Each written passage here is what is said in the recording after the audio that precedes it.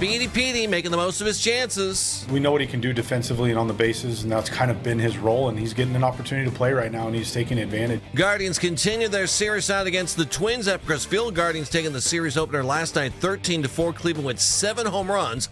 Parker Messick gets the start tonight. He is 8-5, a 2.73 ERA. The Guardians remain one game back of the White Sox for first place in the AL Central. Angel Martinez and Tim Herrin of the Guardians going to continue their rehab assignments this afternoon at AA Akron. Martinez, who's working his way back from that broken left foot, had a pair of doubles and an RBI in 2 games at AAA Columbus. Herrin's going to pitch for the second time since suffering a bruised left elbow when struck by a line drive. He worked a scoreless inning for the Clippers back on Saturday. First pitch in Akron is set for 12:05 if Mother Nature cooperates. LeBron Watch It continues on Monday night. Rich Paul, LeBron's agent, told Max Kellerman on the Game Over podcast he doesn't know when LeBron will make a decision. Paul adding that teams do not need to do anything else to try and sway James to play for them. Paul says LeBron won't be rushed. It's believed the Cavaliers, 76ers, and the Heat, the leading contenders. It was an exciting end to the World Cup. Spain beating Argentina back on Sunday, 1-0 for the title. However, some issues after the game. FIFA's opened an investigation into a clash between several players from Argentina and Spain following the contest. You can now find 92.3 The Fan on YouTube. Subscribe to our YouTube channel. Get the best content from our shows each and every weekday. That's 92.3 The Fan on YouTube. Headline sports news every 20 minutes right here on 92.3 The Fan. From the University Hospital Sports Desk, I'm Jeff Thomas. Up next time for Baskin and Phelps here on 92.3 The Fan. Don't trust anybody with your Cavs coverage unless they have sports in their name. We are Sports Radio 92.3 The Fan. Talk sports with guys in the know. It's embarrassing. I mean, are they not embarrassed? It's time for Baskin and Phelps. Cleveland's Sports Radio 92.3 The Fan.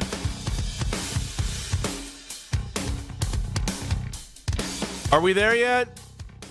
Water. Get me water. LeBron, I see land. Oh, is that your next team? Is it the land? Oh, I don't know. Here we sit, another day of waiting. Waiting. Rich Paul was on the Game Over podcast with Max Kellerman. He's talked. We're going to hear from him in a little bit here. He's Jeff Phelps. I'm Andy Baskin. What a game last night for the Guardians. Man, was that fun. What a blast to see all those home runs last night. 7. It was unbelievable. 7. I can't believe they've never had 4 home runs in the first 4 innings of a game in the history of the organization. 7. That's what it said on the scoreboard last night. I was like, what?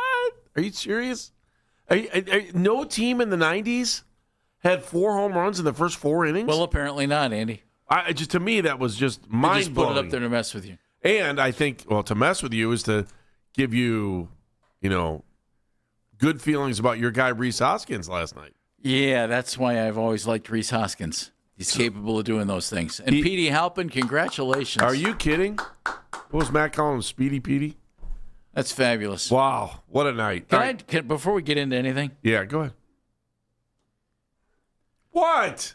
What's with the Devo glasses, man? These are not Devo glasses. Are these Devo glasses? Dan, are we not men? Come on, stop This now. is the look. This look is in. We are Devo. I've got it called up right here. Meredith, Here's my fellow Woodridge grad, Mark Mothersbaugh, wearing those glasses. Are we not men? Meredith, I don't trust We are these two Devo. knuckleheads at all. Did you see the glasses? If you're Don't back let there? them bully you, glasses. Andy, the you. glasses are fine. You know, I There's think they're nothing wrong fine. with They're him. just He clear. just looks like he's in Devo. And also, wait a minute. Why are you lumping me in with him? Are we I not don't men? know, man. He gets on these. We are Devo. He thinks he's Mr. Blackwell. That's the problem. No. See, this is why everyone in the Dude, building you is look- afraid to be creative with their fashion. Because the minute they are, everyone's got to make a comment. on it. Thank you look Meredith. spiffy, man. Thank you. You look I spiffy. appreciate you. Yes. All I know is go in and take a good look at Devo. And right here. Here's Mark Mothersbaugh wearing your glasses. Let me see man. it. Flip the screen my way so I can see this. There. That doesn't look. He looks like he's wearing racquetball glasses. Come on, man. Well, exactly. These do not look like racquetball glasses. You're it's the same thing you're wearing, dude.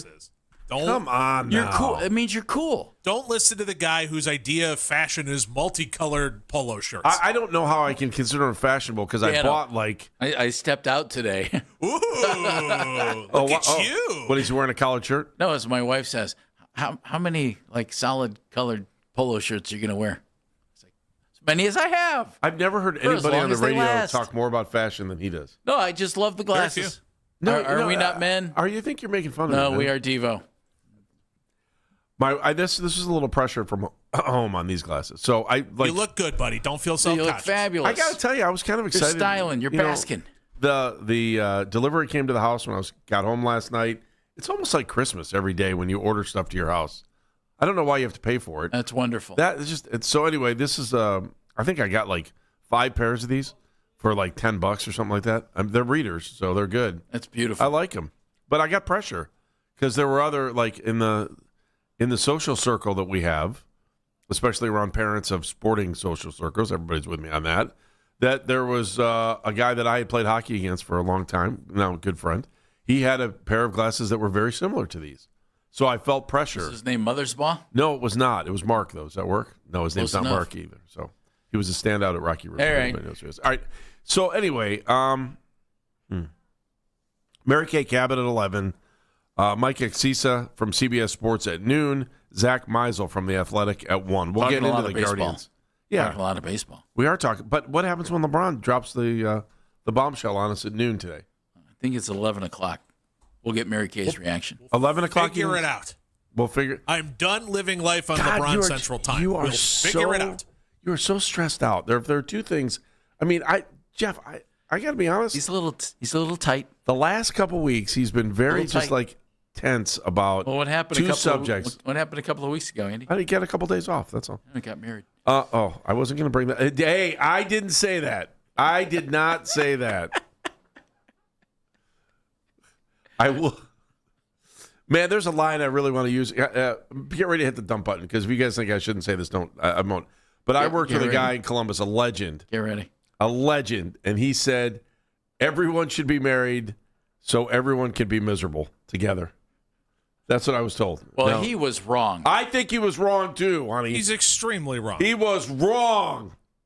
We speak as 3 guys who married up and are married to lovely that's women very true. and wonderful people. God, you married the most patient woman on earth, man. Again, I give you so much credit. I give her so much credit. Yeah, give her the credit. That's for darn sure. You get none. No, None. she's not the most patient woman on earth. Who is? Savannah James. Oh, Where are we living this year? Where are we living? I got to get a house. you make it sound like she's. Oh, yeah, I don't know. Have you seen the interest rates lately? Have you? I mean, have you seen the market in We Cleveland? got to sell this place and move our couch. Have you seen what the market is in? I got to tell you, we can get the best Gotta move buy our for our couch. money if we go to Northeast Ohio. There are so many good real estate agents there. That's what she's saying right now. Again, but your aggravation goes back to what I'm talking about here, Dan. I don't know if Cavalier fan. This has almost become a farce No. to the point where we are right now. And Rich Paul said, No. we'll hit some of these cuts up here in a second. All I know is that if Jonathan Kuminga wants to come here, I'd sign him. I would too, but would you do it before LeBron? That's the thing. I would do it. And does that take you out of the LeBron race? Probably. I was listening to the morning show. At this point, I think there's a hole on their lineup and their roster that needs to be filled. So I was listening. And I would fill it. I agree. Fill the hole in the roster. But I just don't. If you can get LeBron to be there, then I think that'd be great. yeah.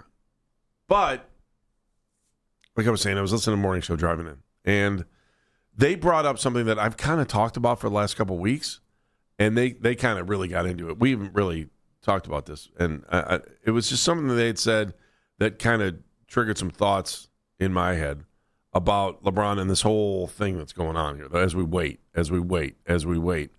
And I kept thinking all along that Cleveland was a plan B for him because if he wanted to, because You have mentioned this. and I said that because I felt like whenever LeBron wanted to put heat on the Lakers, suddenly Cleveland became a magical place for him. Are you with me on this? When it felt like LeBron was kind of negotiating with the Lakers, when LeBron was kind of, I don't know, towards the end of the Miami stint, right? In other words, he used Cleveland as leverage? I kind of feel that way. Like, I'm going to be honest, I feel like we're a 2 a.m. drunk dial. I kind of do. Now, if the whole game plan in the beginning was to come here, then I don't feel like that. But for some reason, it's like bars closed.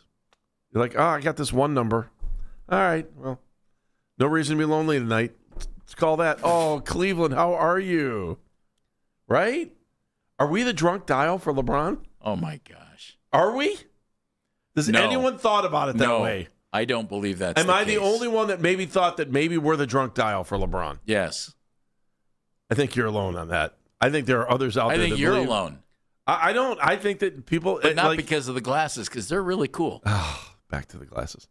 That, like, he's going to be welcomed here. The pressure here is so much different than anywhere else, right? There is no pressure. You've already won a championship here. Now you come back, and like he was saying, he's got this great documentary he's doing right now. So, how do you want to end the documentary? We know it's going to be great. I mean, he actually has a way to end the documentary. But the other part of it was, too, how many more years is he going to play? Is it 1? Is it 2? Is it 3? How much is that factoring into what his decision-making is? Golden State's in, Golden State's out. Miami's in, Miami's out. Miami's on top of the leaderboard right now. Cleveland's always in. Maybe Cleveland's not in. Oh, Wendy comes back, says, oh, here we go. Oh, I got a feeling Cleveland fans are going to be disappointed. Oh, okay. Cleveland's in, Cleveland's out. I don't know. Philly, whoa, you want to win a championship? Go to Philly. Here we go. Here's your shot. Oh, Philly's out. Help me. And we are addicted to this stuff. Although I don't know that it's – I think it's an addiction that Cavalier fans will be able to break quickly once he makes the decision. Again, last night I'm at the ball game. When's he making up his mind? That's all I heard. When's he making up his mind? I don't know. I walked into the store this morning. Gentleman goes in and asks the all-knowing JJ, so are we getting a decision today? JJ said, on what? LeBron. I don't know. Everybody wants to know. He said, I'm changing flavors of coffee in the back. He said, that's the only decision I have to make today. Right? So we're sitting here and we're going back out. Are we burned out at this point now? No. Is there a point where LeBron can go too long and just turn everybody off? Yeah, I think we're there. I think it's very close. But regardless, it's going to be a huge story when he finally announces what he wants to do. And Adam Silver will be relieved, and several cities will be excited. One city will be excited, and several will be slightly disappointed or extremely disappointed. I would think, though, that if Cleveland weren't one of the 4 teams that are most highly thought of here as a destination, that we wouldn't be talking about it that much. Same in Philadelphia, same in Miami, same at Golden State. For instance, my guess is Dallas and Houston Sports Talk Radio not spending a lot of time on this. No, they're probably class. You know what it is to them? It's headlines. Hey, LeBron James still doesn't have a team, day 16. Right. And it might not even make every update. Might not.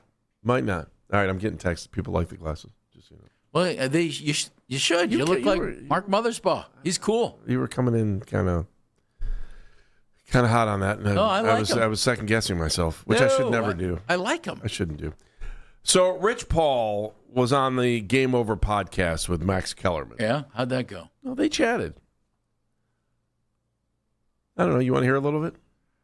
Well, sure. You want to? Dan, you want to hear some? All right, here's what he had to say. Let's get into it. None of these people know anything. Nobody knows nothing. And I say that respectfully because we haven't made it to where anybody knows anything. So I think it's important for people to understand we're not making this about attention and a spectacle. It's not about a decision or anything like that. He has a choice to make. He has a business choice to make.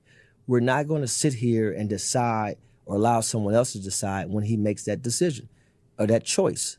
It's a business choice that he's making. And I think as an athlete, why is it that an athlete has to rush his choice? From a business perspective, you are making a choice between jobs, high-level jobs, and you've earned the right. You're a big-time executive that's with an unbelievable, arguably the best resume in the history of your job. Who's rushing you? Okay. Nobody. I agree. He's earned it. Real valid thoughts. I agree on all. But a team has also earned the right to move on if they choose to. Yeah, if the teams want to drop out and say, and maybe that's what we're seeing too. Maybe Yeah. we're seeing teams come. We're done. We're out. Like if you sign Kuminga, you're saying you're out. I think you do. Yeah, but if we Kuminga's did. unsigned. Right. So what does that mean though? Well, it means that it feels like, Andy, they're all on hold. And there seem to be 4 finalists. But where might it be the best opportunity from a basketball standpoint? Well, let's discuss that when we come back. Let's do that. Right. Mary Kay Cab at 11, Mike Casisa at noon, Zach Meisel at 1. We're going to talk about the Guardians. What a game last night. What a game. We'll talk about that in just a few moments. Want to hop in? 216-474-0092, 216-474-0092. Hey, everybody, it's Andy Baskin for my friends at the Valley Automotive Group. That's right, the Valley Automotive Group.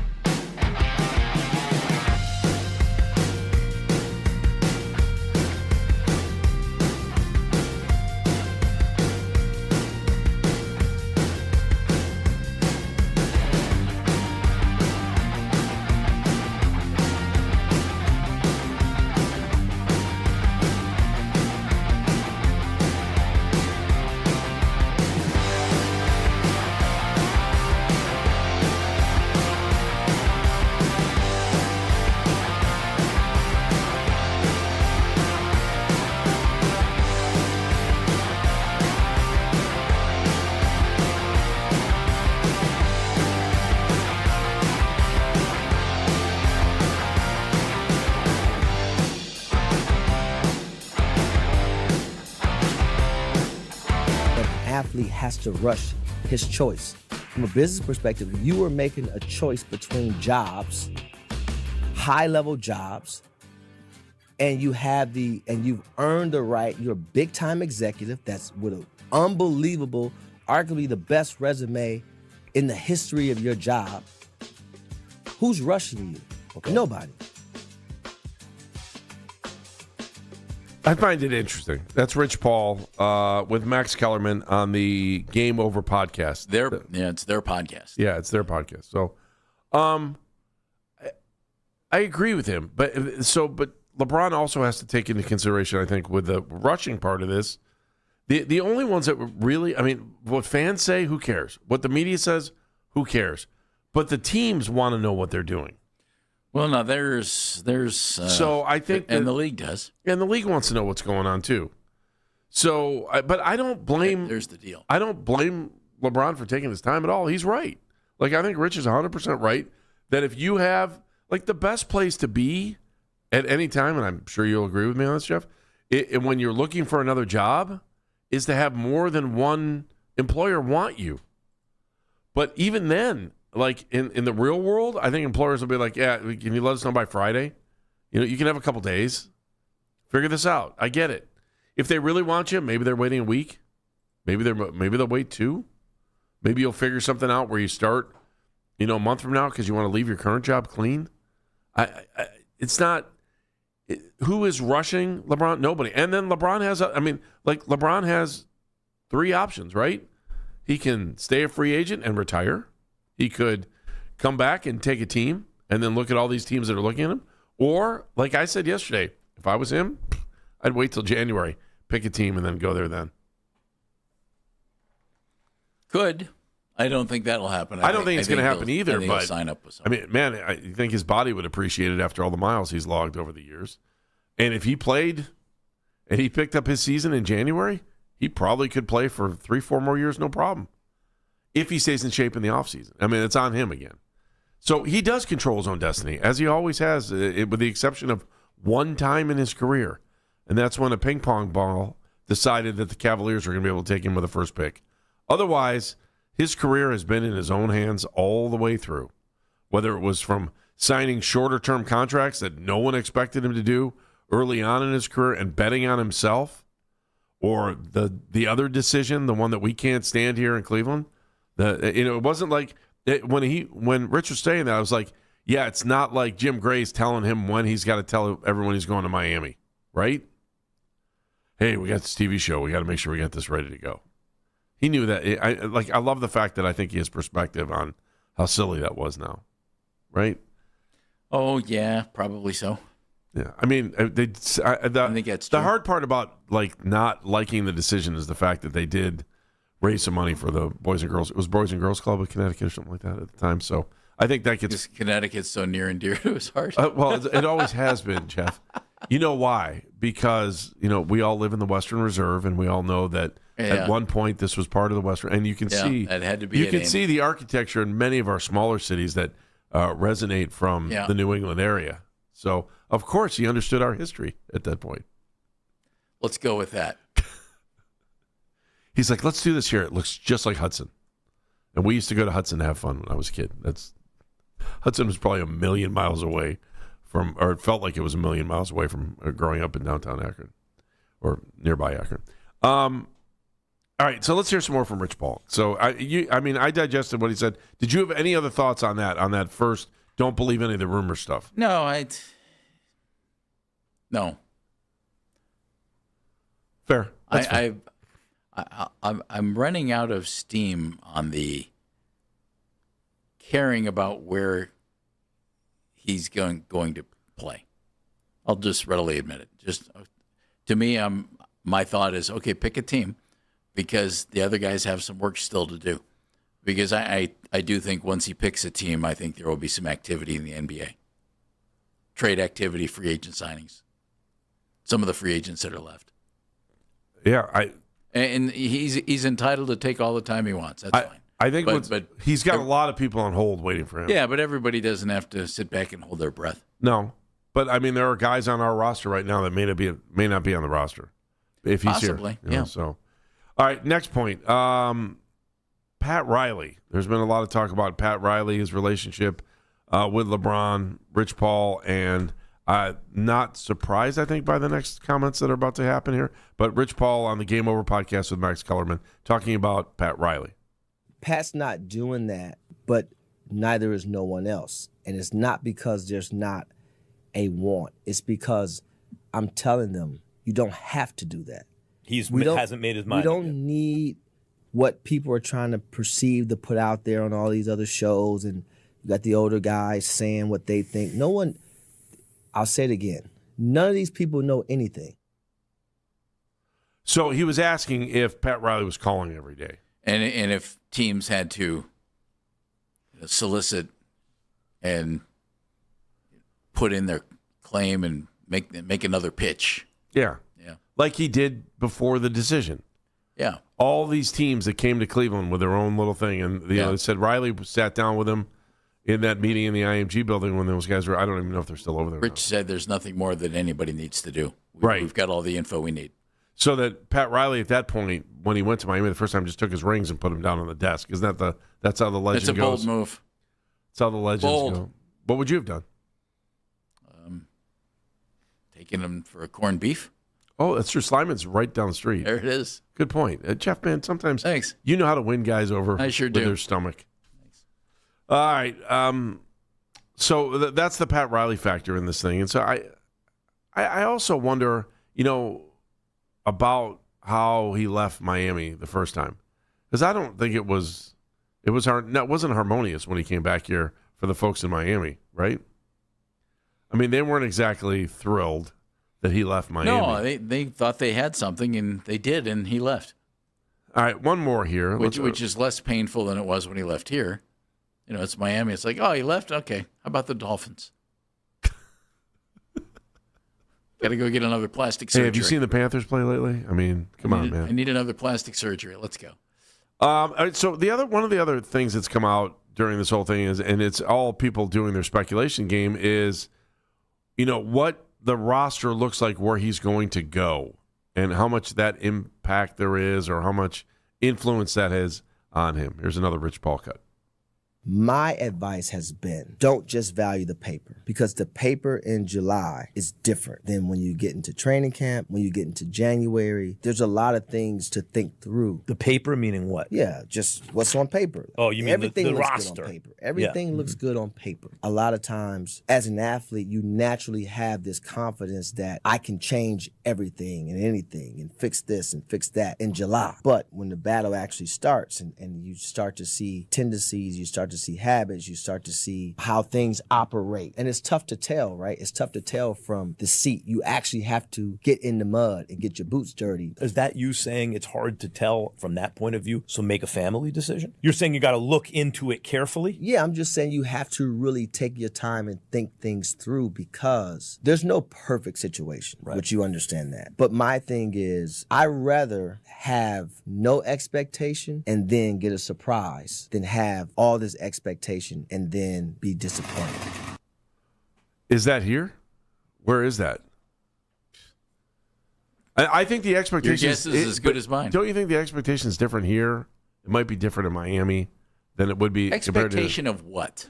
What are you expecting LeBron to do when he comes here next year, if they do sign him? Fit in. So you're not expecting any more wins in the Eastern Conference Finals. You're not. I would hope they have a better chance to win the East. He's not. To me, he might be the difference between a team winning the East and getting to the NBA Finals, or the West and getting to the NBA Finals. He might be the difference. But if you're looking for him to be the main cog, that's just unfair to him, because he's going to be 42 in December. A 42-year-old guy shouldn't be the main cog.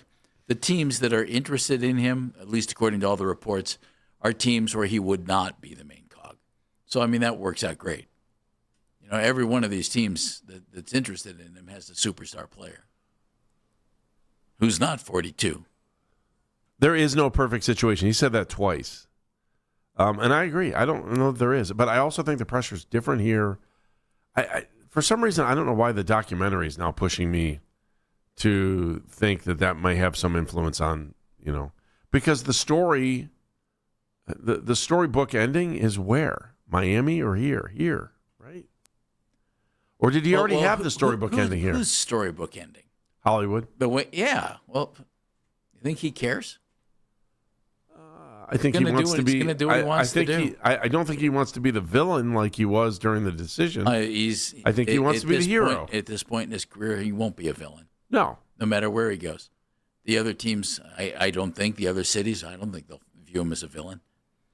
The only one who possibly could is Cleveland, and I don't think that that's going to happen. I don't think Cleveland thinks. I think they'd be. The fans here would be disappointed, right? You'd be disappointed.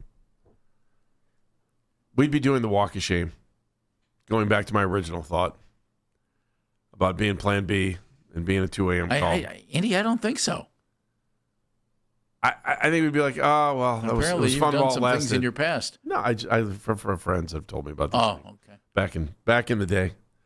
Back in the day. All right, so we're going to sit. We're going to wait. We're going to try to figure out exactly what LeBron's going to do. I think there's a lot of us that thought maybe today is the day. I think we keep waking up going, it's today the day. But you heard Rich Paul. There's no hurry. Thursday's the day.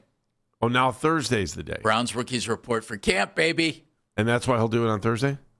Oh, I thought you were just looking for the day. The day is going to be Thursday because the Browns will be back on the field. He clearly doesn't care about what's good for the news cycle. I can tell you that. If you were trying to play the news cycle game, like many people do when they're in that position. But LeBron's going to take his time. We'll be here when he gives you the answer. How's that sound? Fair enough, Jeff? Sold. All right. So if LeBron does anything throughout the day, we will let you know. If we hear any news, we will let you know. But as of right now, we continue to be in this holding pattern where we keep flying over Lake Erie, and then all of a sudden you look down, Mansfield's below you, and you're trying to get to Hopkins, and eventually, at some point, that plane is going to land. When we return, I do want to talk a little bit more about I do want to get into the fit part of this, though, still. So I'm not completely done talking about LeBron. And there was one more thing that Rich Paul had to say, so we'll get to that as well. So I find it just super interesting, some of the other things that are kind of going on with the outside of this. But I'm looking forward to talking to Mary Kay at 11 too, so we'll do that as well. 216-474-0092. Hey, everybody, it's Andy Baskin from Weather Seal Home Services. Want to make your old house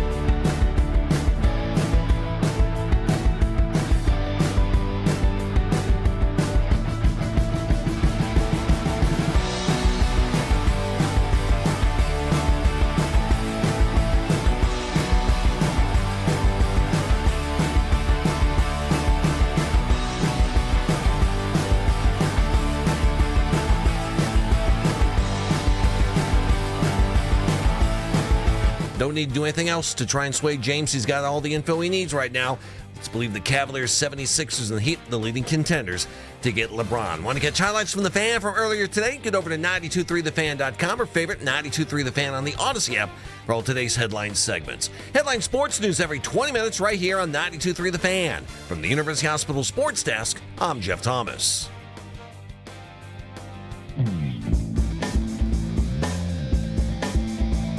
This basketball talk on 92.3 The Fan is presented by Xfinity. Score the most reliable Wi-Fi, one price, 5 years guaranteed.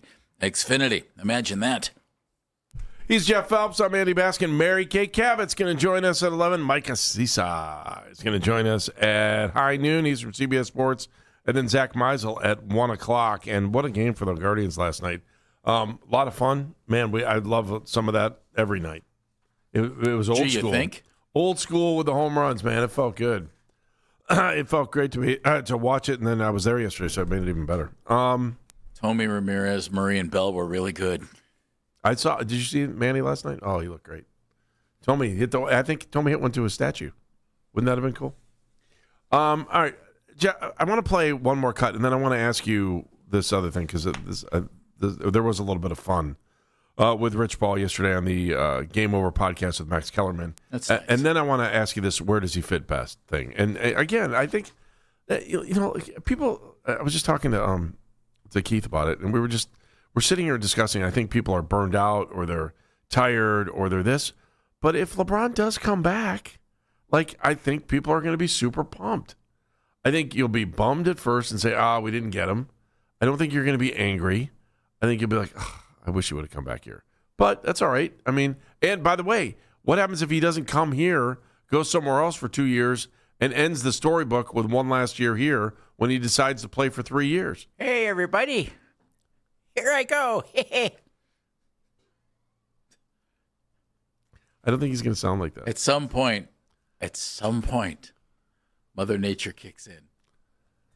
I doubt that it'll be this year, however. He's the only player left in the NBA born in 1984.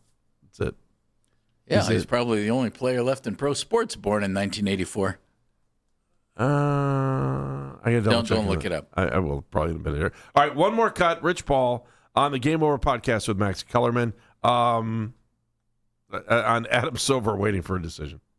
I saw Adam in New York, and we discussed it. And like I said, it's still his choice. So if he doesn't really know, can't rush it. Can't rush it. So right now the league is aware of this, that he's not there yet. And we're not going to be rushed. It doesn't matter. We're not going to be rushed. It is his choice to make. And when he makes the choice, he's making it. Here's the other thing. There's been several people to call and say, hey, Rich, is there anything more we should be doing, we could be doing? And my answer is no. We don't need you to go above and beyond about anything. We understand it. It's clear. All the messages have been sent. If they want to send me floor tickets, I can see what I can do to influence this. We get it. And again, there's roster spots that's not filled. Right. If they want to fill their roster spots, we're not saying don't fill your roster spots. Don't fill your roster spots. What's that mean? It means in the past, we like many people believe that when LeBron was making a move, it was obviously encouraging, or got together with other guys and decided where to go, a la Miami, a la Kevin Love for Andrew Wiggins, right? These things all came into play earlier on in his career about pushing franchises in different directions. I'm sure there wasn't everybody at the Cavaliers weren't real excited about the thought of giving up the number 1 overall pick after they had selected Wiggins, felt really good about it, and then traded for Kevin Love. I'm sure there are folks in Independence that were like, are we sure we're doing this? And, because it was pushed. It was pushed. You sure it was? From what I was told, yes, it was. It was pushed a little bit by his group, by LeBron's group. But it wasn't like it wasn't like, hey, this is a stupid move, but we need to win now. So if you want to wait around for a guy who's a number 1 pick to mature and get better, I don't know if that's the answer when you're sitting here with Kyrie and you're sitting here with LeBron and you're trying to get better. Like, why wouldn't you bring in someone more established? Those draft picks don't mean anything if you win a championship. And guess what? If if that's true that LeBron's group was pushing Kevin Love to bring him in, thank you. Thank you. Did you like the parade, Jeff? That's your line on that. I enjoyed it. So I'm more than happy. Would I rather had Love than Wiggins at this point? Yeah. To know what that run was, that was the right call. Well, Kevin was established, and Andrew Wiggins was not, and I think Kevin's has had a better career than Andrew Wiggins, and Andrew's had a good career. Yeah. So, but again, so they were right. That's why I don't have any problem with it, because we as fans reap the benefits of that situation. All right, so Jeff, let's get into this here a little bit. Where does he fit best? Well, that's a fine question. What's your criteria? I think that's one thing you have to think about here. What does he want to do? Be happy. Okay. What does that mean? We don't know. What does he want to do for a team? I think that's something that we haven't really discussed very much. So don't you think that no matter where he's going to, he doesn't need to – I think he is at the full understanding at this point in his career that he doesn't have to be the man every night, every minute, every second of every game. Well, then that narrows it down a little bit. Okay.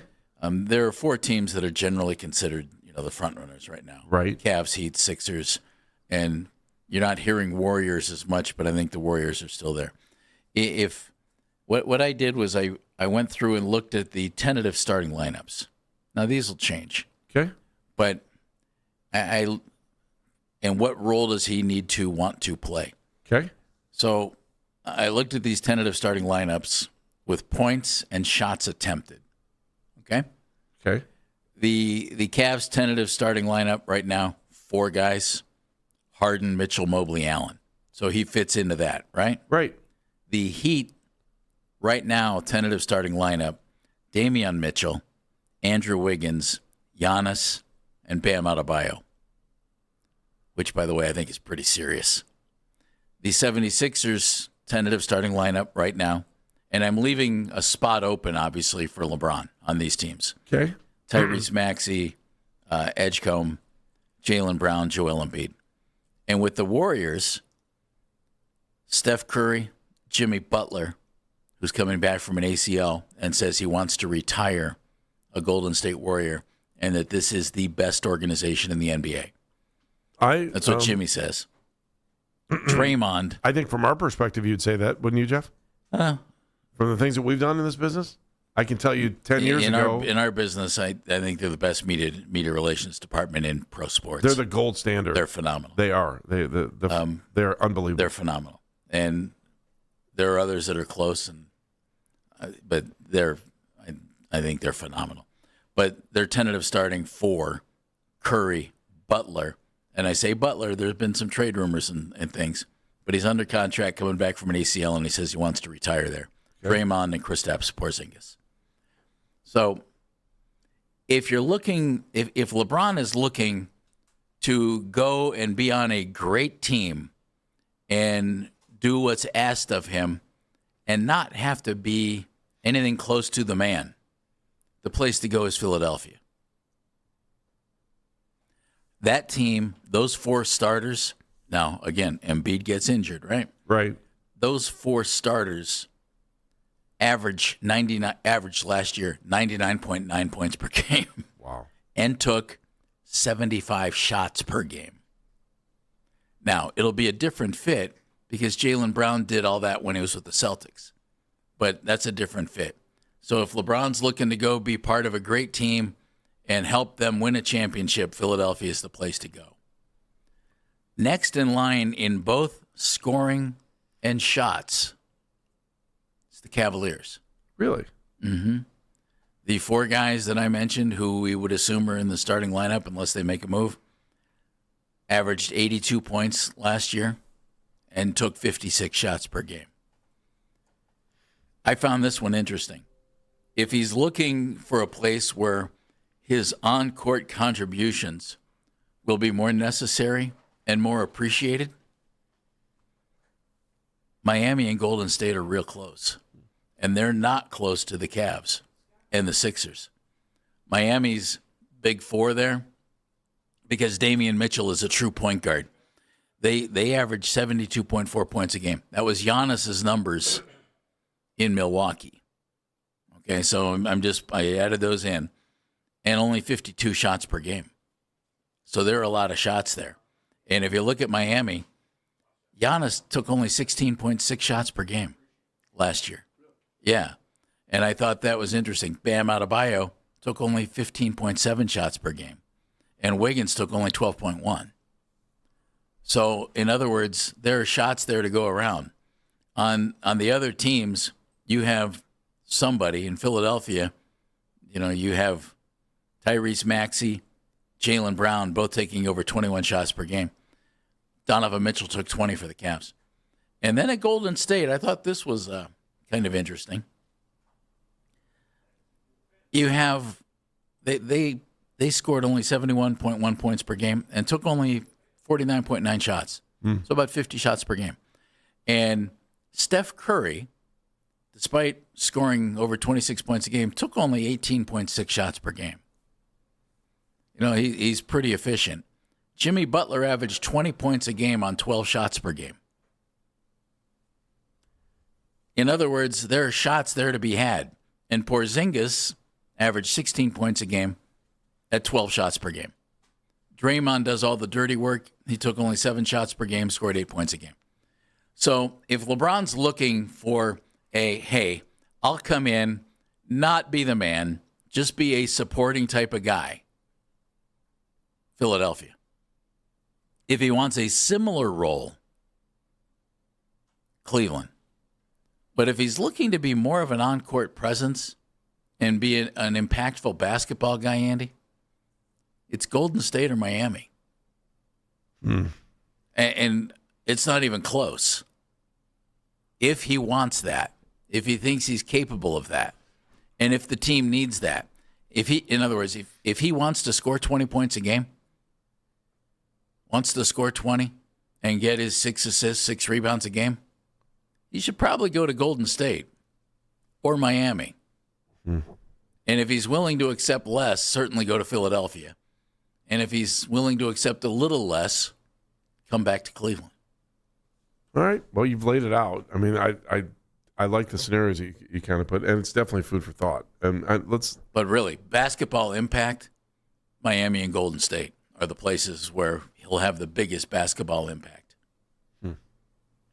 Mary Kay Cabot from the Plain Dealer, Cleveland.com. She will join us next. We're going to switch gears from Cavaliers to the Browns. But again, if anything happens to LeBron, you will hear about it right here on 92.3 The Fan. 216-474-0092. Odyssey Sports Minute. What is the way?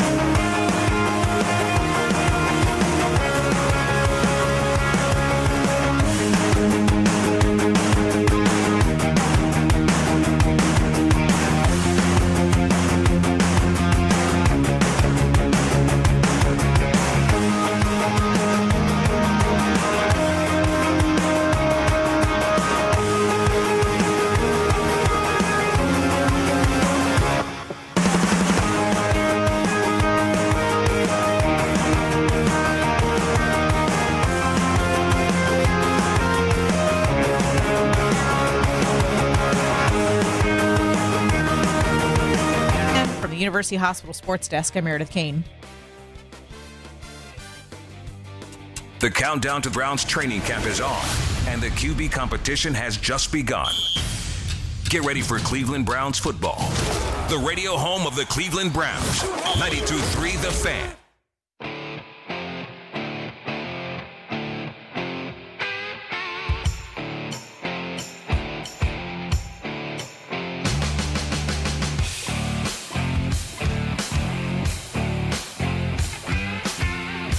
Basket and Phelps, 92.3 The Fan. Time now to get caught up on the Browns. Rookies are here. Today's Tuesday. You think they're here? Are they here? I bet some of these guys are here already. Yeah, why wouldn't That's you? awesome, Show Andy. up early, man.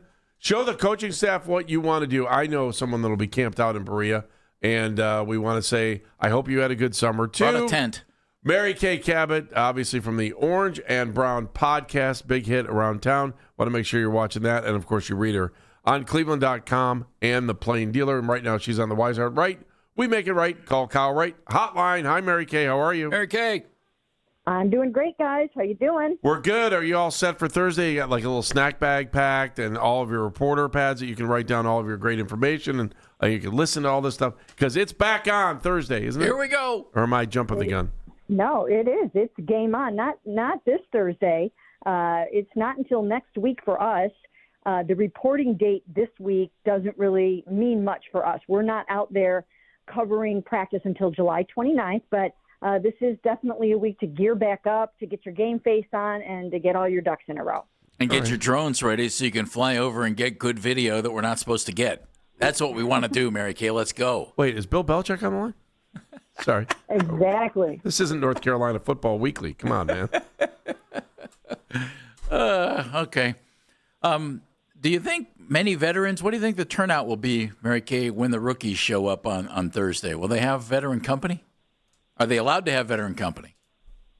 No, I mean, it's really a time for the rookies, injured guys, and whoever else they select to come in early and report early and get going that will be here. So, again, this is not something where you're going to be seeing practice video, where you're going to be seeing interviews and stories coming up this week. This is not what that's about. So for the fans' purposes, it really will all get rolling next week on the 29th. Mary Kay, what rookie are you most looking forward to covering here during the camp to see what kind of impact they'll have and probably be out there week 1? Well, I would think that Casey Concepcion is one that I'm really going to be watching. I think they can do so many different things with him. He's so dynamic. He can play inside and out. He can do gadget things. There's a lot that he's going to be able to do for them. I'm sure he can probably just flat out run the ball, jet sweeps.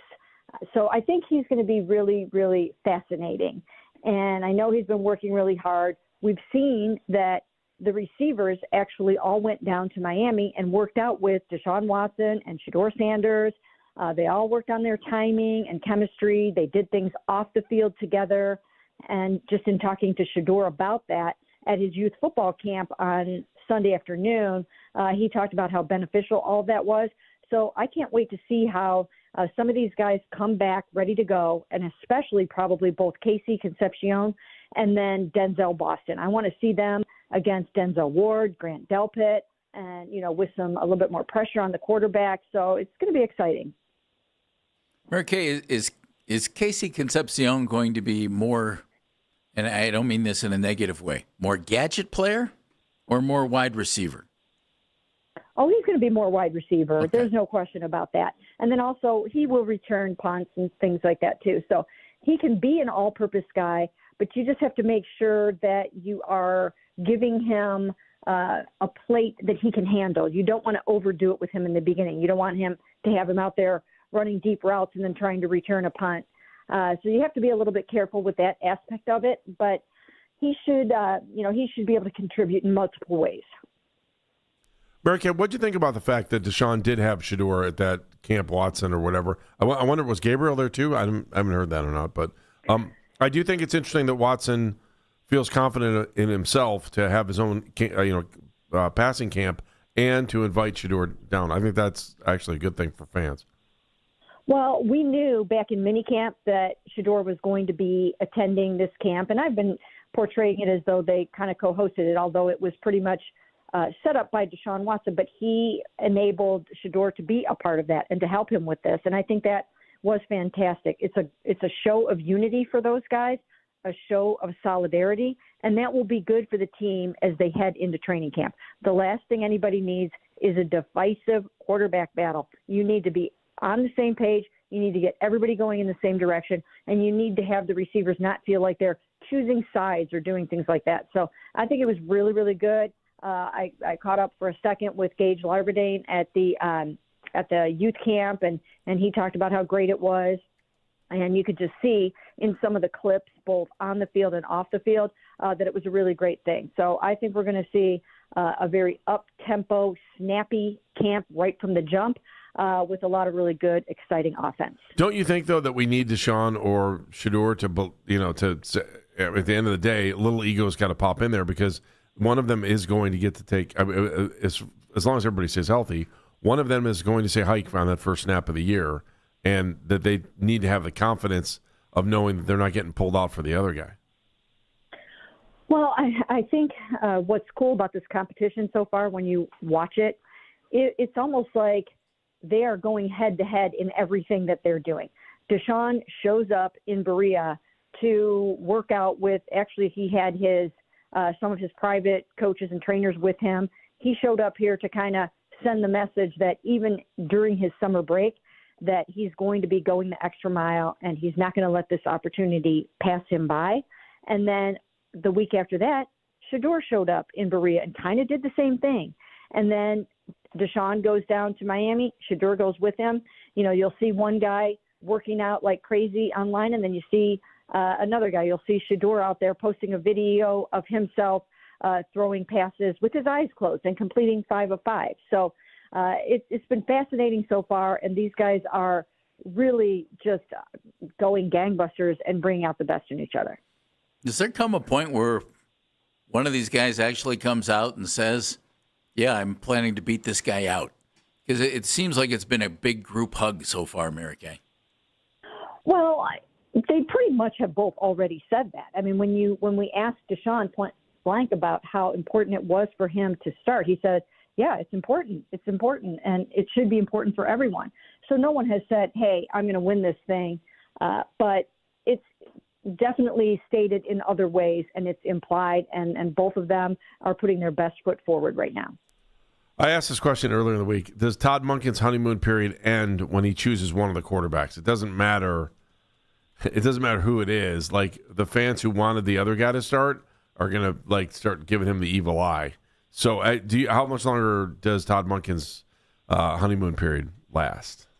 Well, certainly we all know, and we cannot shy away from the fact that the fan base is more excited about Shedeur than they are about Deshaun right now. That's just how it's been because of numerous factors. But I don't know if that's the end of the honeymoon period for Todd Monken if he chooses Deshaun Watson as his starter. I'm sure there will be plenty of backlash. There will be plenty of social media outrage. But if Deshaun goes out there and looks anything like the quarterback that the Browns thought they were getting when they traded for him, then I think all of that dies down. It's up to him, and he knows that this is the chance that he has. He knows he can change the narrative, get his career back on track. And when you see him working out and training and doing the things that he's doing, he's in phenomenal shape.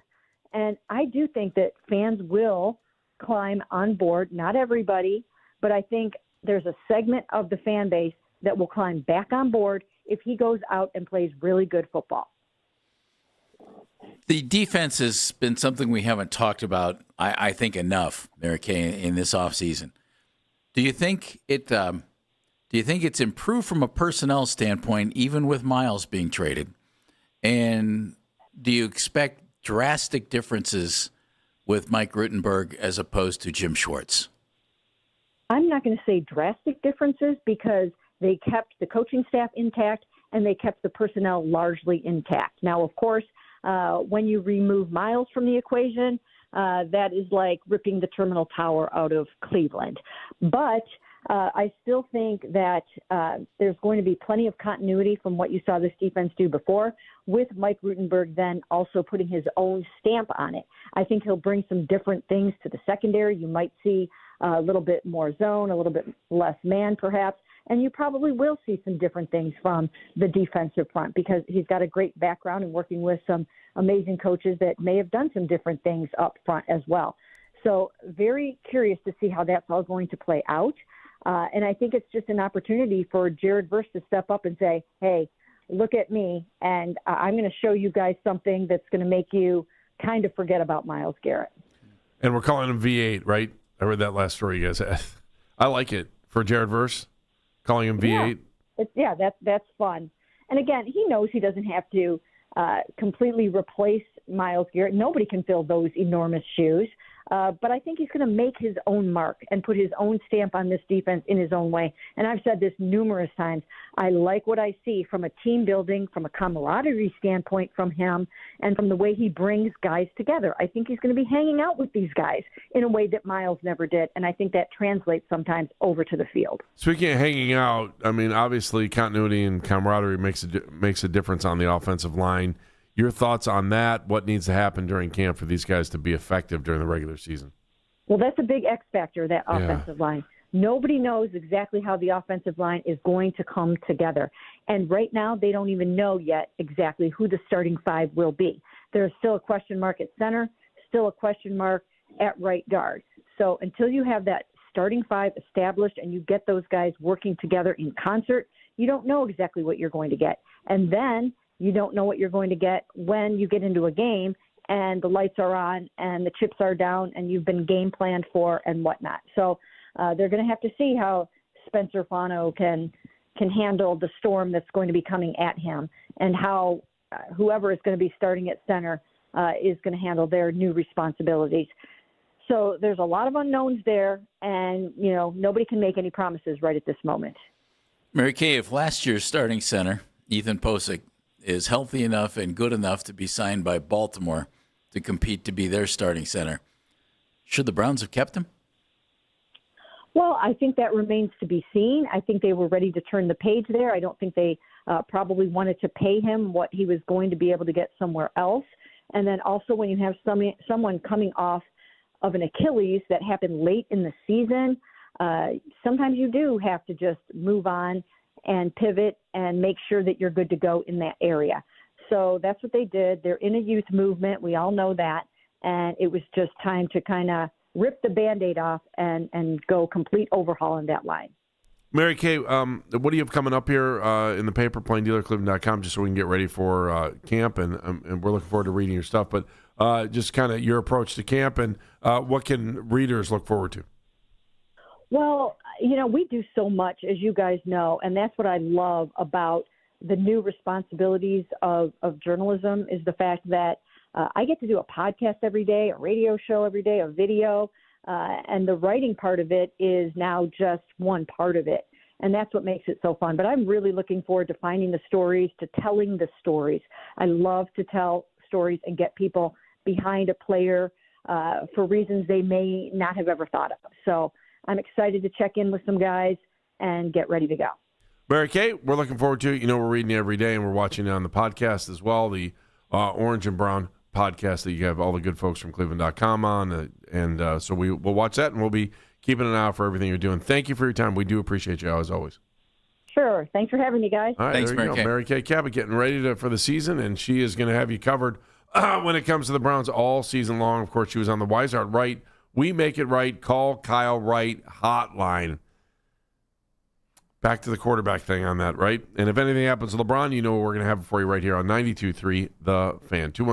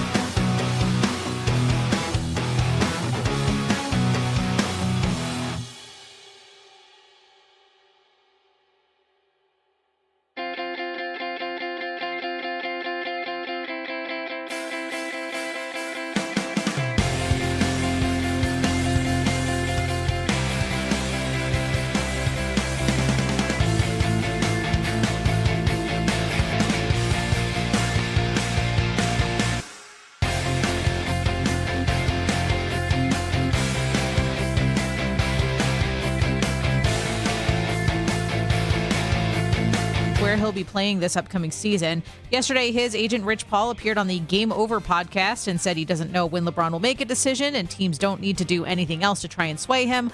Paul also said LeBron won't be rushed in making a decision. Want to catch highlights from The Fan from throughout the day? Get over to 923thefan.com or favorite The Fan on the Odyssey app for all of today's headline segments. Headline sports news every 20 minutes on 92.3 The Fan. From the University Hospital Sports Desk, I'm Meredith Kane. Well, I think that remains to be seen. I think they were ready to turn the page there. I don't think they probably wanted to pay him what he was going to be able to get somewhere else. And then also when you have someone coming off of an Achilles that happened late in the season, sometimes you do have to just move on and pivot and make sure that you're good to go in that area. So that's what they did. They're in a youth movement. We all know that. And it was just time to kind of rip the Band-Aid off and go complete overhaul in that line. And that's what they did with the offensive line. Mary Kay Cabot just with us from Cleveland.com and the Plain Dealer. And, of course, you can listen to all of that on the Odyssey app if you want to go back and listen to the entire interview. Talking about Ethan Posick in particular, who signed a deal pending a physical with the Baltimore Ravens on Friday. That deal has a maximum value of $4.5 million, sources told Ian Rappaport from NFL Network. Jeff, were you surprised that they just let Posick walk? No, I wasn't just surprised. But Andy, the offensive line, stick with me here. Last year's offensive line wasn't nearly as bad as it was injured and unavailable. You know, I remember this is the same group of guys who a year or three ago we were talking about one of the better offensive lines in the NFL. It's the same guys. It was Bitonio and Posick and Teller and Conklin. I mean, they were pretty good. And they just got kind of older and beat up, you know? That said, I might have kept Posick around. I would have too, Jeff, especially when you're talking about the center spot, because you've got two guys in there now.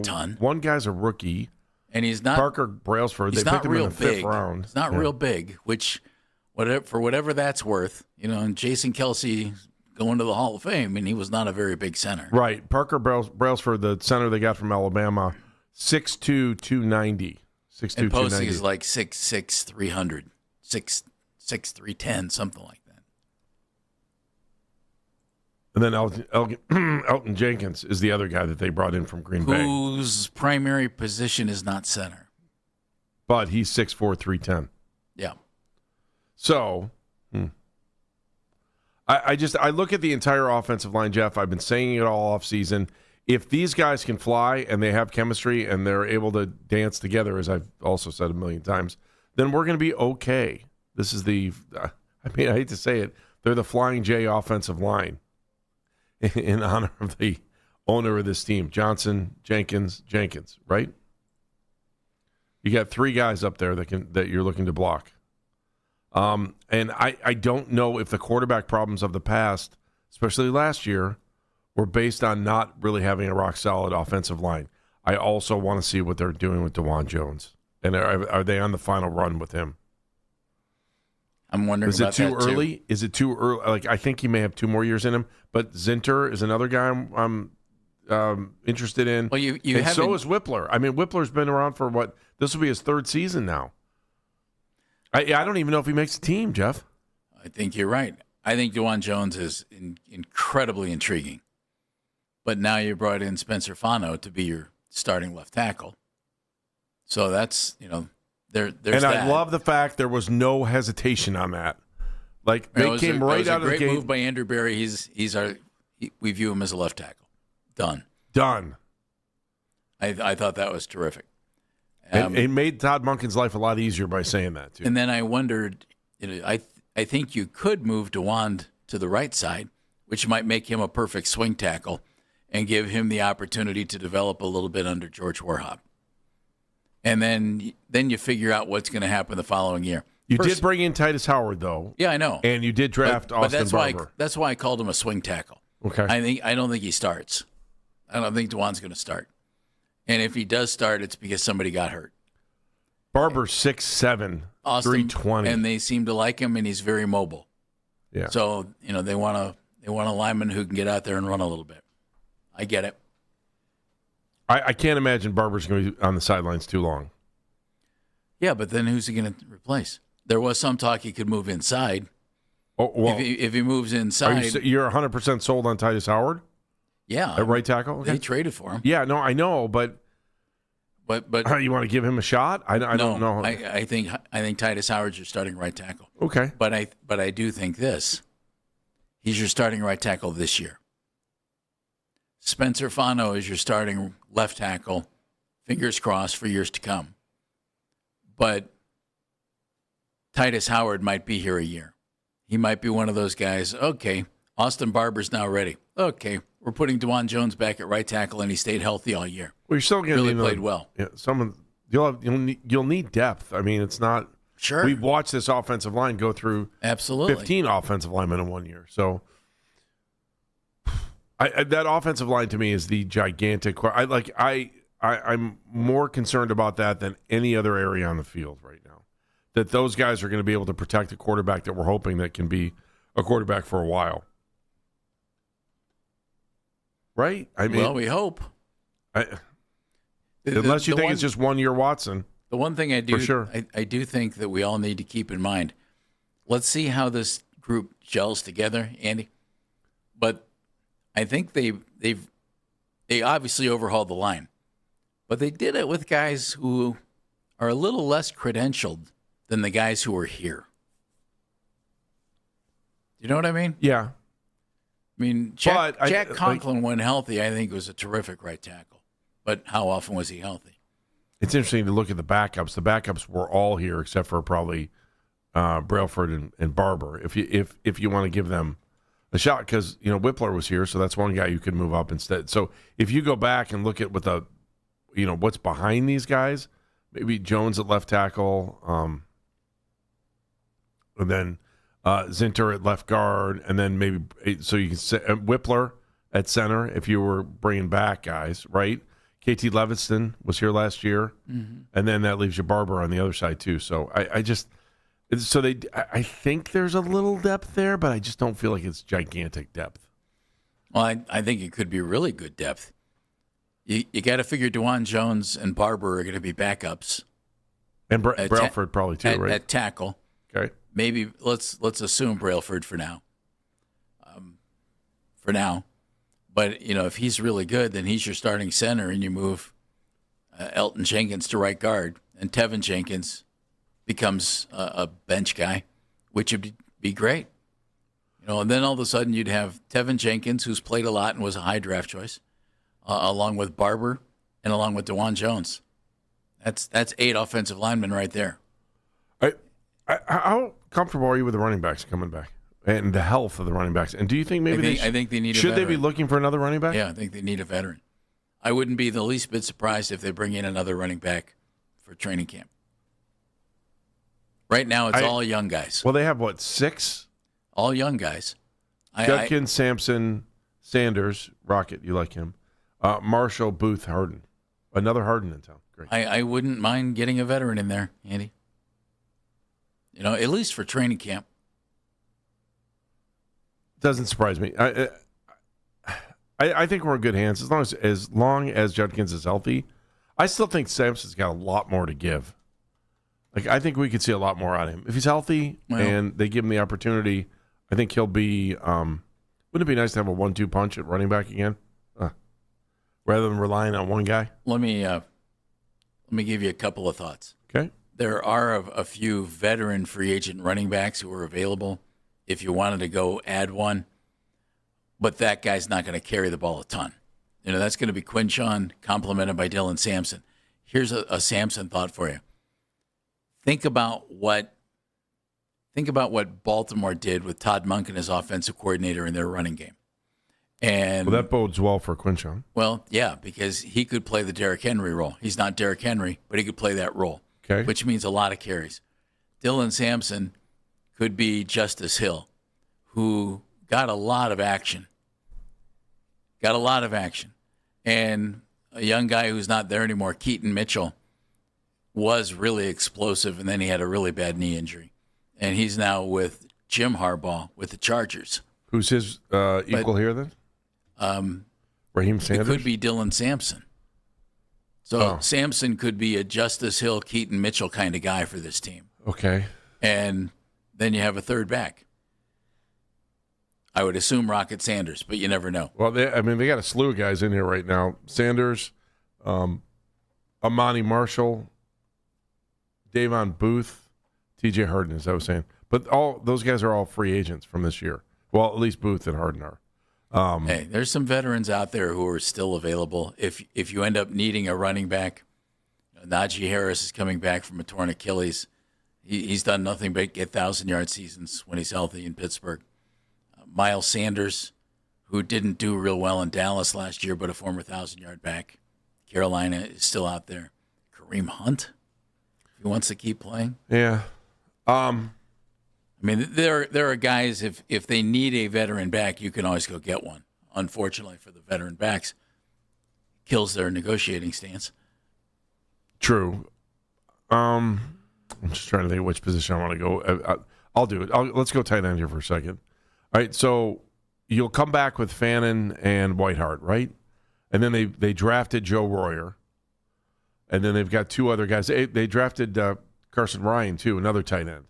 So in the 7th round. So you've got two guys that they drafted. Fannin's not going anywhere. He was like he was such a shining star last season in a year of bleak skies. And then how nice. Sometimes I'm a poet. I'm still kind of intrigued by Blake Whitehart because by all means, I remember hearing that Kevin just absolutely loved him. So that for some reason I thought that maybe Whitehart Kevin's not here. Yeah, I know that Whitehart, I wonder how he'll play out with a new coaching staff, knowing that that he was well liked by the head coach last year. You know what I'm saying? Like some guys, are on a roster because the head coach makes space for them because they like the way they play or they like the way they do things, and it's like, okay, I wonder if Whitehart's going to be subject to that same thing, especially knowing that they drafted two tight ends.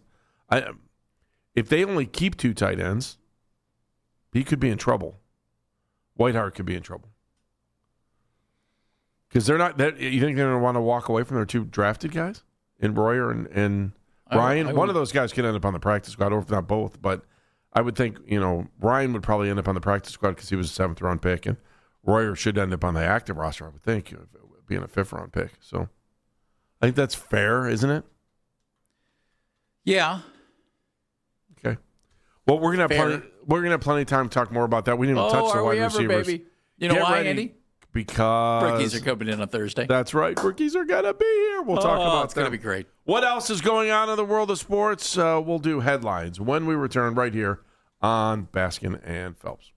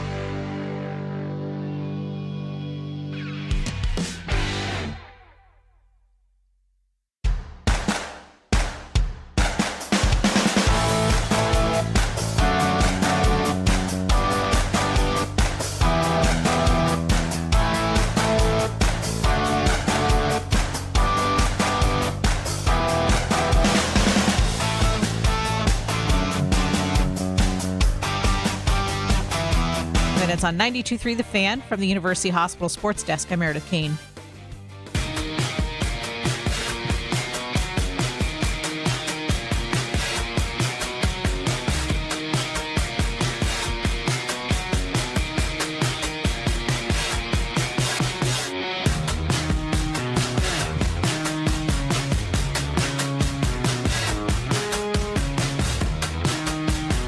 Baskin and Phelps, 92.3 The Fan. You know the number, 216-474-0092. 216-474-0092. We've got all kinds of good stuff. Mike Axisa is going to join us in about 18 minutes, and Zach Meisel at 1 o'clock. We still need to get to the Guardians because last night was some kind of fun. I got a pretty funny story from last night's game, too, about back-to-back home runs and how they meant not only probably surprise us, they surprised some people that probably shouldn't have been surprised. So I'll get into that a little bit later in the show. He's Jeff Phelps. I'm Andy Baskin. And now it's time to kind of look around and see what else is going on in sports other than the things we've been talking about.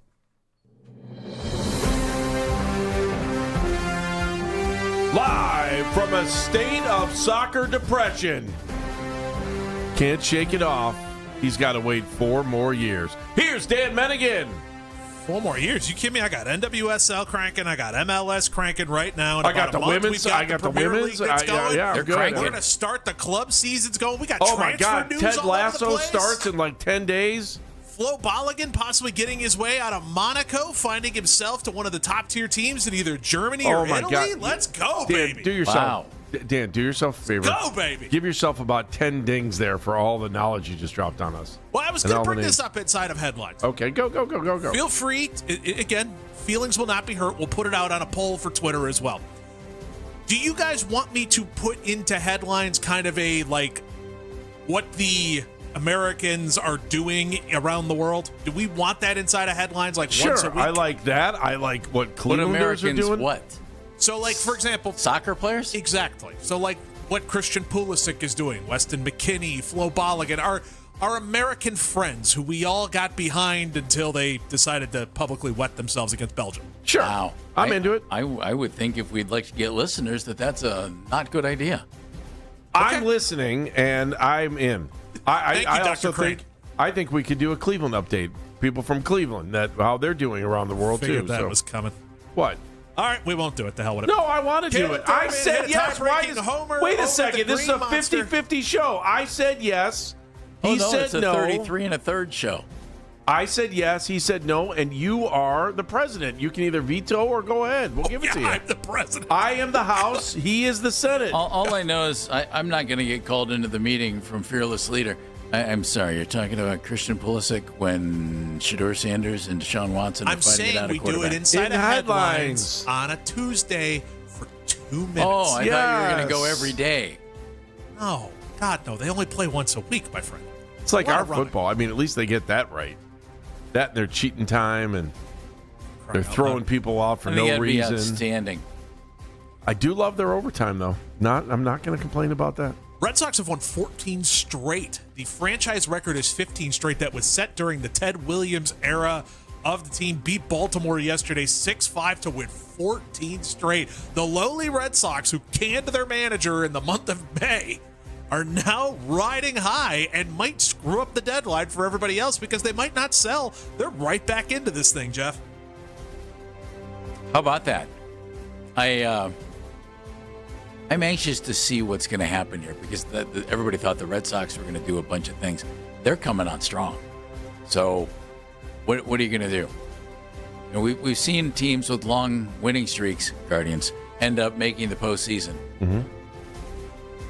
And remember, they got a pretty young team. They have some good young talent. So stay tuned on that one. It might be a team that sneaks in for another wild card spot. But, can they stay that hot? Or close enough to it? Mm-hmm. I don't know. What's Alex Core doing these days?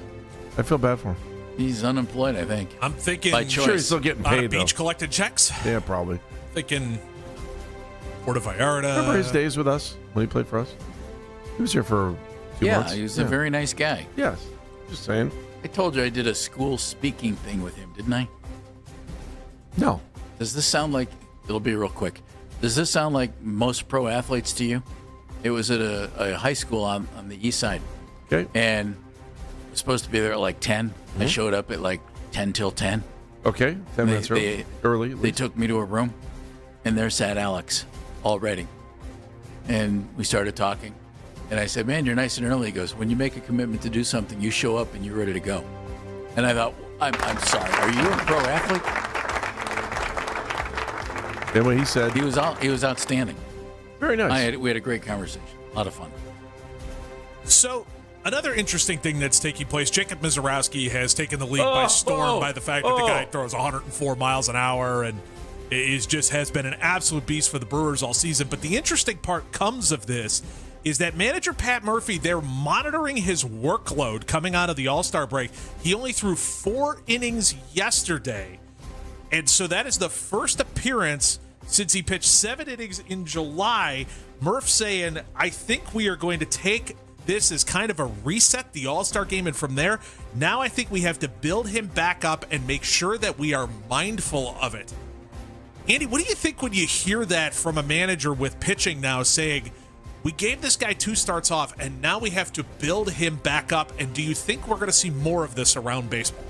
I think it makes sense to make sure you monitor, but I don't know that.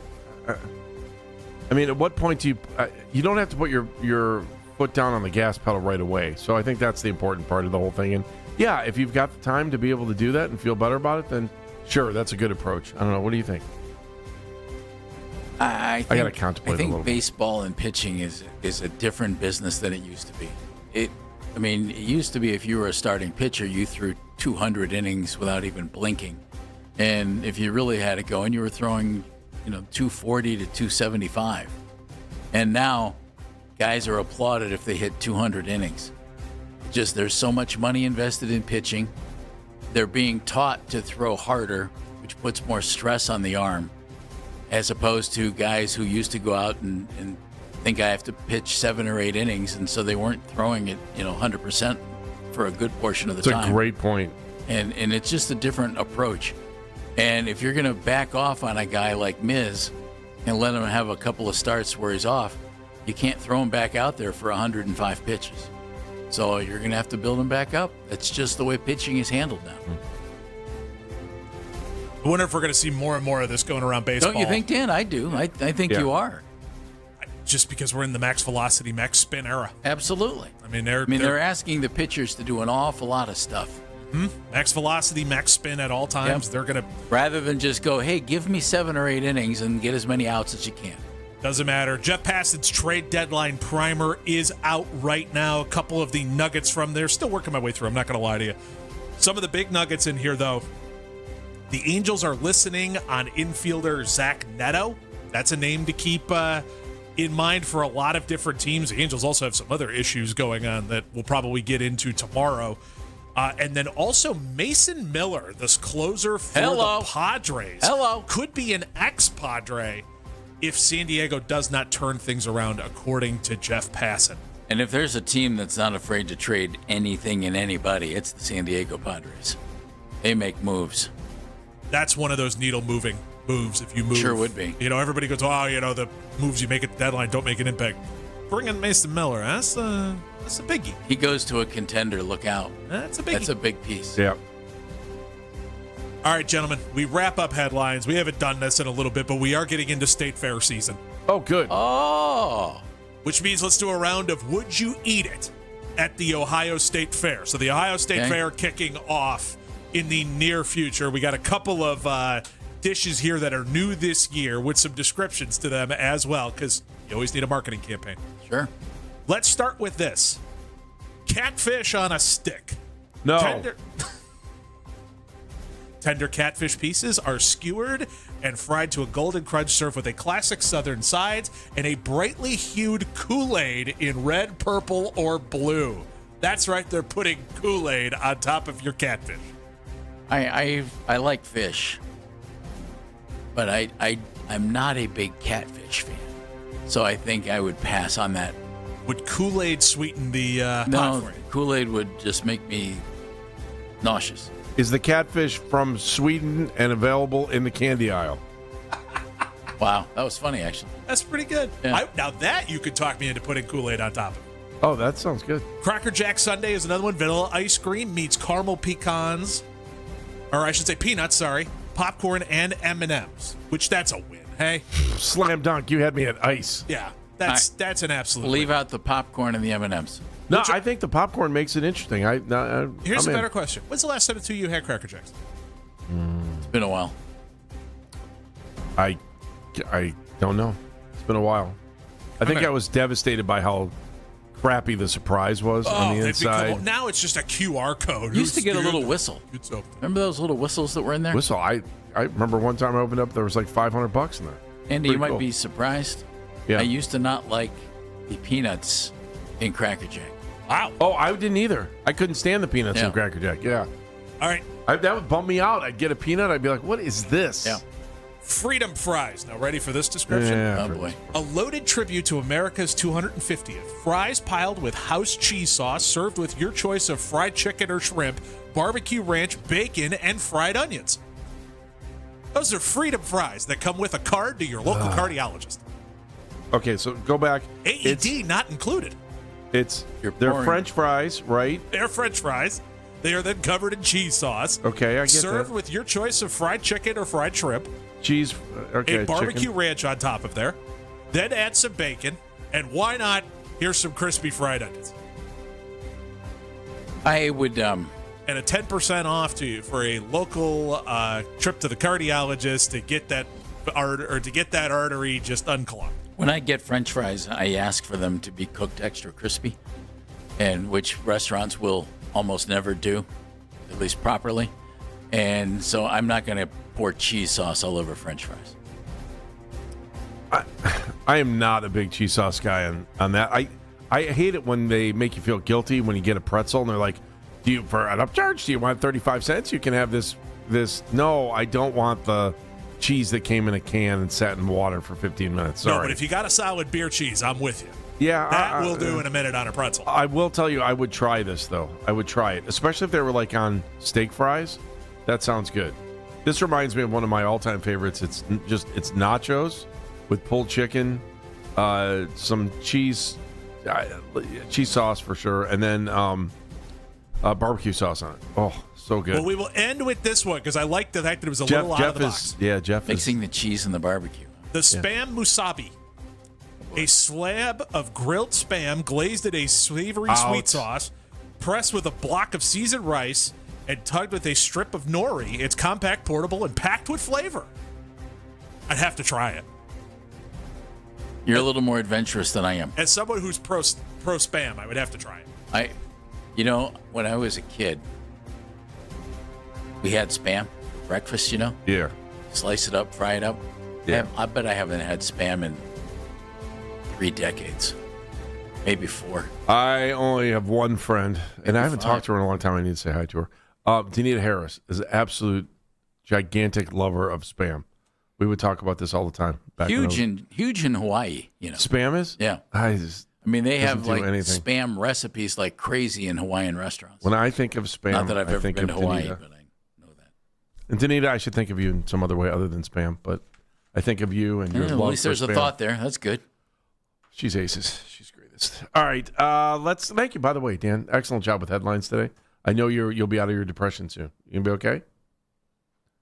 You gonna be okay? What? I just want to make sure you're okay. You're not depressed. Good. I got rumors. We're fine. Oh, you got rumors? No, for the transfer portal, baby. That's where we're locked in. It's not what I heard. I thought you had. Thought you had rumors for. All right. Well, speaking of transfer portals and LeBron James, and how about some trade deadline stuff for the Guardians? Mike Exisa from CBS Sports is going to join us next right here. Baskin and Phelps, 92.3 The Fan. This is an Odyssey Sports Minute. Is it me, or is Tom Brady starting to tarnish his great legacy?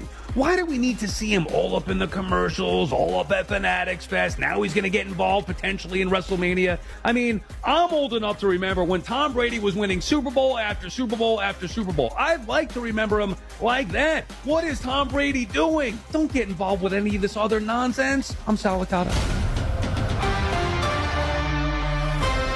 Onyx, I keep having stomach issues. Please make me a doctor's appointment. Okay, Are you suffering from diarrhea, bloating, gas, or oily stools? If so, you may want to ask your doctor if it could actually be a problem with your pancreas, called exocrine pancreatic insufficiency, or EPI. My pancreas? How is EPI treated? A prescription medicine like Creon, pancrelipase, is used to treat people who can't digest food normally because their pancreas doesn't make enough enzymes. Creon is the #1 prescribed treatment for EPI. Creon may increase your chance of fibrosing colonopathy, a rare bowel disorder. Tell your doctor if you have a history of intestinal blockage or scarring or thickening of your bowel wall, if you are allergic to pork, or if you have gout, kidney problems, or worsening of painful swollen joints. Call your doctor if you have any unusual or severe gastrointestinal symptoms or allergic reactions. Take Creon as directed by your doctor, and always with food. Do not chew capsules, as this may cause mouth irritation. Other side effects may include blood sugar changes, gas, dizziness, sore throat, and cough. These are not all the side effects of Creon. You can learn more at 1-800-633-9110. Before your appointment, visit creoninfo.com. That's CREON info.com. At Uline,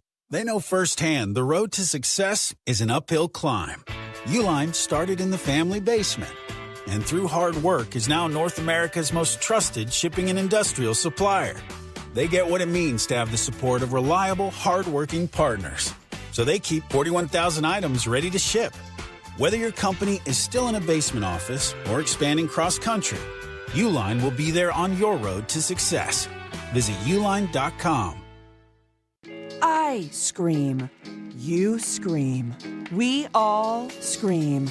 Because Wendy's famous small classic Frosty is just $1 for a limited time. More screaming, happy screaming, summer screaming, dollar small classic Frosty screaming! But please don't scream in the drive-thru. It hurts the employees' ears. Get a $1 small classic Frosty for a limited time, only at Wendy's. U.S. price and participation may vary. A la carte only. Not valid for delivery. Limit 10 per transaction. Price may be higher in Alaska and Hawaii. When you're hiring, have you ever felt like you're missing out on meeting great candidates? Well, they're not hard to find when you go to ZipRecruiter. ZipRecruiter helps 10 million people with their job search every day. People who are actively looking for jobs like yours. So it's easy to find the right person fast. 4 out of 5 employers who post on ZipRecruiter get a quality candidate within the first day.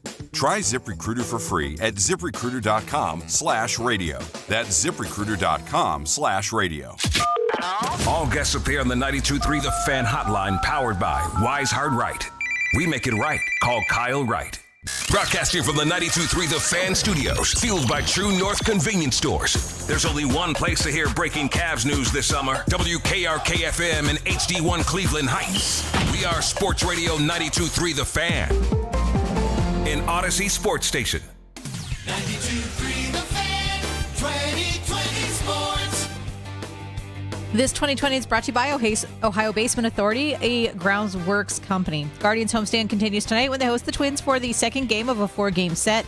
The team looking to continue their winning after taking last night's game by a margin of 13-4.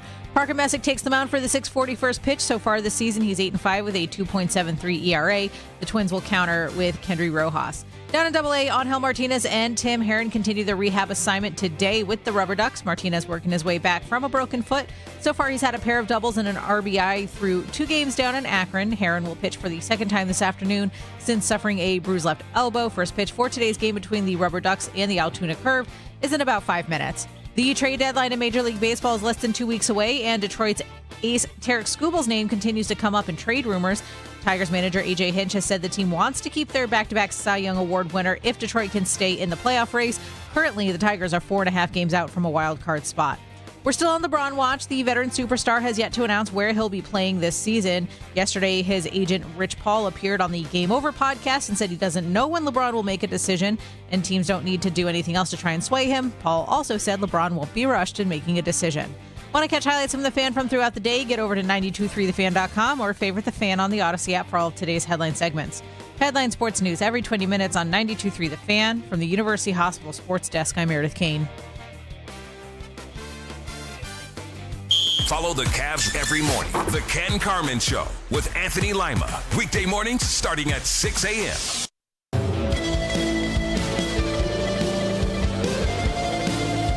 While the Guardians hover around first place in the American League Central, the August 3rd trade deadline will be here before you know it. And to get a little more perspective on what's going on, Mike Axisa from CBS Sports is nice enough to join us on the Wise Hard Right. We make it right. Call Kyle Wright hotline. Hi, Mike. How are you? Thanks for joining us again. We always love having you on. I'm doing well. How are you?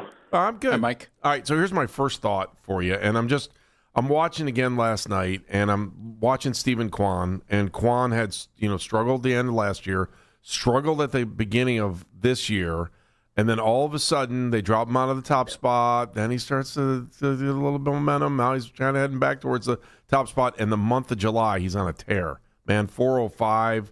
I mean, he is just 51 at bats, 17 hits, 8 runs, 4 RBI. He is hitting the ball. What do they do with Stephen Kwan?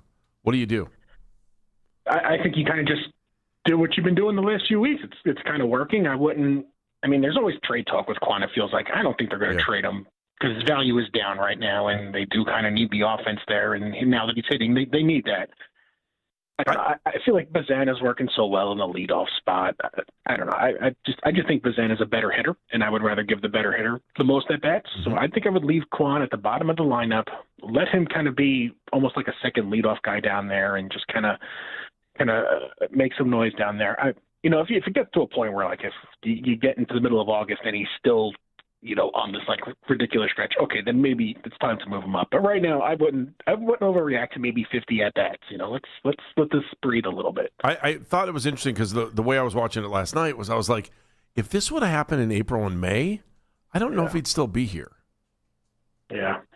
Yeah, that's true. And, there was a lot of talk that at last deadline, like there were serious talks that Kwan was going to go to either the Dodgers or the Padres, and they just kind of ran out of time before the deadline, and there wasn't a move in the off season, and you kind of kicked the can down the road to the deadline, and then you had this horrible start, and it's like, well, we're not going to get much back for him, and who's really going to want him? And so I don't think what you see in the last few weeks is going to change like how he's perceived at the deadline. I don't think this is going to kind of move the needle that way. They're better off just keeping him and letting him hit. It's not like there's an abundance of outfielders here where you have so much depth that you could move him. So I think he's staying, and they're just going to continue to kind of hope. It continues to look like the Stephen Kwan we've seen the last 4 years. Teams won't be dazzled by a hot streak and think, okay, we can catch him while he's hot and go pick him up. You don't think that's happening, Mike? No, I don't think so. I think with Kwan, there's like such a track record, and it's a really kind of like volatile kind of profile what he does. He's had some pretty big swings year to year where he's fantastic one year, just kind of okay the next, and they're going to lean on that more than looking at, well, he's been great, we're going to get him right now when he's hot. Teams don't really think that way anymore. All right, so what do you think of the Guardians here down the stretch? Because they don't need hitters after last night, Andy. No, 7 home runs, you're good to go. 4 in the first 4 innings, like setting franchise records last night. And I wish every day would be like last night, but we all know the reality of it. But the other reality is the American League doesn't have that many really good teams, and they're going to be able to hang in the Central for the rest of the season. At least that's what I think. What do you think? Yeah, absolutely. I do worry a little bit about Chicago's just their overall pitching depth. Are they going to have enough arms to kind of get to the finish line? And you've already seen Davis Martin kind of come back to earth a little bit after that hot start. I'm not convinced that they have the arms to stay at the top of the division all season. And that they could hit. Chicago, that team could really hit. But I just worry about the pitching there. So I think Cleveland's in a really great spot just to at least hang in there with the division. They're basically tied for first right now. I think it's like a game separation. Yep. That their pitching is, they didn't use a 6th starter for the first time until the doubleheader the other day when they had to. So their pitching's been completely healthy. Maybe you'd like to get another bullpen arm so you don't have to use Keith Smith like every day, it seems like, and a little more depth in the bullpen never hurts. They just got to find more offense somewhere. It's like the same story every year. You find like one more bat somewhere. Ramirez will be back soon, and handmates are tricky. What does he look like when he comes back? We kind of saw it in spring training. There were all these handmade injuries. Francisco Lindor came back and hasn't been good, and Corbin Carroll came back from his and was great. So who really knows what you're going to get? But they just got to find a little more offense there. If they get like one more bat at the deadline, it doesn't even have to be like an amazing superstar hitter. Just get like an average bat somewhere in the outfield or maybe at first base, and it's going to help them so much. Mike Exisa joining us from CBS Sports. Rhys Hoskins last night hit a couple of home runs. Overall, he's had a rough season, but his power numbers have been okay. I've been going back and forth on this. Stephen Vogt has platooned, pinch hit, done all kinds of different things. Yeah. Should you leave some guys in the lineup and let them find themselves, or has what he's done kept this team in contention, Mike? Yeah, I think it's more what he's doing is the way to go. He's putting the players in the best position. So, like, platooning Hoskins is like the best thing you can do for him at this point in their career. If they start playing him every day, I think that's going to go south really fast. And it's a very limited skill set, right? Like if he's not hitting home runs, he's kind of useless. So you got to put him in the position to hit those home runs, and that's against lefties. So the matchup game, it's kind of annoying.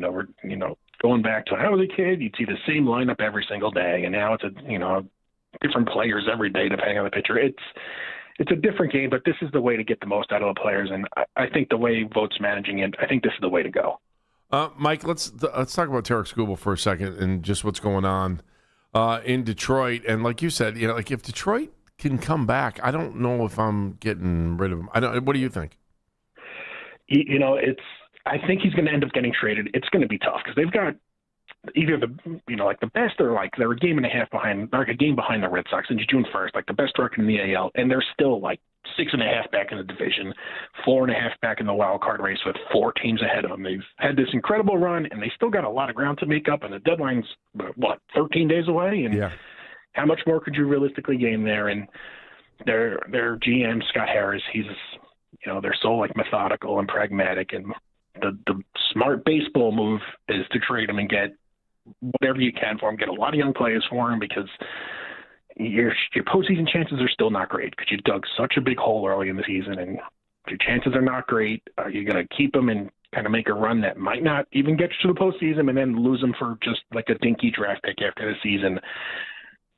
If they go, I don't know how many games they have left, but if there's 13 days left, if they go like 11-2, maybe that forces them to keep him. But my thought is right now is he's going to end up getting traded, and they'll do that. And if they could, do one of those crazy second half runs like they've had the last year was a bad run. The year before was good. If they could do that and get to the postseason, then they'll hope for that after trading him. As long as they don't have a Guardians run, we're good, right? That's all we care about. Mike, is this team, the Guardians team, worthy of an investment of a top prospect to bring in a bat, or in other words, in trading one away?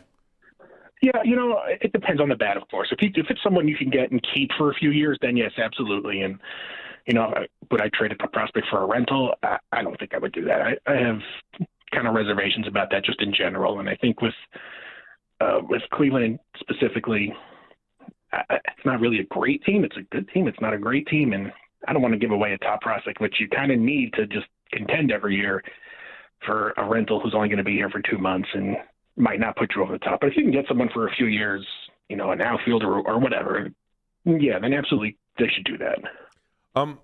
When this all is said and done, the American League, it's hard not to look away from the East and what's going on up there. If you had to just kind of pick your horse to finish the race first here in the American League, and just who do you like? I still think it's going to be the Yankees when it's kind of all said and done. They have not been good they've been good the last week. They haven't been good the few weeks before that. The offense has been really kind of sputtering without Aaron Judge. But I still think at the end of the day, they have the most talent. And I know the Red Sox, they've won 14 straight. It's their longest winning streak since like 1940-something. And that's gotten them to like an 83-win pace. Like it's not really a dominant team there. They're just having a great run. And the Rays, I don't know. I don't really think they're super imposing there, and they have a history the last few years of kind of tailing off in the second half.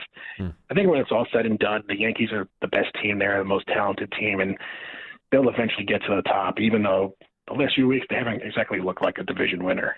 Is it World Series or bust for Aaron Boone then? I feel like that pressure is going to cook at some point on him.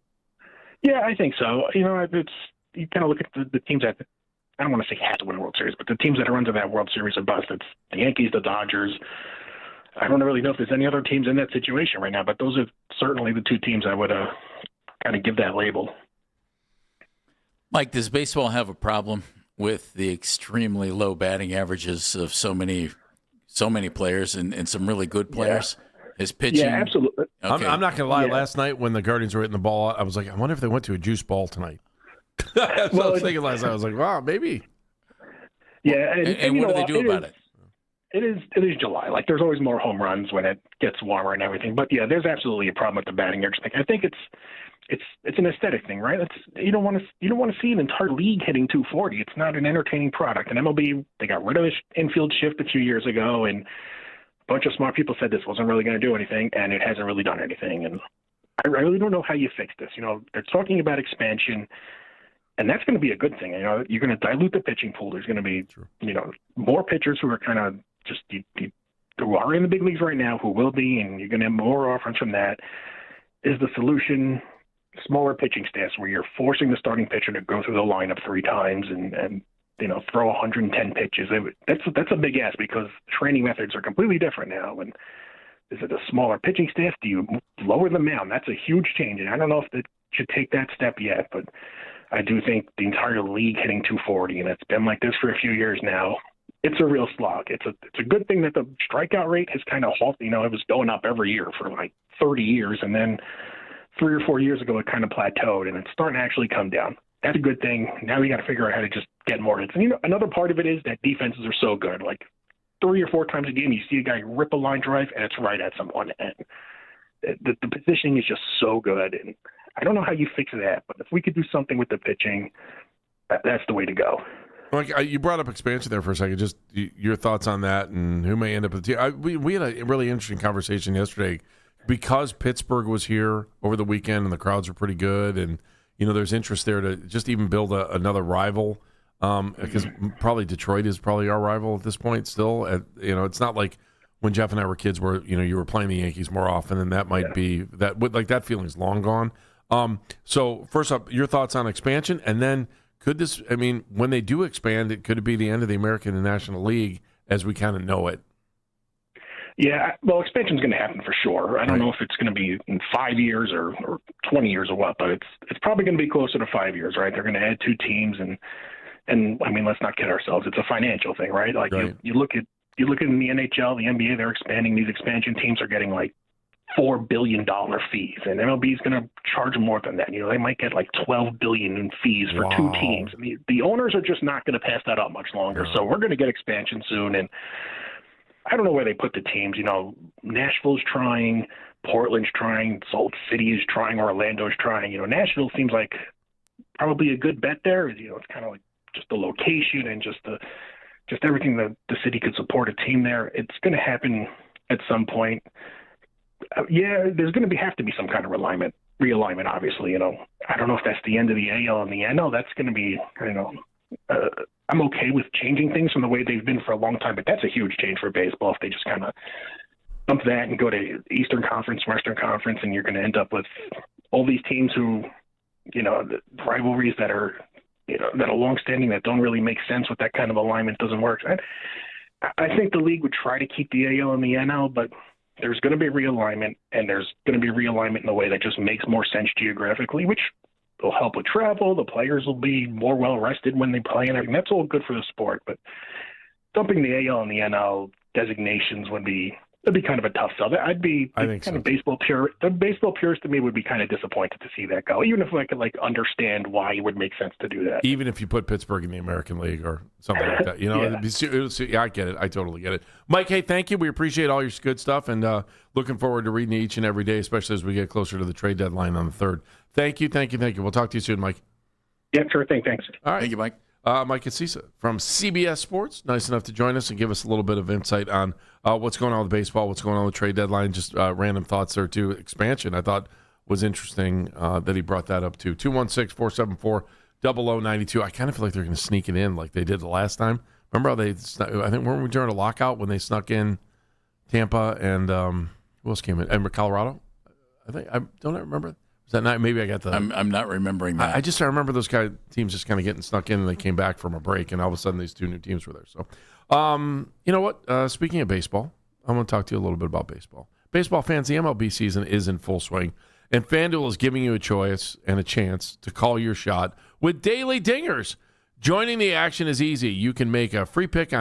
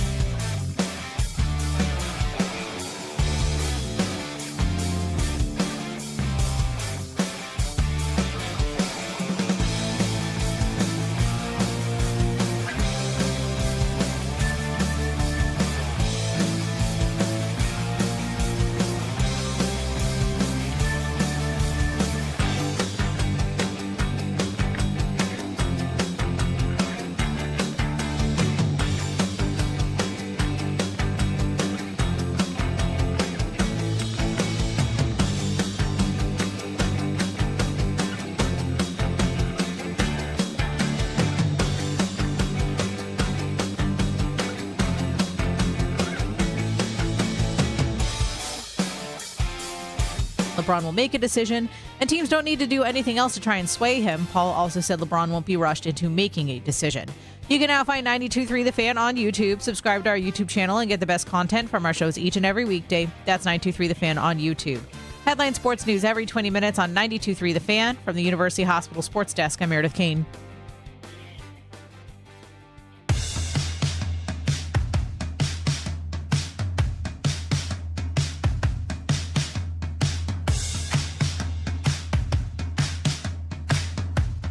Basket and Phelps, 92.3 The Fan. Mike Sisa from CBS Sports was with us. Just You like saying that last name. I do. You know why? You just don't have enough good names with X's in them, right? Valid. What do you got? Xander Schauffele? Schauffele. You know, that's a first name. Yeah, I know, Xander. but there just aren't a lot of really good. You got to get that Axisa. I love it. Mary Kay Cabot was with us at 1 o'clock. If you missed any of those, you know you can always go back and use the Rewind feature on the Odyssey app, powered by Integrated Restoration, your local experts in water, fire, and storm disaster restoration. It is Integrated Restoration. Last night, what a game. I mean, it was fun to watch. It was enjoyable. I was at the ballpark last night. I was in a unique spot where I was sitting way, way up high out in right field. Like they got that party deck with up Bob there. Uecker? Yeah, me and Bob. Although Bob had better seats than I did, but so we were sitting. We were with a really big group. There's Ohio High School Athletic Association does a really nice thing for scholarships and scholarship winners, and really cool. They do it every year. You picked one up, huh? Congratulations. I didn't, but someone near and dear to my heart did. So, I'm watching where we go through the ceremony, and then the game starts, right? So I go to sit down in the seats, and again, those things are a mile away. Those seats. Have you ever gone up there? No, I've been up there in the past, but not recently. Yeah, I mean they are. Dan, have you ever been up there? Oh yeah. Yeah. So I mean they're far away. So anyway, I'm sitting up there and I'm watching the game, and Rocchio hits a home run, and I'm like, oh, cool, right? 2-run shot. Well, we're already up. And I just happened to catch the corner of my eye, and I've just never really been up there. And you know how they always say, like, you don't want to go to an amusement park and see the characters take their head off. It takes all the fun out of it. You know what I'm saying? You with me on that? I'm hearing you. Okay. So I never realized what happens with fireworks during the game. I just always assumed that there was like a room in that parking lot back there where they're kind of following along with the game, and when they need to, they hit a button, and then boom, the fireworks go off, right? Have you ever thought about any of this? I'm sure you haven't.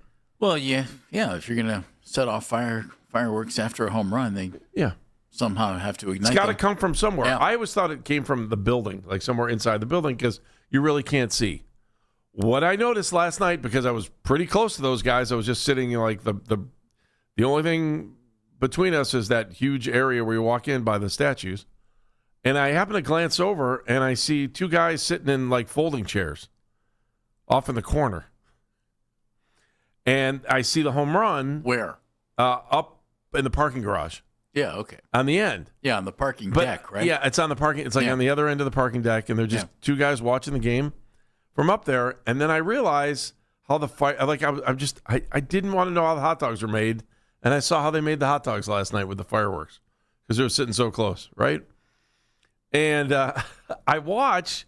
It's just two guys chilling, watching the game, and they're probably so like immune to home runs this year and having to blow off those fireworks. I mean, they scored 13 runs last night. It normally takes them an entire homestand, like 3-game sets against 3 different teams to score 13 runs. They scored 7 and 3 against the Pirates. Right. So now you're like, oh, and so now I turn over there and I see, and then I notice what they do. Guy gets up, he walks over to the box, which just looks like a little cardboard box. Pulls out a Bic. He lights, the home run happens. Guys normally running between first and second, maybe even turns a corner to get this past first to get to second. Boom, he hits off the little fireworks that go off, and they're kind of like the sparkler fireworks. And then he hits the other one. It's the big firework that goes off that's got the color up in the air, right? You with me on this? That's fabulous. You're learning inside fireworks in the ballpark. Yeah. So clearly the guy didn't see it coming. Hoskins hits the next one back to back, and he wasn't ready. And I watch this guy go flying out of his seat to go get it. he finally, I think he had to load another firework in just to even get one set of fireworks in because Hoskins was already at third base. Because I looked, I was like, okay, look at this. He's at third base. And then, boom, he hits the fireworks. And now all of a sudden, the sparkler fireworks go off. But my man did not have enough time to load up the big firework that goes off after fireworks. So Reese got cheated? He did. They owe him a big firework, just one. And then the guy went back down, and he was like out of breath. I felt bad for him because they were making him work last night, which is good. But it took all the magic out of the fireworks for me because I just assumed they came from like this room and this place where for how long? Since '94, I've always thought there was this magical place where the fireworks. Nah, it's just two guys and two lawn chairs sitting out there watching the game just like you and I do. And then, boom, somebody hits the Bic lighter. Choo! Home run. Now you know. Now you know.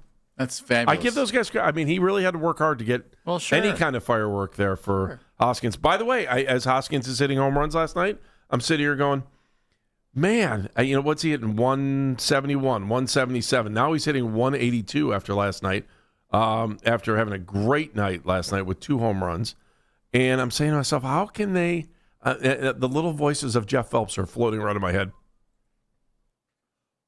If you touch one hair. How do you get rid of a guy that's got 11 home runs and is tied for the lead on the team? They can't get rid of him. How can you let him go? You can't. You can't. Mike Hicksisa just said Do something. it. Let him go. You can let him go. No, how can you do that? Well, Mike just said something, and I asked Dan in the break, and I read Mike. Mike knows his stuff. And I asked him about Rhys Hoskins, and he said he likes the platoon. And he said his best opportunity to hit home runs is against, left-handers. And Mike's not alone in saying that. I've heard a lot of people say stuff like that. But the numbers don't back that up. In Rhys's career, he hits lefties and righties just about the same. It's just about the same. The career split, and I'm looking right at it, against righties, and he's not supposed to hit righties, and not that the averages are great, 234. Against lefties, 233. So it's the same batting average.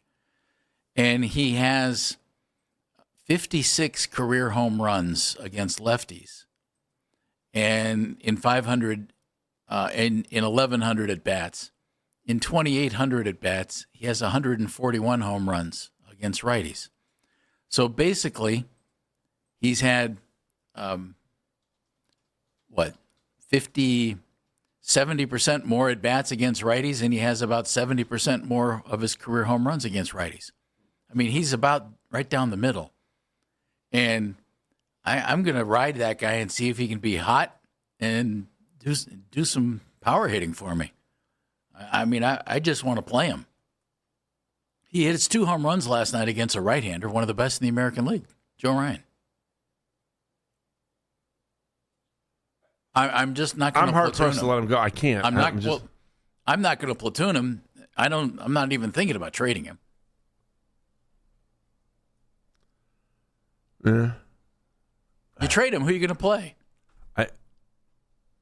Then you could do your old switcheroo if you felt like you want to bring somebody up from the minors. Who? Exactly. They don't have a right-handed power bat that's ready to go. You'd have to make a trade for him. There's a guy in Double-A. Stay tuned, Alfonso Rosario. He's on his way, but he's not here yet. And if I think my team has a chance, I'm not going to bring up yet another rookie and keep my fingers crossed. And again, I'm the self-proclaimed president of the Rhys Hoskins fan club, and he's not been phenomenal. But I'm just giving him more at-bats, man. I am not taking him out of the lineup other than, okay, he needs the occasional day off. I'm just not doing it. And I'm not pinch hitting for him either because his splits scream that he's just as good or similar, either just as good or the same against lefties or righties. And this year, it's actually skewed, Andy. He's much better against righties this year than he is against lefties. His batting average against lefties is 136. So what do you do then? Well, I put him in the lineup, and I let him get more at bats. I think you're right. I don't know what else you can do. I'm looking at home run totals for the season, right? And the Guardians have 101. Sorry, 101 after last night, because I think they had 101. I think they had 94 going in last night. But when you look at the home runs they've hit, 79 of those 101 home runs have come from, I think, just 6 guys. And the hard part to understand about that, too, is that Martinez is in that group, and he hasn't played in, what, a month? More than a month? Since Black Saturday, June 13th. DeLauder also in that group, and then your boy Hoskins. I mean, together, those 3 guys have 33 of their 94. They have a third of the home runs of the whole season. I don't know how you can walk away from that. Now, Ramirez, who also hasn't played, is also in that group with 10. Manzardo has 10. Rocchio has 9. And Bazana has 9 also. So and Travis it's like, is on his way. You know, and he's only going to and then I don't know. Rocchio looked pretty good last night too. Rocchio's looked good all season. Rocchio's batting cleanup. Yeah, we'll just let that one sit for a while. Well, shouldn't the cleanup guy be hitting home runs? Well, and he did. Yeah, so we saw that last night too. So, I mean, that guy's been 9th, 2nd cleanup. It's kind of funny. They're also like middle of the pack in the American League too. We sit here and talk about how bad they are at hitting home runs. Well, no, they're not. They're towards the bottom. Sorry, they're 12th. I mean, the Rays, the Jays, and the Sox have less home runs. So, yeah, could they get more power? Yeah, I just don't know. It goes back to the original question about can you afford to let Hoskins go? And the answer is no. I don't think you can, even if he's hitting right. Dan, this is music to your ear, right? Because I'm sitting here defending a guy who's hitting in the early, like 180s. Don't forget our slug king, Petey Halpin. No, that's true. Where'd he go, Petey? It's a night for him. Are we happy? We're happy for him, right? Well, hell yeah, you're Why happy would we for be him. unhappy for a Guardian who hits 2 home runs? No, I'm not. I'm just saying. It's just like maybe is that a little bit of a coming out party? I also thought that it was almost like, you know how when the air is just kind of perfect for hitting home runs? I don't know why. I'm just telling you, it was hot enough. It you know, depends sometimes on the humidity there, Andy. Well, I'm just saying, when it's cold, Humidity it's hard to and hit heat. home runs. Humidity and heat combined for good flight prospects for the baseball. Come on in. You feel that humidity. You feel where the wind is blowing. Am I getting more hot dog water or popcorn smell? Yeah. Which one is going more? It's true. Popcorn. That No. means the air is blowing out. Therefore, home runs are coming today. It's actually hot dogs. It's the other way around. Oh, sorry. I thought you would know better than that. Yeah, we don't have the data for it yet. I expect more. We'll I'm get there. surprised we don't have it. I didn't see it on the scoreboard last night. We'll get there. They had everything else on the scoreboard last night. Man, it stats you into the ground. And then just when you go to read it, they go to like some big ad. And then you're like, I was reading that. You need to get to it more quickly. It's like the pitch clock. Same thing. Mookie Betts had an idea that actually his idea would have affected last night's game with the Guardians. What was it? We're going to explain that to you when we return. 216-474-0092. How about the power we saw last night? And does that make you think maybe we hang on to guys that we shouldn't be thinking about trading, or maybe we should be trading? Or I mean, last night was I mean, was it an enigma? You asked me. I kind of think it was, but I don't want to believe it. 216-474-0092. It's Baskin Phelps.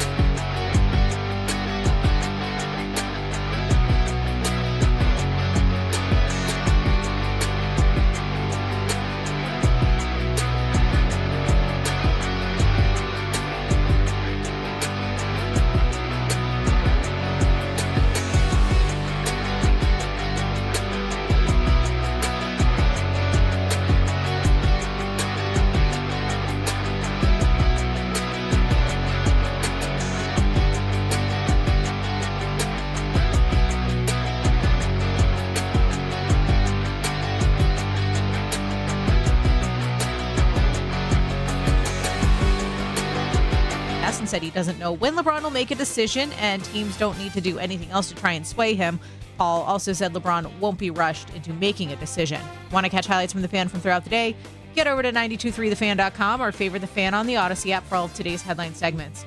Headline sports news every 20 minutes on 92.3 The Fan. For the University Hospital Sports Desk, I'm Meredith Kane.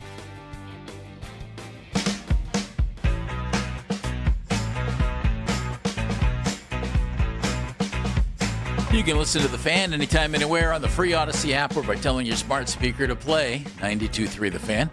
And, of course, now we're on YouTube as well. It includes the Ken Carman Show with Anthony Lima, 6 to 10 a.m. Andy and me, 10 to 2. And Afternoon Drive with Nick Wilson and Jonathan Peterlin. Lovely guys. From 2 to 7. It's live each and every weekday on the 92.3 The Fan YouTube channel. You can subscribe to that channel for free. Watch all the best content from your favorite shows on The Fan. Live and on demand right now. Baskin and Phelps, 92.3 The Fan, 216-474-0092. So, interesting thing happened in last night's game where the Guardians, obviously were able to get big hits, big home runs, and it was a lot of fun. They put 13 on the board. Yeah. I was sitting... Who needs hitting? I was sitting with a group of people that were Ohio High School Athletic Association, and someone turned and said, well, Guardians are up 10. Time to call it a game. Right, like you would not 10-run rule after 4 when you're up 10, and so. But in Major League Baseball, you don't get to that point, and so and by the way, if you're Derek Shelton, bravo to him. You don't want to waste a pitcher, so you're going to put a position player in to go throw, like they did last night with Alex Jackson, the catcher. So he went on and he pitched the last inning. And by the way, he's the only guy that didn't give up a run last night, so good for him. But Mookie Betts had a theory or a thought that maybe. Yeah, the Dodgers shortstop, interestingly, threw out a thought about this and when I saw this, I thought, well, that's interesting. And he suggested that if a game gets out of hand and a team brings in a position player to pitch, instead of bringing in the position player, you just call it a game. Good idea, bad idea. So last night, after the top of the 8th, when Derek Shelton is going to bring in, a backup catcher to pitch, Derek should have just said, you know what, we're good, guys. We'll see you tomorrow. No. I don't like the idea either. Now, that said, I don't like position players pitching. And neither does Mookie. And that's part of this to him. He has a couple of great quotes. You want to hear them? Yeah. Mookie Betts. Once position players come in to pitch, just call the game. That's pretty much it. Once you're down 10 and the position player comes in, just call it a day. Okay? Okay. Then so he steps on the mound, and once he steps on the mound, it's over. Well, if you're going to do it, you just do it beforehand. You call the game. Yeah. Then he says this. And I think he's right on this. It's a lose-lose. He said, as a batter, if you get a hit, well, you're supposed to. But it's so hard to get a hit. It's so hard to get that hit. And then if you get out, you got out by a position player. Ha ha. He's right. And then Mookie said, I'd rather just go home at that point. So why won't they do it? I can tell you why. Because fans paid to watch a 9-inning game. That's why. But if you knew part of the game was 10-run rule, then you would just kind of accept it. If I was Indians ownership, are in Seattle in the 7th inning. Andy down by 12. Coming back, baby. It has happened before. It has. Once. MLB has rules about the position players, right? Right. You're only allowed on the mound. I think the rule is if you're ahead by 10 or more and trailing by 8 or more, one way or the other. I agree with Mookie.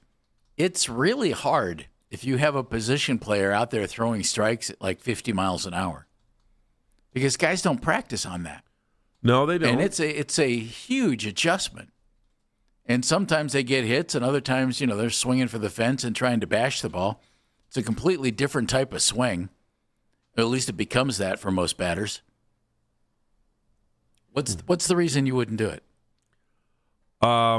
Because of ticket prices and fans paying, or what? No, it's more about stats. I mean, guys, especially if your contract is tied to incentives, and if getting a hit or getting one more hit makes a difference in hitting a bonus or not, or getting one more, or a strikeout on the other side. Like if you're a pitcher and you were throwing. Well, but you mean for the other? You mean like whoever, like Cade Smith last night, or whoever would have come in? Yeah, I think it was Matt Festa finished up. So let's say he's got incentives, and by the way, he's got the opportunity then to lower his ERA. He's got the opportunity to do some good things for his statistically. I don't think we should play the game for statistics, but by the same token, I think that and what is this after what inning? What if you're getting blown out in the first and you're down 10? Well, you're not going to give up the game. Not in the first or second. I think Mookie's point is an interesting topic of conversation, but I don't see it happening. And the other aspect of a game, Andy, and again, this is me being maybe different than a lot of folks on this. If I go to an NBA game and it's a blowout, I never leave. And if I go to a Major League Baseball game and it's a blowout, I don't leave. Because you get the opportunity to see some players you don't normally get to see. That's one reason I like to And you stay. might see something that you've never seen before, or you might see some really cool stuff. You know? Yeah. Hey, that's a great double play. Wow. There's P.D. Halpin hitting his third home run of the game. So let me ask you this, too. Is this much ado about nothing? Because no, but I think it's an interesting conversation. Just looking at over the last 25 years, games with a margin of 10 or more runs make up about 2.5 to 3% of any given MLB season. So how often do teams get up by 10 runs? That's the question. Well, right? Not very often. No. So, but we all know the youth rules, and that's designed to keep it going. Yeah. And to keep kids safe not embarrass another team. And it depends, the rules are varied depending on tournaments and leagues and everything else. Yeah. But sometimes I think they end those too quickly. If it's a 10-run rule after 4 innings, that's not enough. You can come back. Let's go to Frank in Gatesville. Hey, Frank. I can't believe you guys are having this conversation. Why? I'm so happy. Oh. I hope my friends are listening. Okay. So I have been suggesting for years that if we're going to be on the other side now, if you have a 10-run lead, yeah, why do you need to continue to bat? Because the potential, all you're going to do is really aggravate the pitcher on the other side. I thought at one point, I thought there were a couple pitches, like Hoskins got an inside pitch yesterday, high and up and in. I mean, you're asking for trouble, I guess, for your baseball too, because all you're going to do is aggravate guys. Yeah. I want to give you my example because this is specific. So if you're pitching and you have a 10-run lead and your pitcher is in a groove and gets 3 quick outs, and you have a 10-run lead, why should the pitcher have to come and sit down and wait for your batters to bat? Let them stay out there, clear the bases, and let them go for 3 more. Oh, why should you have to bat? Yeah, so I'm just saying because you still want to. I don't know. If I'm playing in the game, I want to hit. I don't care what the score is. I still want the opportunity to get a home run. I still want the opportunity to get another hit. I want my batting average to go up. Yeah, and if the other team happens to put together a 7-run inning and you didn't bat your last time up, and you're thinking, now we're only up 3. Wish we had batted. Yeah. Yeah, and then you know what they'll do? Then they'll bat. They'll come back and bat that next inning. But it's the exact opposite conversation of what Mookie Betts is saying. If he wants to call the game because there's a lead, then why should you have to bat? If you feel that confident about winning, you shouldn't have to bat. Let your pitcher continue to go. I see your point. You know what, Frank? I like your point on this. I do. You're right. If you're that confident in your 10-run lead, then let's go. I'll let you hit, and you can take your innings, and we'll call it a day. And it adds some excitement, too. I wonder what Vo's going to do. Is he going to let the guy continue to pitch, or is he going to have his players back? Frank, I think it's a great idea for you. I think it's a great idea for me. I think it's a great idea for fans if they want to kick this around. But the MLBPA would never go for it. Never. Yeah, I love it. Well, thanks for taking my call and for making my day, because now I can tell my friends that you guys like my idea. Andy liked your idea. Yeah, Jeff's not. I don't think it's a bad Thanks idea. for the I'll give call, you that, though, Frank. Thank you. I do. You're not. You're going to He's tell me right. If you're up 10 runs, why should you bat? Let's get through this. Let's get through because the game. people paid to go watch a baseball game and to watch your team hit. Yeah, but again, you talk about like the uniqueness of watching somebody hit that maybe doesn't, and that it would be really unique if you forfeited your at bats to get through the game. Why in the hell would you do that? To get the game over with. Sorry. Why do you want? Where are you going? Going to Denny's for the Grand Slam? Jeff, I got to tell you, life on the road in Major League Baseball isn't exactly. I mean, you're still playing baseball. What are you going to do? You're on the road. You're. What if it's a getaway day? Until you get back home, you got to fill time. Might as well fill it playing baseball. Teams will never give up at bats. Come on. I don't think so. I don't think the MLBPA would go crazy. Well, if that was the case, they would go nuts. I understand, but Frank. I could see that rule getting kicked around. No, the one rule that I always teams think will never not have their at bats, Andy. Can you just and you can buy roll in that on this for reliever one? back out there again? All right, one second here. Well, I just don't understand why Love you, Frank, but no. The rule I've always wanted to change in baseball is the re-entry rule. Like, so what? Put a guy back in the game. If you've exhausted, why not?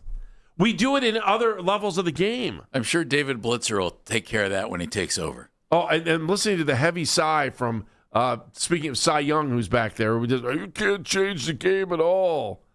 Well, why not? Why not? If especially with pitchers. Like, you should never run out of pitchers. You don't take pitchers out of the game, let them cool down, and then put them back in. No, because they might hurt their arm. That would be really bad. We might get hurt. Might be the most precarious thing an athlete can hurt, other than football and knees. We can't. Bob Feller's flipping over right now. Bob, you could have given the ball to Bob. He would have pitched a triple header. You could and pull him out for one inning and then put him back in. They don't make them like that anymore. We need more Bob Fellers. Bob drank a lot of milk. Yes, he did. Let's come back. We'll talk more baseball. I'm sure Zach hates my idea. We'll talk to Zach Meisel from The Athletic. Then again, I want to let all college... What's your idea? Oh, the re-entry? Yeah, I just don't understand why re-entry can't happen. It's not silly. So if it's silly, why do they do it in other levels? You'd have to ask the other levels. Oh, it's because they think it's silly? Remember, in high school, you can have an all-offensive team and an all-defensive team. Yes, you can. So... When's the last time you've seen, people pay gazillions of dollars to televise high school games? It's coming. If they can put an ad in there, bet. It's coming. Hey, everybody, it's Andy Baskin from my friends at the Valley Automotive Group. If you're looking for a Valley good deal, just like I got, you can visit Valley Ford, Valley Chevy, and Valley Chrysler, Dodge, Jeep, Ram.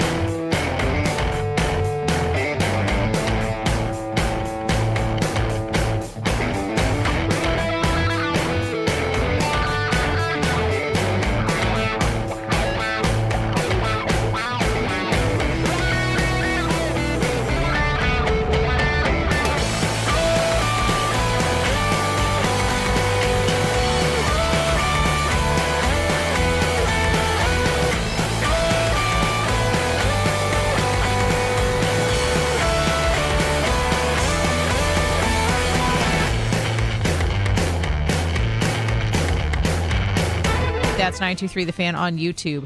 Headline sports news every 20 minutes on 92.3 The Fan. From the University Hospital Sports Desk, I'm Meredith Kane.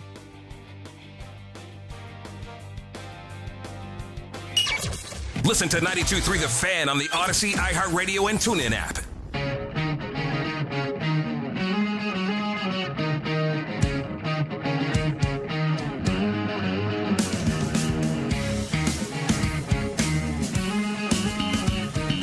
Basket and Phelps, 92.3 The Fan, 216-474-0092. 216-474-0092. That's the number to call in. But we are in the middle of this hot debate over some things going on in baseball. I'm trying to figure out what the Guardians might be doing as they head towards the trade deadline. Zach Meisel was there last night. He was one of the guys blowing off the fireworks out on the parking deck. So let's get the lowdown from him as well. He is from The Athletic, and, of course, he is on the Weishart Right, We Make It Right, Call Kyle Wright hotline. Zach, how are you? Good to talk to you. Mr. Meisel?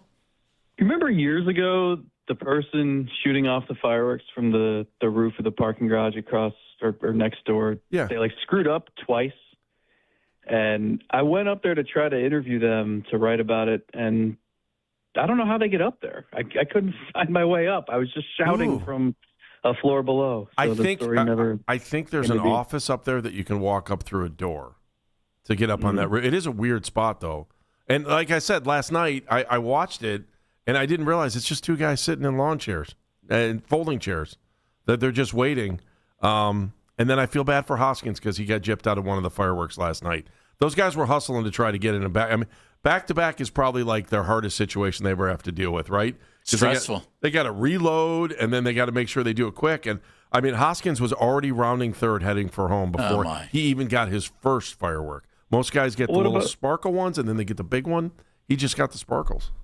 There's a lot of pressure. I mean, what if a guy makes a great catch at the wall, and sometimes they don't show the baseball in their glove right away because they like to kind of play coy, and that's tough. It's if you screw that up, everybody is looking at you. You had one job. That's and true. You couldn't do it right. Yeah, but you also have digits on the line there too, and you don't want to be the guy counting to 9 because you had the wrong. You blew off the wrong one. So. And we think a team that can't hit's an issue. Wow. Yeah, we're worried about the fireworks guys. I mean, it was impressive that they brought enough. They had enough in the holster. That's true. 7 home runs from that team. Yeah, maybe they had a couple left over from Saturday night because they were blowing those off Saturday night. What's Joe Ryan thinking today, Zach?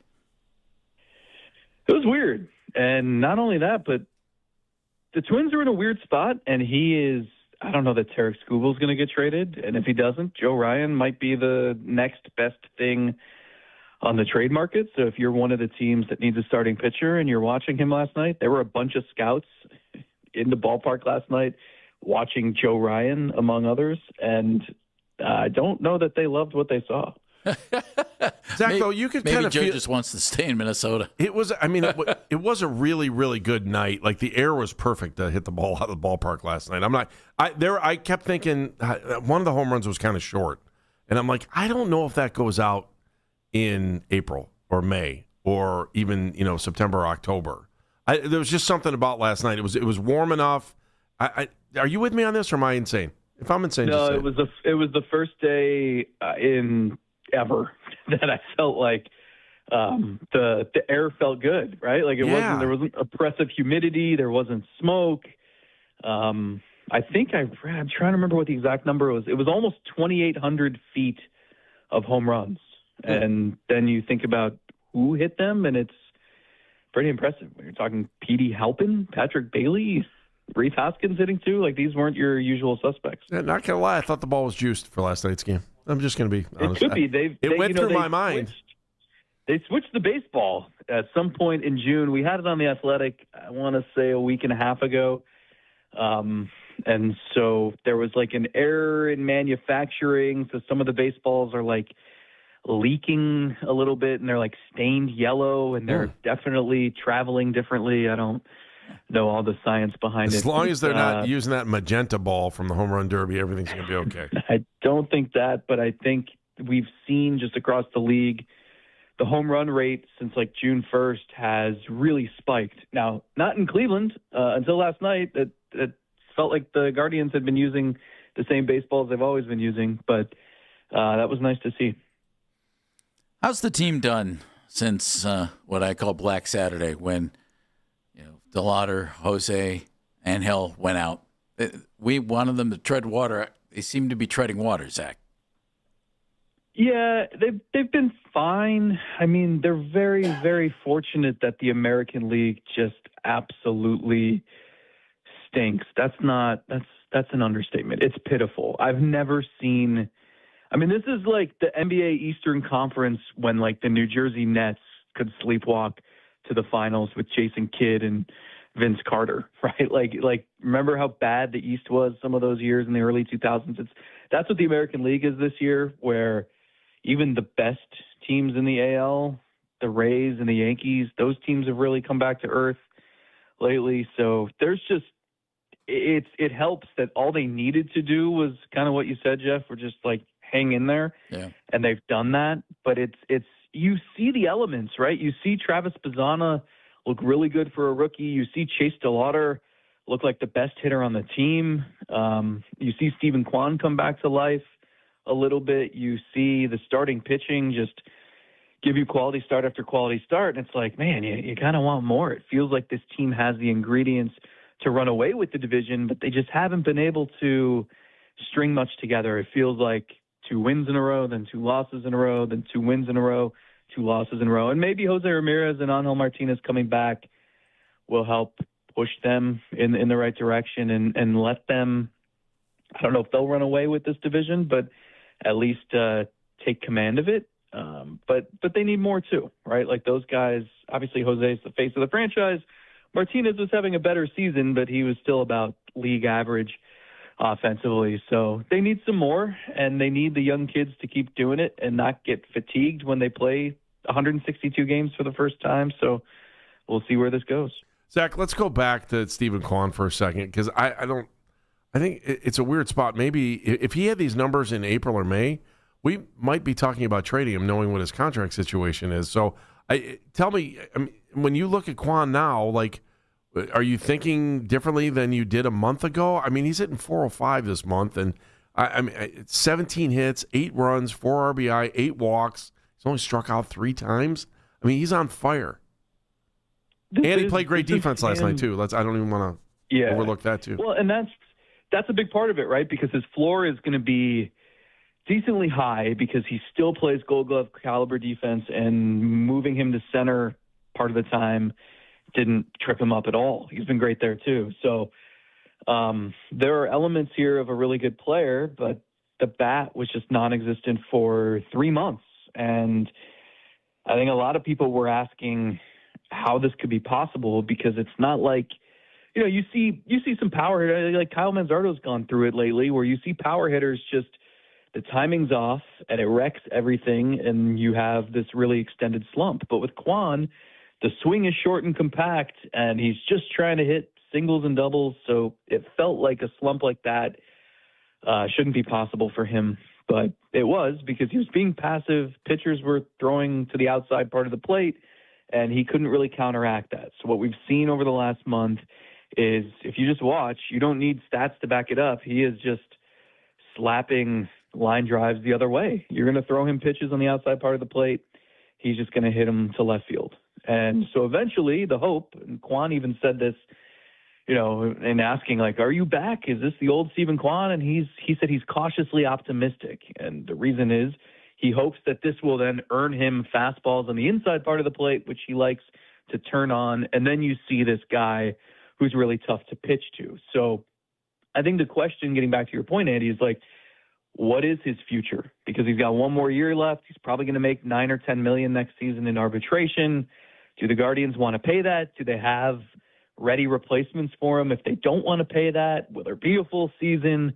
Will there be a salary floor so they have to pay some people? I mean, there's so many questions here, which makes me think he stays through the deadline. But I have given it thought in recent weeks, like, is there another team out there when he was struggling who thought, well, we can fix him, so let's just throw them a lottery ticket and we'll take on Kwan's money and we'll turn him into the old version of himself? Like that, I had thought that was a possibility, but now he's figured it out himself anyway. So I think more than anything, he's just a good part of what they've got going right now. Is there any way, I mean, if the Guardians wanted to keep him and they felt like that he says, you know what, this organization really stuck by me until I got to this point in July, and now I'm taking off again. I don't know if that's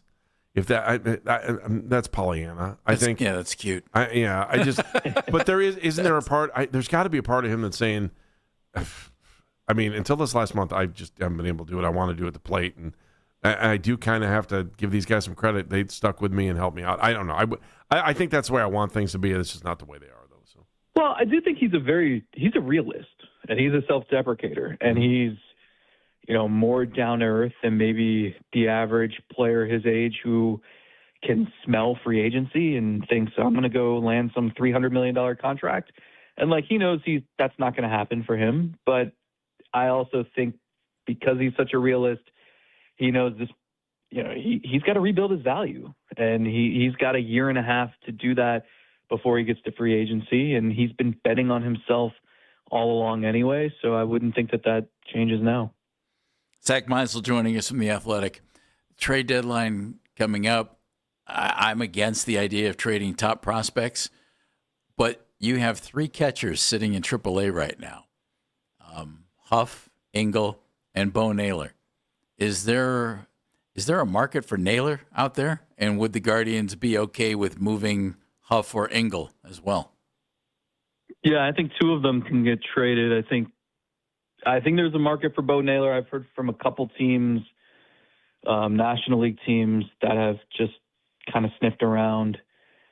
I don't think you're going to get much for him. I think it's more a case of a team that needs depth. Maybe their backup is injured or something, and they need somebody to fill in. And clearly he doesn't have a future in Cleveland, so I think the Guardians I think they've waited until this point in time for a team to maybe get desperate and offer them something useful for Bo Naylor, but it won't be a ton.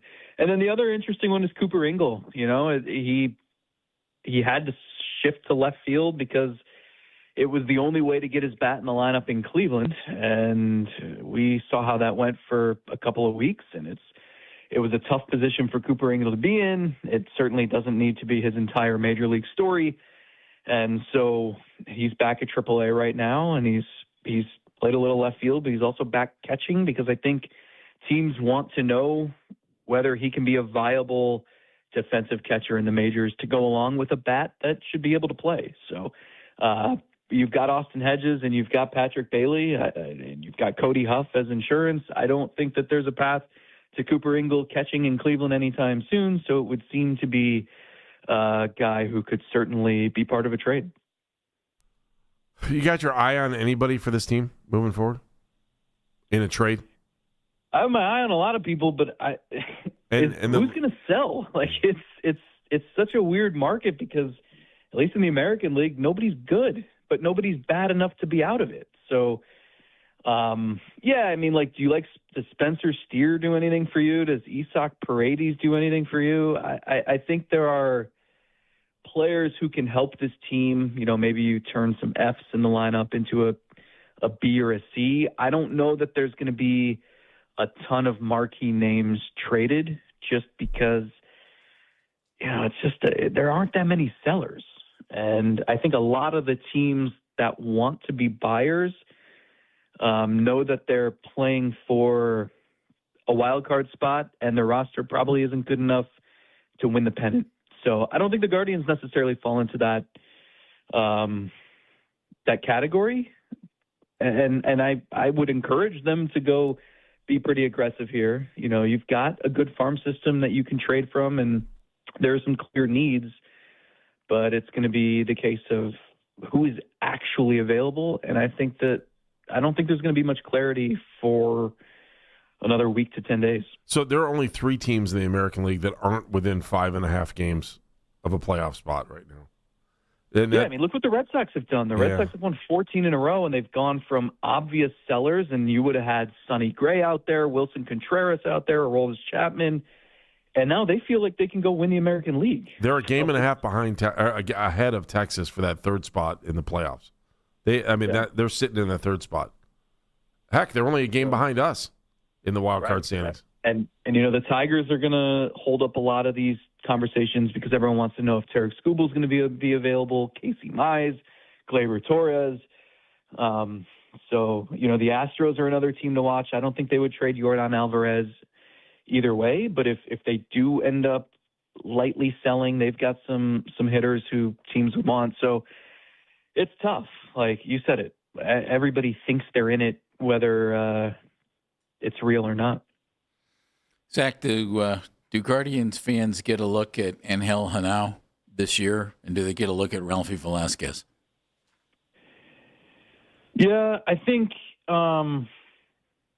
they would love Velasquez to just like dip his toes in the water, just get a taste of what it's like to be in the big leagues, even if it's only for 5 minutes. I think he will certainly be part of the plans next season. Hanao is a tricky one because he's pretty much ready, but where does he play? He's a shortstop, and he's bounced around to second base and third base, but those positions are all blocked in Cleveland. So the only way I can imagine him making sense in Cleveland is next year, and that would involve moving Travis Bazzana to the outfield. I don't think that's a conversation they're ready to have yet. So, I mean, Hanao could be a trade chip too. I don't think they want to move him, but he would, he's a consensus top 50 to 75 prospect in baseball, and he's having a great year. He's super athletic defensively. He has some power. He hits for average. He draws a bunch of walks, doesn't strike out much. That's a good player. It's a player that the Guardians would love to have too. They just have to figure out how he fits. And this season, I don't think there's a fit there. Your thoughts on the all those guys, and there were girls out there too, waving their towels with no shirts on? I've just been waiting for you guys to join them. I was probably 10 rows away from those guys last night, and my wife looked at me and she goes, well, I'm like, well, what? I ain't going over there. So I just want to make sure. You guys remember, were you guys around when I'll redact the name of the longtime media member who basically started that movement 20 years ago up there in the upper deck there was afternoon? A media member that started that? We'll talk off air. I will definitely have to talk off air. Wow. All right. You got one more? You know him well. And when I remind you of this, you'll say, "Oh, of course." I'm pretty sure I can think of it off the top of my head. Who would do that? I know exactly who would do that. No questions asked. All right, I'll text you after the show. What? You good? Because I have one more very. Go ahead. No, this is a very, very important question. It has nothing to do with baseball. That I have to ask. By all means, this is the format for it. All right. Well, Zach, with The Athletic, obviously, and you're in conjunction with the New York Times, must you play Wordle every day? And I started to, and then I got so. What is the point of it? Wordle? I encourage everybody to play. Of course, I'm a company man. But what is the goal here? Because it is impossible to get it in one, and if you get it, I've done it in one before. I've gotten one. You just got to get really, really lucky. It's super hard. Here's what I think. Here's what I think it is. I think that we all look at some of these like crosswords and jumbles, and we hear how good that is for your brain to continue to start doing that when you're done with school at some point, and you're trying to keep your mind working in good order so that you have a healthier mind when you get older. That's the beauty of Wordle. Yes, but I don't need puzzles anymore because I saw the report that drinking 5 cups of coffee a day can help you live longer and healthier. Oh, and that was speaking to me. All right, you win. Do you have a free account at least? Thank you, Zach. For Wordle, do you get to play for free? I do. Yeah. All right, that's great. All right. It's good to know you. It's good to know people, very important people. Zach, thank you. We appreciate you. Thanks, bud. You got it, guys. Keep your shirts on. We'll talk to you later. Always. Zach Meisel from The Athletic. Joining us on the Wise Aren't Right, We Make It Right, Call Kyle Wright hotline. The updates on what's going on with number 23. I don't know. We'll see if we have those when we come back. It's Baskin and Phelps, 216-474-0092.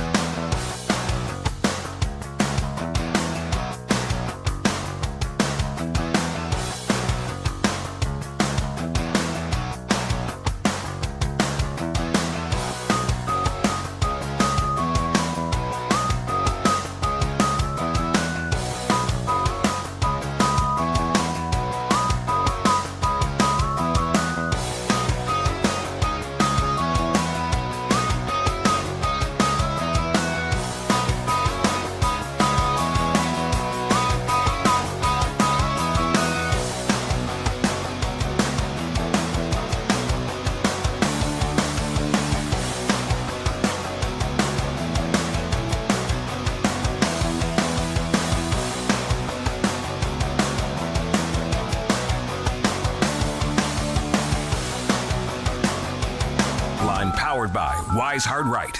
We make it right. Call Kyle Wright. You can now watch The Fan live on YouTube. Catch The Ken Carman Show with Anthony Lima from 6 till 10 a.m. Baskin and Phelps 10 a.m. till 2 p.m. And Afternoon Drive with Nick Wilson and Jonathan Peterlin from 2 to 7 p.m. Each and every weekday. It's free. Subscribe to 92.3 The Fan on YouTube.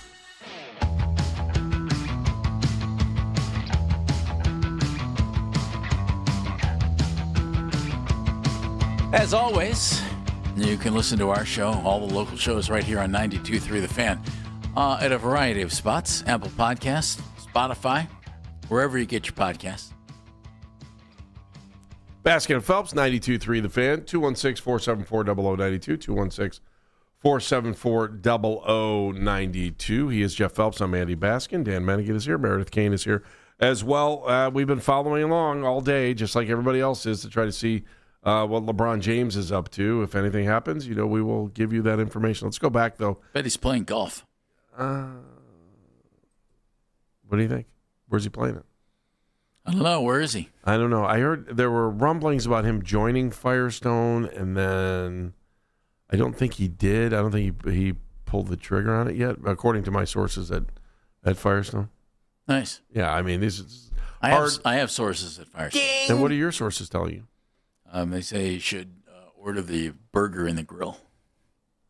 Not in the big hall they have there, but in the grill. bar. Their burgers are phenomenal. By the bar. By the way, they did a fantastic job of setting up like patio stuff over there. Sure. Yeah, I mean these are first world problems we're talking about. The fire pit they have out there is very nice now too. It's lovely. Yeah, it's good this time of year. What did Zach Meisel say that kind of reached into your heart? I keep looking at what's down on the farm and wondering if there's any help here, and I don't know that there is. His thought about Angel Hanau, the young infielder, I thought was interesting. He said he's probably ready now, or words of that sort, but blocked here. And Zach thought that he might not be a guy who comes up and makes an impact until probably next year. And that would mean a conversation and a position move for your favorite Australian. Or for him. But he doesn't play other spots. I thought you talked yesterday about him playing third. Well, second and third. Okay. All right, so let's get rid of that Jose Ramirez guy. I'm just saying, maybe Jose just wants a DH moving forward. Yeah, that's what you're paying him for. I'm just throwing ideas out there. No, that one's not happening. No, I don't think that's happening either. But maybe he can play. Maybe he can play outfield. Maybe. I mean, we play this game left and right. I don't know. Our team just needs as many good offensive players as it can get, and the interesting thought from Tom last night. I was listening to Tom Hamilton while I was mowing grass last night. Oh, good for you. And Tom talked about the Twins' versatility on defense, but also pointed out accurately. But when you start moving positions like absolute crazy, sometimes your defense isn't what it's supposed to be. And that, to paraphrase what Tom said, and that's why the Twins score a lot of runs but don't have a great D. If you're a really good infielder, Andy, and your arm's good enough, you can learn to play the outfield. Don't you think? Yeah, I think so. It's a question of the arm. And, from all we've seen and heard about Travis Bazzana, he's not going to be anybody's right fielder.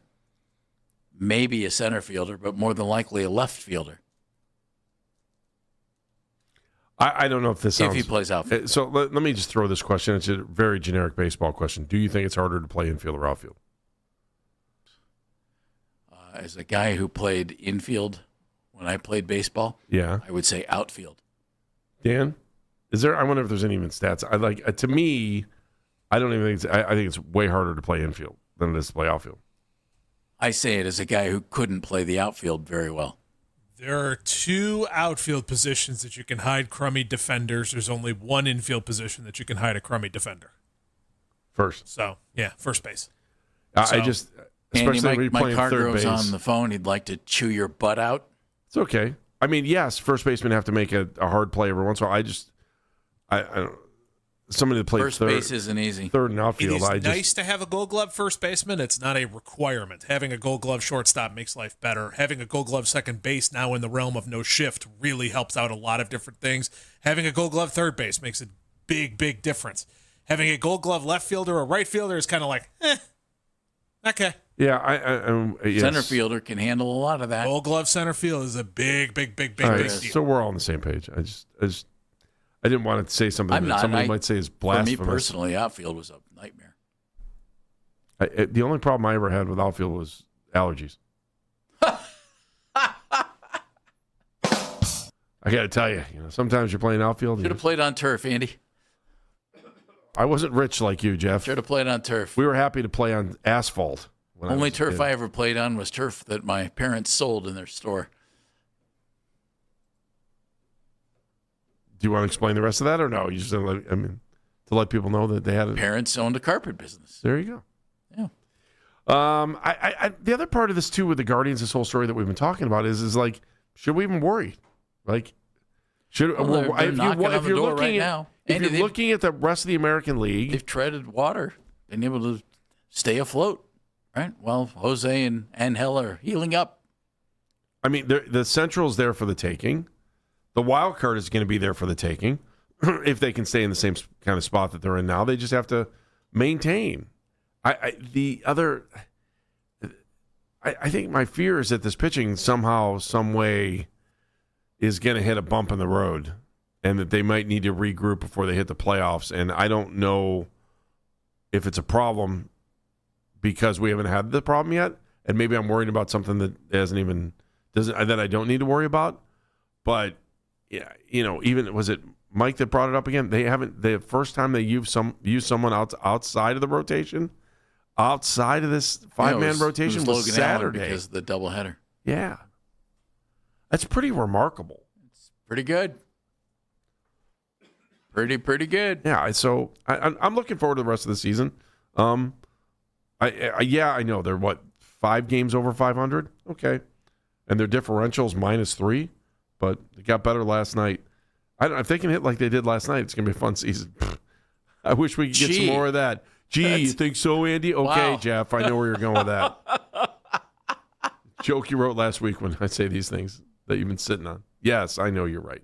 It was a great game. It was a great night. I think folks that were even at the ballpark last night had a good time. I'm getting out of this conversation for you. Gee, if they hit 7 home runs again, it's going to be a lot of fun. Boink. I hate you people. Boink. 216-474-0092. 216-474-0092. More obvious statements coming up after the break.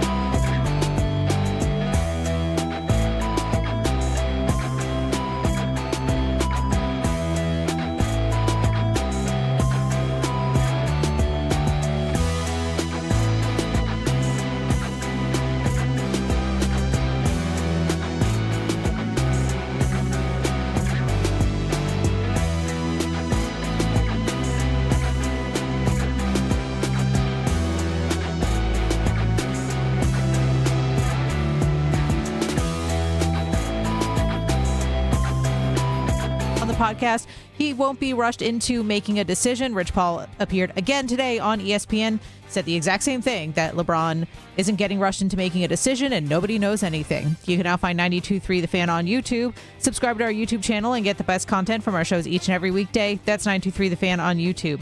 Headline sports news every 20 minutes on 92.3 The Fan. From the University Hospital Sports Desk, I'm Meredith Kane.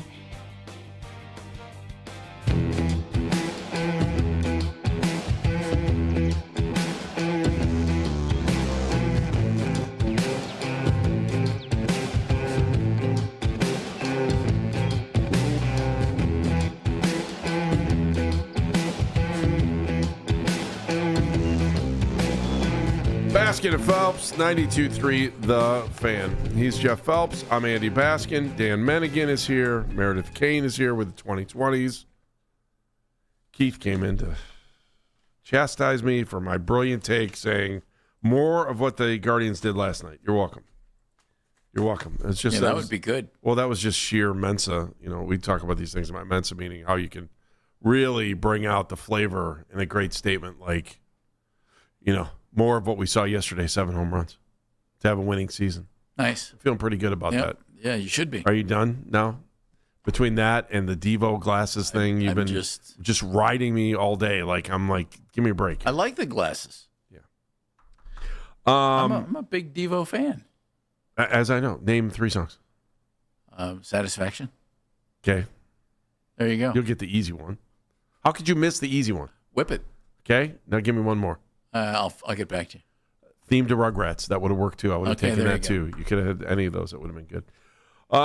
Dan Mennigan, as we search and scrub the wires and the internet and everything we possibly can, the only news I kind of heard on LeBron today, other than the fact from yesterday's show, in a clip that we played earlier too, by the way, from Rich Paul saying that no one knows anything.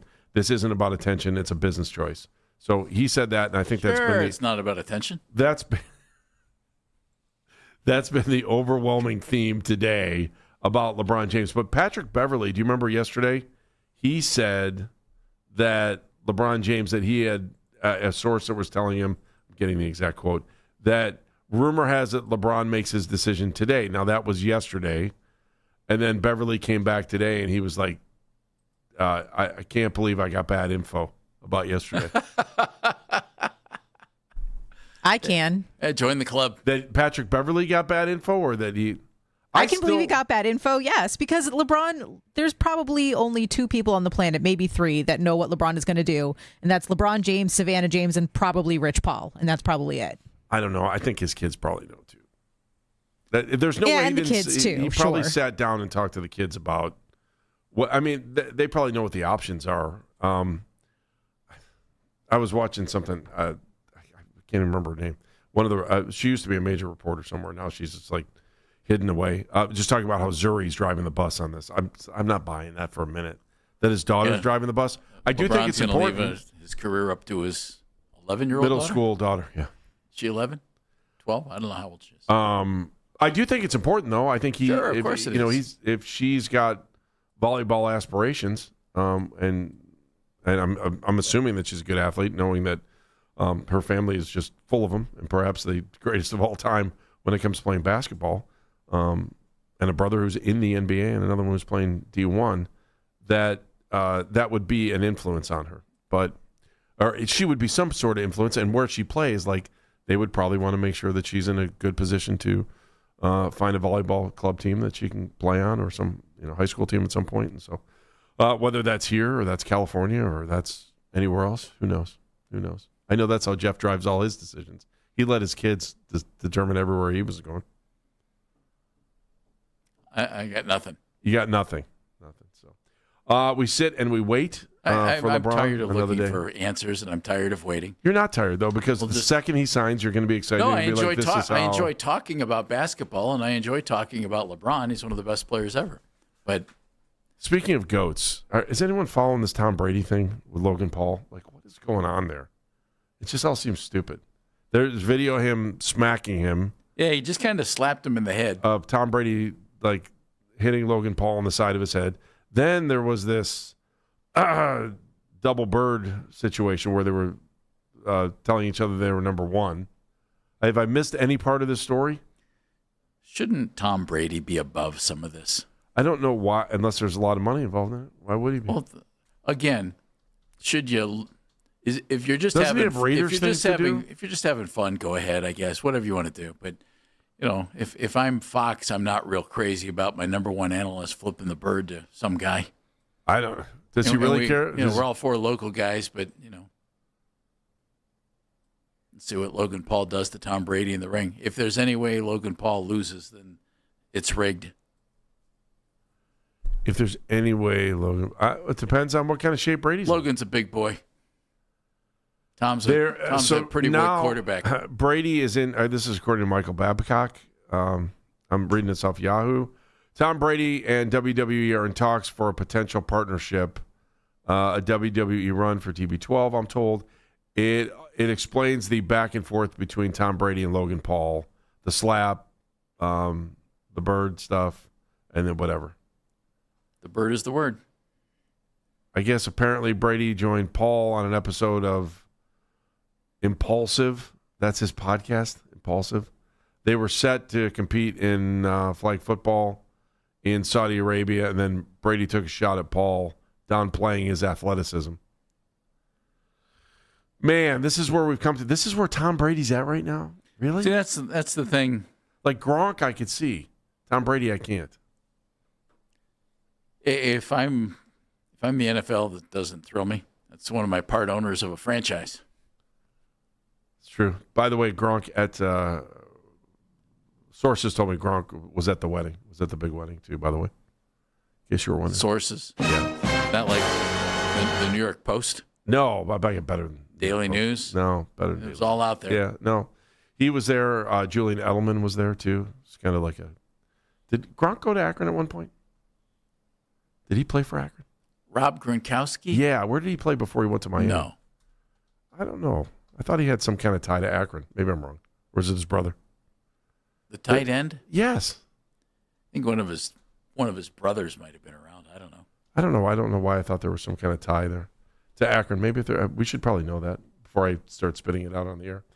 Anyway, I'm out of gas as far as I'm concerned for today because you guys all made fun of me for so much of the show. But and we're still sitting around waiting for LeBron James, so that's the biggest part of it. Make fun of you for anything. Why are you lumping me in with him? We're not waiting around, Andy. We're doing a show. We're not sitting here like, oh my God, what's he going to do now? I think we're all waiting around. I don't think waiting is the right way to describe it. Don't I think lump me in with we've him. provided hopefully some riveting content, great discussions. I agree. Some good food for thought.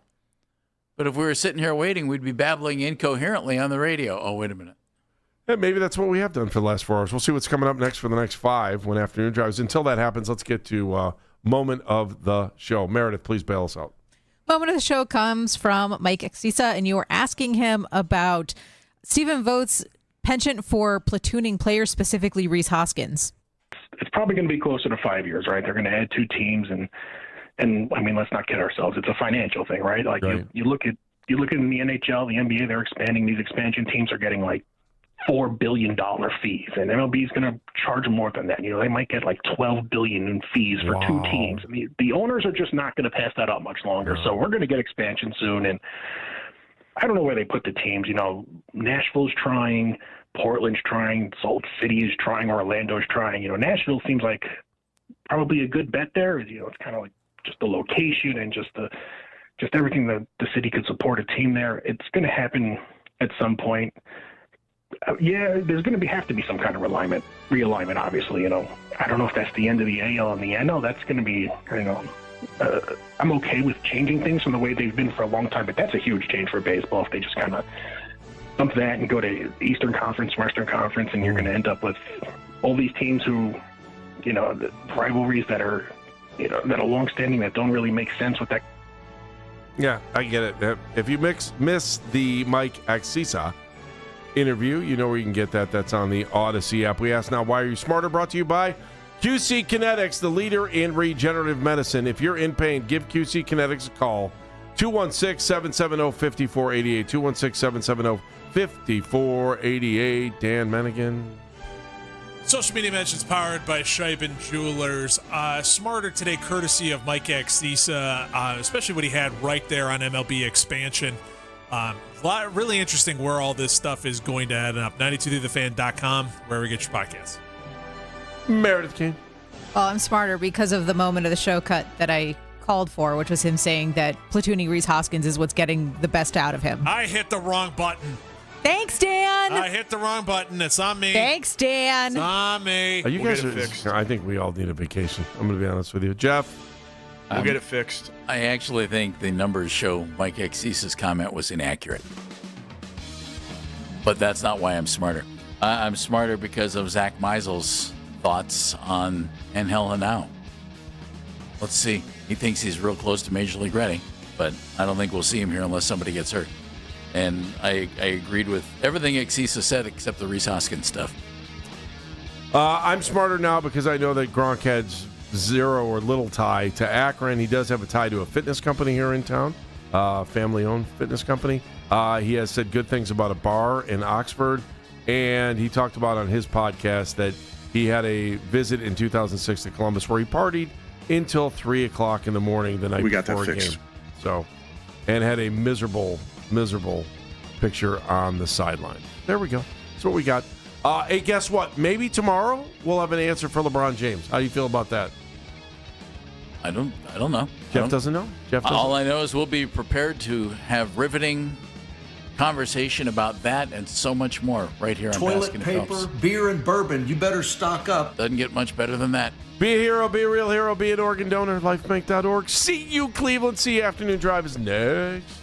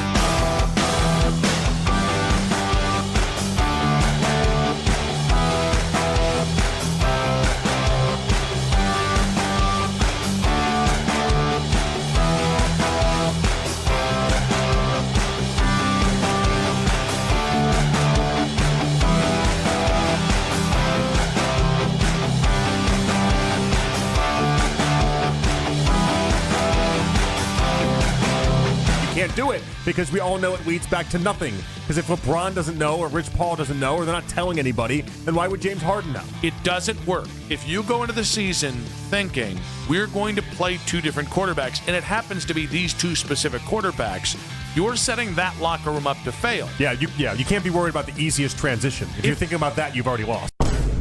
It's the Afternoon Drive with Nick Wilson and Jonathan Peterlin on Cleveland Sports Radio, 92.3 The Fan.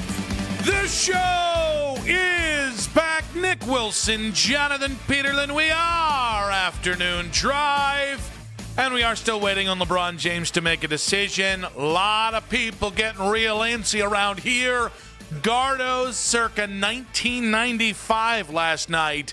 And we inch closer to Browns rookies reporting. And, of course, training camp next week. That open, courtesy of Mac Robinson on the board. Yes, we salute the supreme leader, because if we did not, there would be consequences. Bang, bang, pow, pow. We got Matt Corrali doing the 2020s and manning the 92 The Fan YouTube channel today.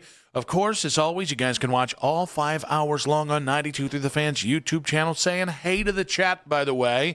Always appreciate you guys chiming in on the show there. And, of course, like our videos, we desperately like to be liked. Don't you like to be liked? Well, we like to be liked, too. We're humans, damn it. Keith helping out with the videos today as well. That's Keith Britton, a.k.a. The Boss. Not my boss. I don't have a boss. JK, LOL.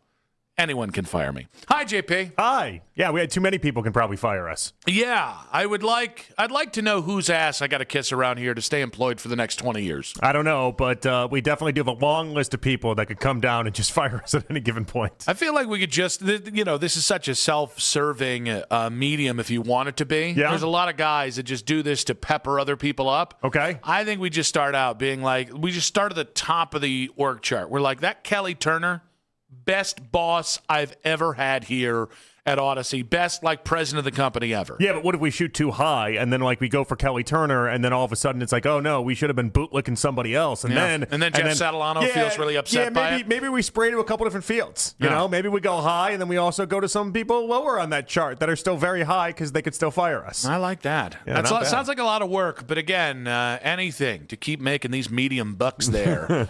No, we continue on with LeBron Watch. Yeah. And I will tell you, I'm not really tired of this whole thing. I think that complaining about it is a little bit of first world problems for radio guys. My buddy Josh Graham on Westwood One Sports doing his LeBan. I'm not going to talk about LeBron. It's like, what the hell else are you going to talk about? But did he uphold that, by the way, or no? The funny thing is, I was going to watch. I want to cross-check his work and see if he actually stuck to that or not, because I got a strong feeling he probably didn't. I was going to listen last night, and then I didn't. Yeah. You were going to call in. You said you were going to call in. I was going to, and then I was like, I told you he would have left you on hold for 45 minutes and then never got to you. No, it's really sad, this state of Nick Wilson, that, man, if any one of my friends in radio, if I even kind of tangentially knew you and you were like, I need you at 11 p.m., I would be like, I think I have to do this. Okay. I've now gotten to the point where if I see it's after 9 p.m., I just can't do it. Howard Stern himself could call and be like, Nick, we're doing a nightcap episode. I need you. It's 9:01 p.m. And I'd be like, Howard Stern. Yeah, Howard Stern. I don't believe you. Yeah, he's retiring. Well, he's doing one show a week, but he's like, I want to do a deep dive into Nick Wilson and his life. I want to all those months long of preparation that he spends on these interviews. He's like, I want to do that to you, and you're like, no, 9 o'clock is too late. 9:01. Yeah. 9:01. Yeah. 9:01. I like that you have a cutoff. I'd be flattered, right? Sure. Yeah. Sure. Also, at this point, what's it gonna do for me? Well, Howard Stern might do something for you. Josh Graham, maybe not as much, but Howard Stern? I don't think so.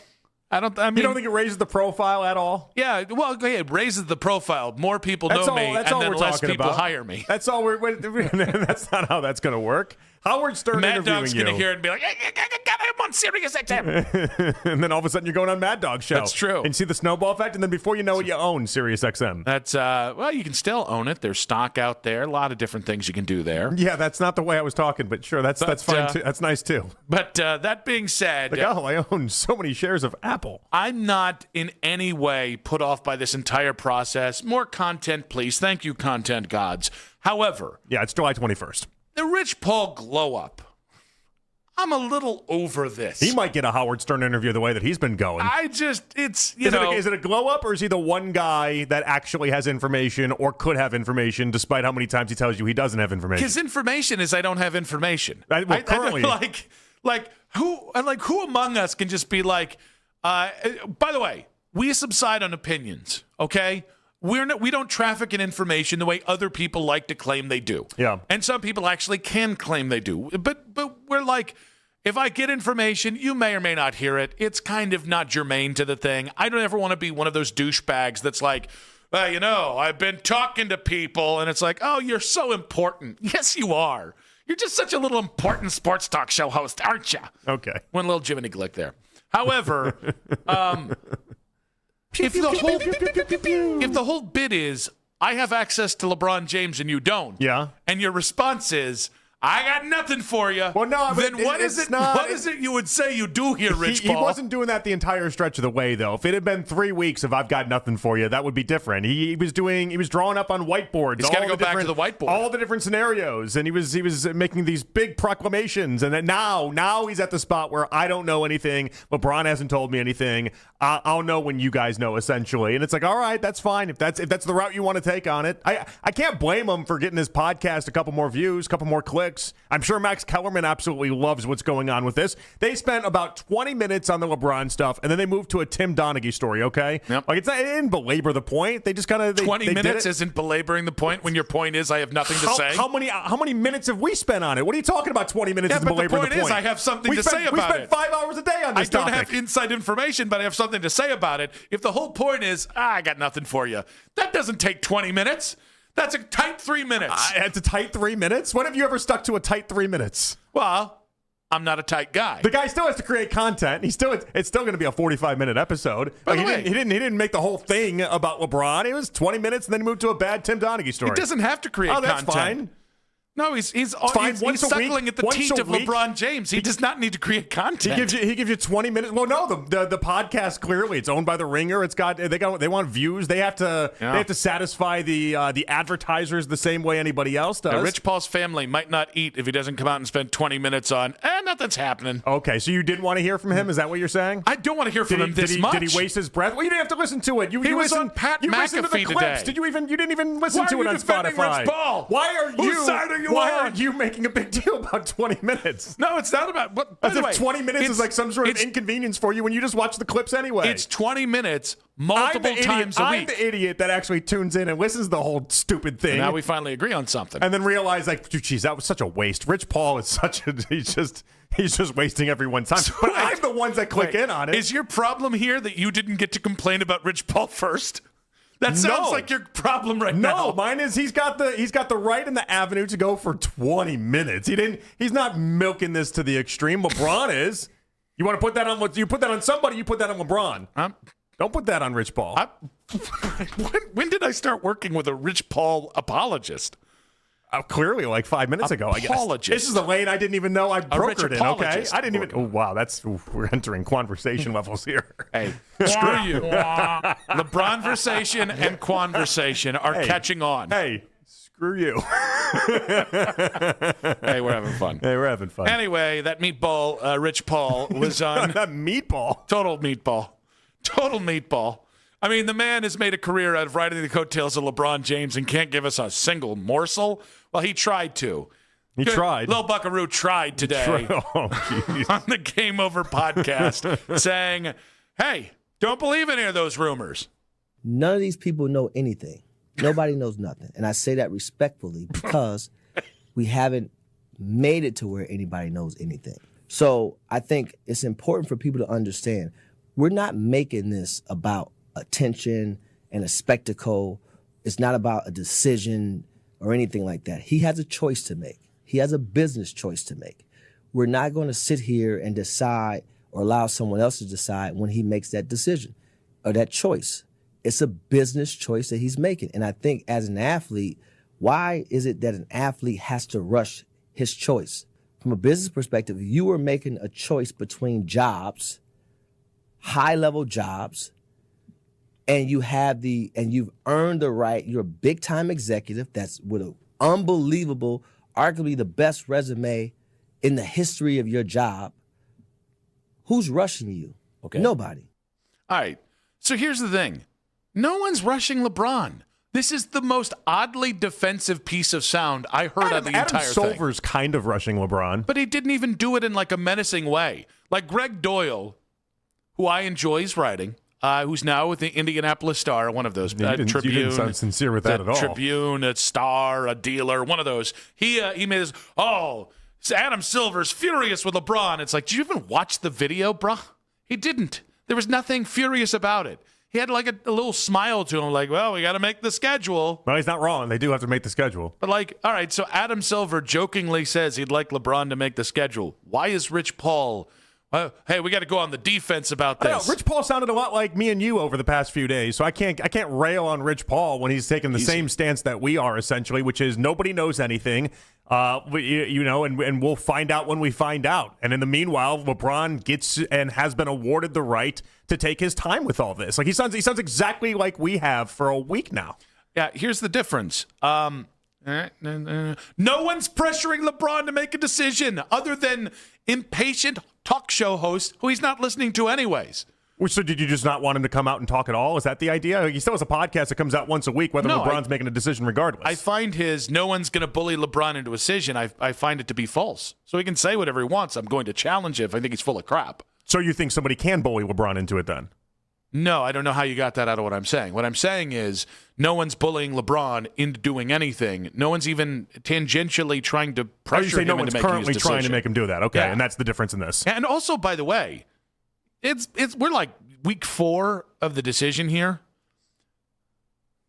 The idea that Rich Paul doesn't understand, this is a little bit longer of a runway than we've had with the other 3 previous decisions. Yeah, but so here's the difference, though. I think he's reminding everybody of that. And there's one other thing he did put in the 20 minutes of him talking about this whole ordeal, and I thought it was interesting. He carefully reminded everybody that LeBron James is the face of the NBA, and it stopped me. I had to think to myself, like, is he still the face of the NBA? I'm not sure. But the reason why, and this might go to the idea that LeBron gets to take his time, and why Rich Paul has to remind everybody that LeBron gets his time. I think this is all about reminding everybody where LeBron's stake in the NBA currently is. Because when he says face of the NBA, I think to myself, is that accurate right now? I don't really know that it is or isn't. But like the idea that you can hold up the entire association and the entire scheduling on this, it does wield some power that other stars just don't have. And so I think this is almost one way to remind everybody that LeBron still has as much power as he's claimed the entire time. And the people saying he's got no leverage and teams don't want him to play for their team, they're just full of it. And I think that's what the takeaway is. Oh, I think 100%. LeBron is either punishing or making a point, and I think it's dependent on who we're talking about. And even to Adam Silver, like I was joking with our guy Mobland on Twitter, and because he made the point of like, Adam Silver might have cost us a couple extra days by making the kind of thing about, we'd love to make that schedule by now. And I can just imagine Rich Paul calling Adam Silver and being like, just so you know, that's 7 more days. It might be 7 more days with no information, so you know that LeBron is still the man. It kind of feels like that. It's just one long, we're just going to remind everybody how awesome LeBron is, what his stature in the league still is. And if you think at 42 years old, he's only the 20th best player and can't dictate things, you're dead wrong. Watch and see how this goes down. 216-474-0092. At Nick Wilson Says. At Jay Peterlin on social media. Social media reactions on X, powered by Scheiben Jewelers. Our guy Jared on Twitter is going through it right now. He is melting down that we are talking about LeBron James. Talking about the stop spewing the rumors and opinions about LeBron. It's getting so boring and so monotonous. Guys, if you can't find this interesting, I think you might have a dead nerve somewhere. The summer of LeBron, and again, like we have to compare it to, or you just don't like the NBA, or LeBron, which That might might be be- the that case might be with part of Jared. it. But like the idea that this is the biggest story going, and people are getting fed up with it, I get it. We have short attention spans. We like everything in a neatly fit box. We like everything to just kind of go at a steady pace. It's okay. LeBron can't hurt you. You're safe. I just want you to know LeBron's decision, his indecision, it can't hurt you. You're safe, Jared. You're safe, little buckaroo. That might hurt some people. Well, yeah, they're going to be upset with the. They're gonna be upset. Yeah, they're gonna be upset. But hopefully it's not us. 216-474-0092. Quick hits coming up at 2:40. We do have to get into the latest on the Browns quarterback situation, and one analyst cries out for an underdog in the Browns quarterback situation. We got John Fanta, NBC Sports. He's in town doing his little broadcasting camp there. We'll talk with him about the LeBron search, his impatience, if he has any. Albert Breer of the MMQB coming up at 5:20 as well. And then 32 teams in 16 days. Will Palatrick, WFNZ in Charlotte at 6:20, talking Panthers football, Bryce Young, and then Sean Pendergast, Sports Radio 610 of Houston, coming up at 6:30, talking some Houston Texans football and C.J. Stroud. But what is LeBron still deciding on if all teams have made their pitch? More from you guys. LaVon, Dan, you guys stick there as well. More on LeBron and the LeBron-versation in 5 minutes on 92.3 The Fan.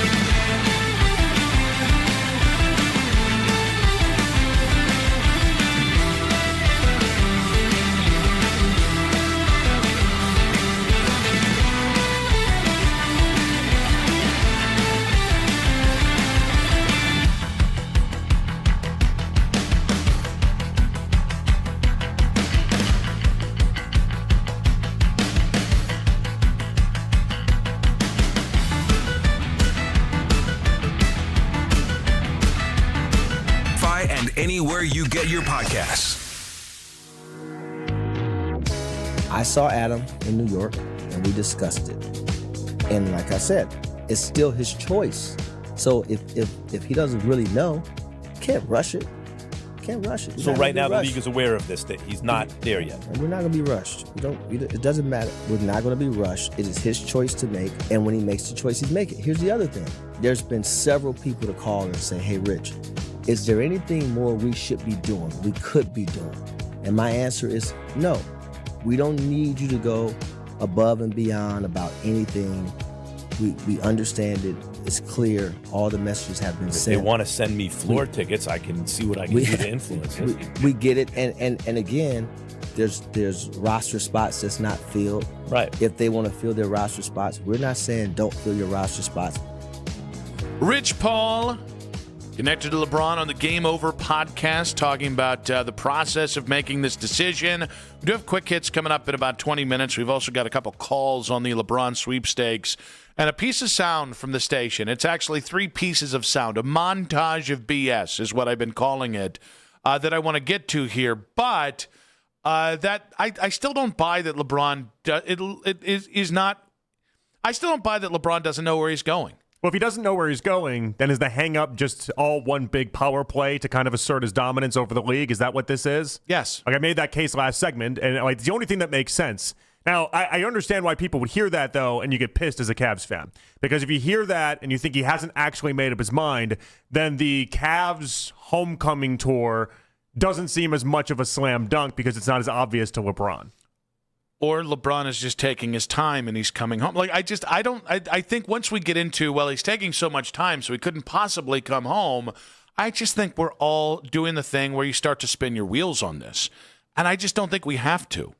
Like, I think LeBron knows where he wants to go. For whatever reason, he's dragging this out.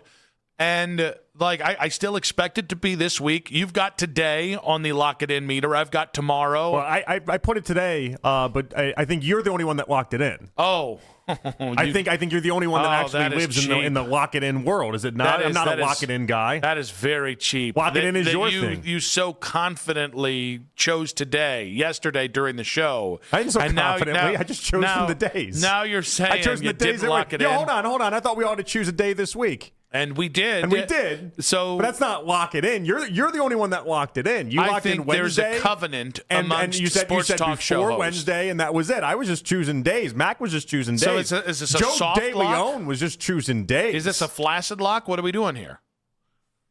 I don't lock it in. Lock it in. That's your thing. Do you not have conviction? No, I don't have conviction. Oh, I thought you were taking offense to me saying you don't have conviction, but now you're like, I absolutely don't have conviction. On this topic? Yeah. No, I don't have conviction on this topic. Mac, did it seem like he was convicted yesterday? My whole basis has been nobody knows what the hell is going on. Don't think about it. Did he seem convicted? Did he see? Was it what kind of a lock it in thing? What part was convicted? I just chose Tuesday. I would say more so matching your energy. So matching the energy, yeah. How? How? How can you ask how to that? How did I match the energy? You matched the energy. How is that? What's a how to that? You did a whole intro into and I'm gonna lock it in, and then I'm over here like, yeah, I guess I'll take Tuesday, and that's matching the energy. That's a very convenient replay. I'm gonna lock it in.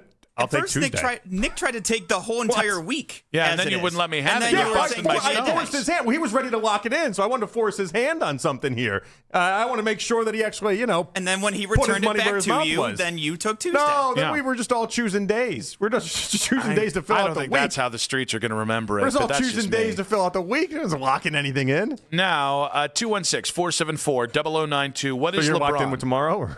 No, I never unlock. Once I'm locked in, I can't be unlocked. I don't have the power to lock. Don't have the power. What does that even mean? You don't have the power to lock. Don't have the power to lock it in. You're an American damn citizen, Jonathan. In the greatest country and with the 250th and what? Yesterday you sent me to North Korea, so I don't even know. Simply for breeding purposes. Am I a part of this country at this point? And I don't know. That wasn't me. That was more Kim Jong-un trying to get you there. Yeah, he was the one that was doing that convo. He was the real facilitator. Naturally. Yeah, he was the LeBron in this scenario. Yeah, silly me. Of course, that's how that went down. Dan, welcome to the show, buddy. What you got for us? Hi, guys. Love the show. Wanted to comment on the LeBron James situation, I guess. I'll make it brief. I look at it like Rich Paul, okay? Since he brought it up, it's a business deal. And you got to look at it like he's one of the best CEOs, like he said, to apply for the job. I think he benefits the Cavaliers more than any other team he might be thinking of, but I think it's to his advantage to sign with Cleveland, and here's my reasoning. Okay. Might seem far-fetched, but I'm kind of looking at it from a strictly business standpoint. He's looking at his career after the 1 or 2 years of his deal, and where Cleveland has the advantage is he might be a partner in the Cavaliers, future partner in the Cavaliers organization. I think he's mentioned before, and he's done it with the Boston Red Sox group, the Fenway group, where he wants to be an owner. And I think the Cavaliers, even with the 1% that Myles Garrett left back on the table, after his year or two, he can get that 1%, work his way up as an executive or whatever, even buy a part of the team like a Michael Jordan role, how he first got into it after his retirement with the Hornets. So I do think, Dan, and I appreciate you for the call there. I wouldn't be surprised if the business that had nothing to do with the vetman or the mid-level exception is what's actually also holding this up. I think there's a lot of factors at play, and I think what's pissing Cavs fans off or maybe upsetting Cavs fans is the reality that if you believe LeBron hasn't made his decision, which you just might not believe, but if you believe that, it signals to you that the Cavs are not this slam dunk that a lot of Northeast Ohio fans think that it is. Now, while we are talking about LeBron's decision and when he'll make it, I'm going to play for you 3 different clips. It's all in one, but 3 different clips. It starts with last night's show from Jake Volnick. Hey, Volnick made the cut. Had to. That's our guy. I love that. We bought stock in that young man very early. And, so we're going to prop him up so I can slap him down. Overtime. Jeff Phelps as well. Yep. And then Ken Carman all talking about maybe the fading reaction to a LeBron homecoming. I am not waiting on pins and needles the way I was. I am not sitting here just wanting that type of information, needing that type of information. It's like I'm going to be less excited about LeBron being here because of this. I'm running out of steam on the caring about where he's going to play. We got football practices coming up here.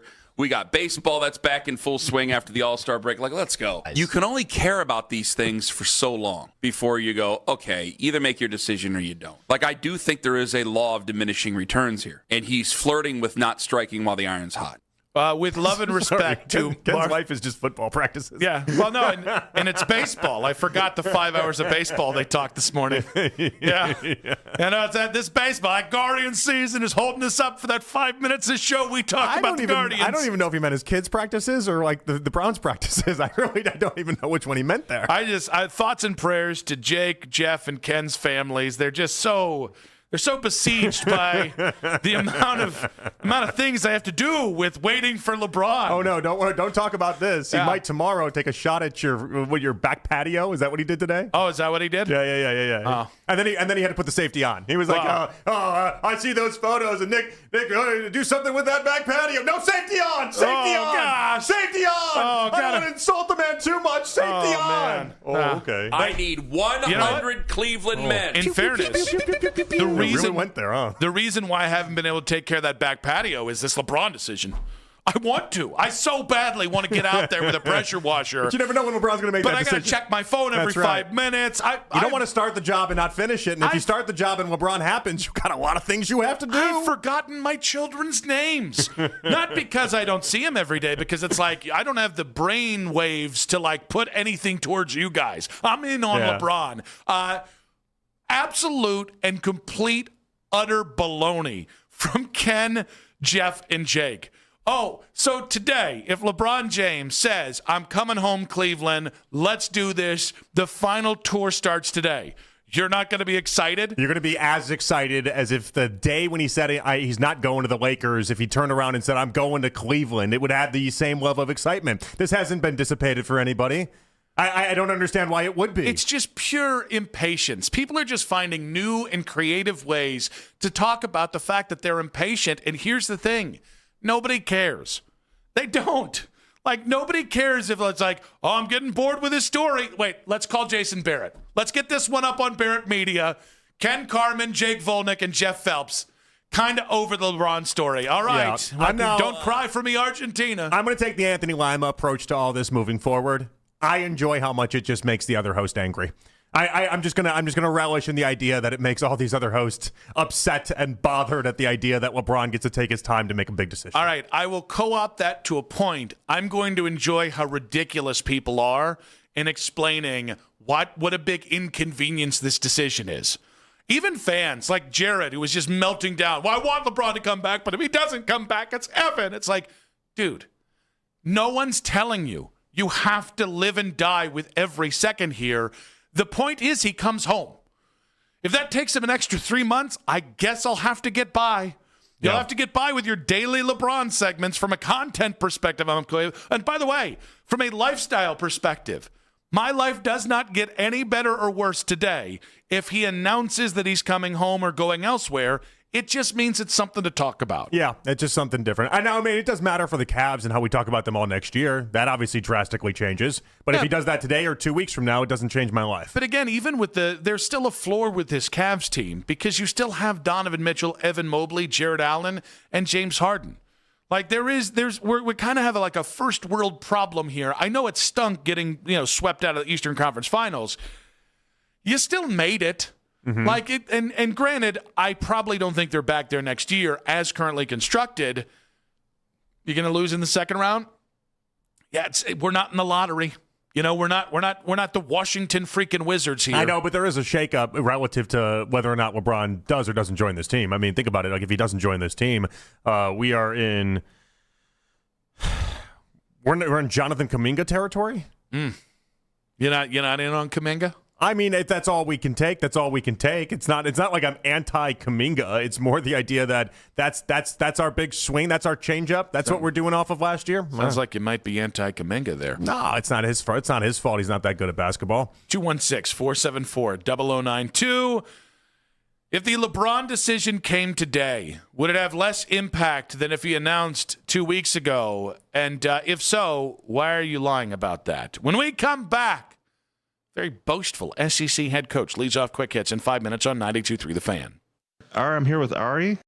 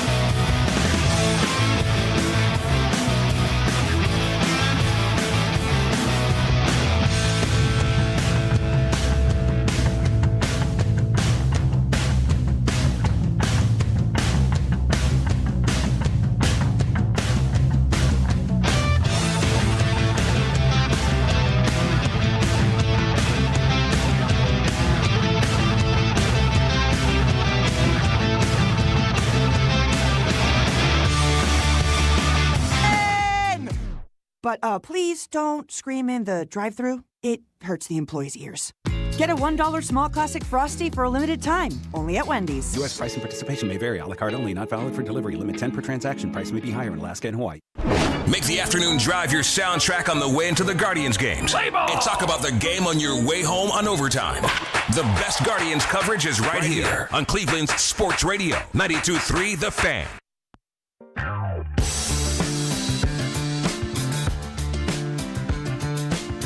Back on Afternoon Drive. A little Browns talk coming your way. Is it a little Browns talk or is it a lot of Browns talk? So they used to say at broadcasting school.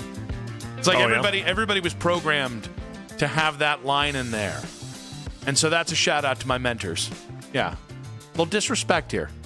Can't give you all praise. Wait, so what was if it was, were they debating whether it was a little or a lot? What was, I'm confused. Oh, yeah. So you'd be like, guys, got a little Led Zeppelin on the way coming up in 5 minutes. And they'd be like, let me ask you, do you have a little bit of Led Zeppelin?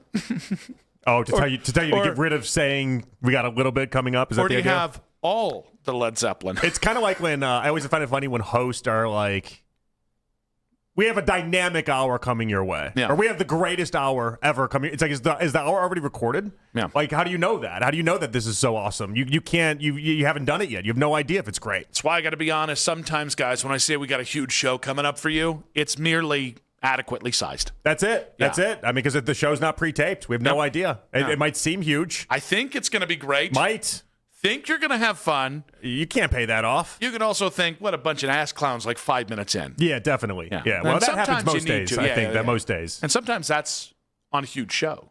But I mean, the biggest of shows. Yeah. Have all sorts of ass clowns on it. Yeah. This is Ass Clown Radio here on 92.3 The Fan. I don't know why Matt grabbed his pen for that one. He's excited with the pen today. Yeah, he loves that pen. He loves that pen. Loves always holding that pen. Let's get to Quick Hits. From the latest news and rumors around the sports world to the sound bites you need to hear. Hurry! It's Quick Hits. Former Oregon offensive coordinator Will Stein, the new head football coach at Kentucky, of course, taking over for Mark Stoops. It felt like Mark Stoops had that thing humming until about 2 or 3 years ago. Well, Will Stein was asked at SEC Media Day why he thinks he can win at Kentucky. Why do you think you can win big here? I think because of me, to be honest. I think because of me. I know what it takes. I've seen it at the highest levels. I know what it takes to recruit at this level. And you just got to believe, man. You just got to put the ball down and play. There's not really else to be said. Is it going to happen overnight? I don't know. I really don't. If I had a crystal ball, everybody in this room would be really, really rich right now.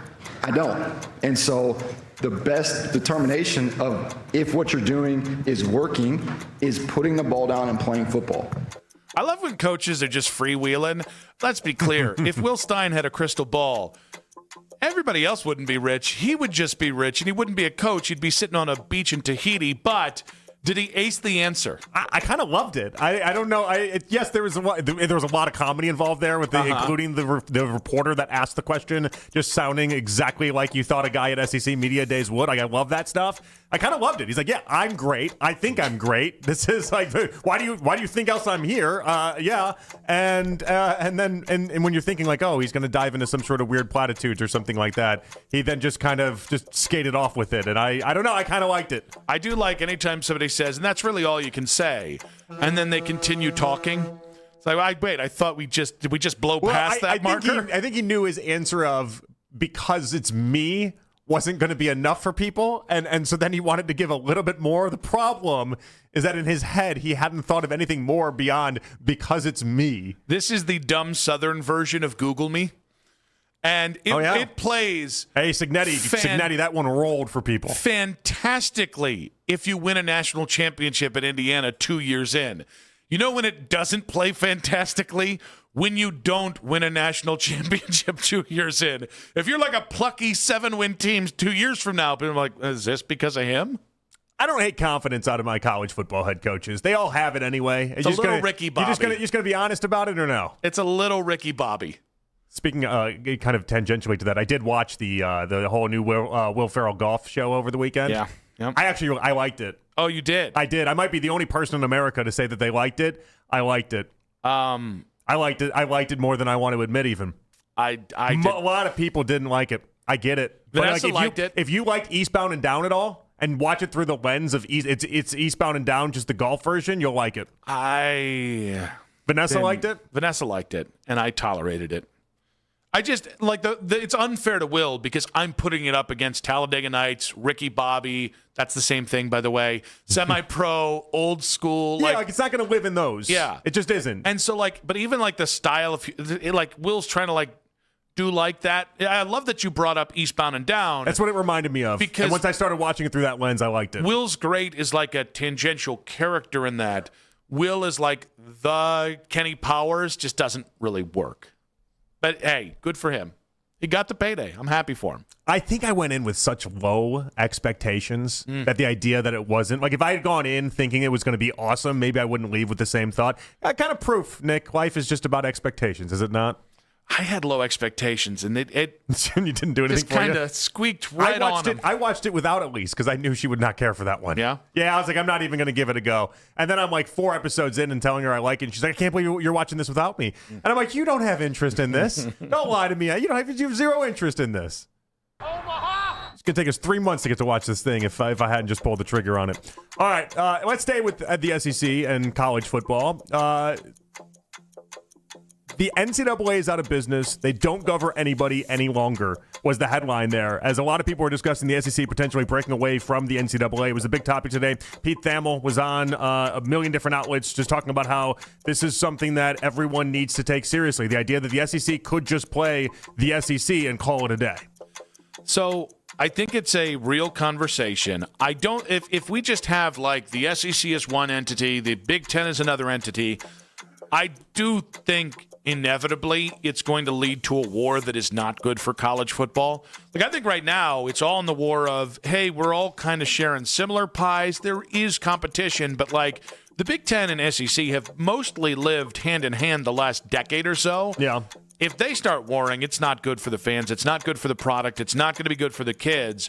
And I fear the way Sankey talked about it, I think that's what he wants. And I don't see that as being beneficial. I think the SEC and Big Ten combining under an umbrella that helps lead.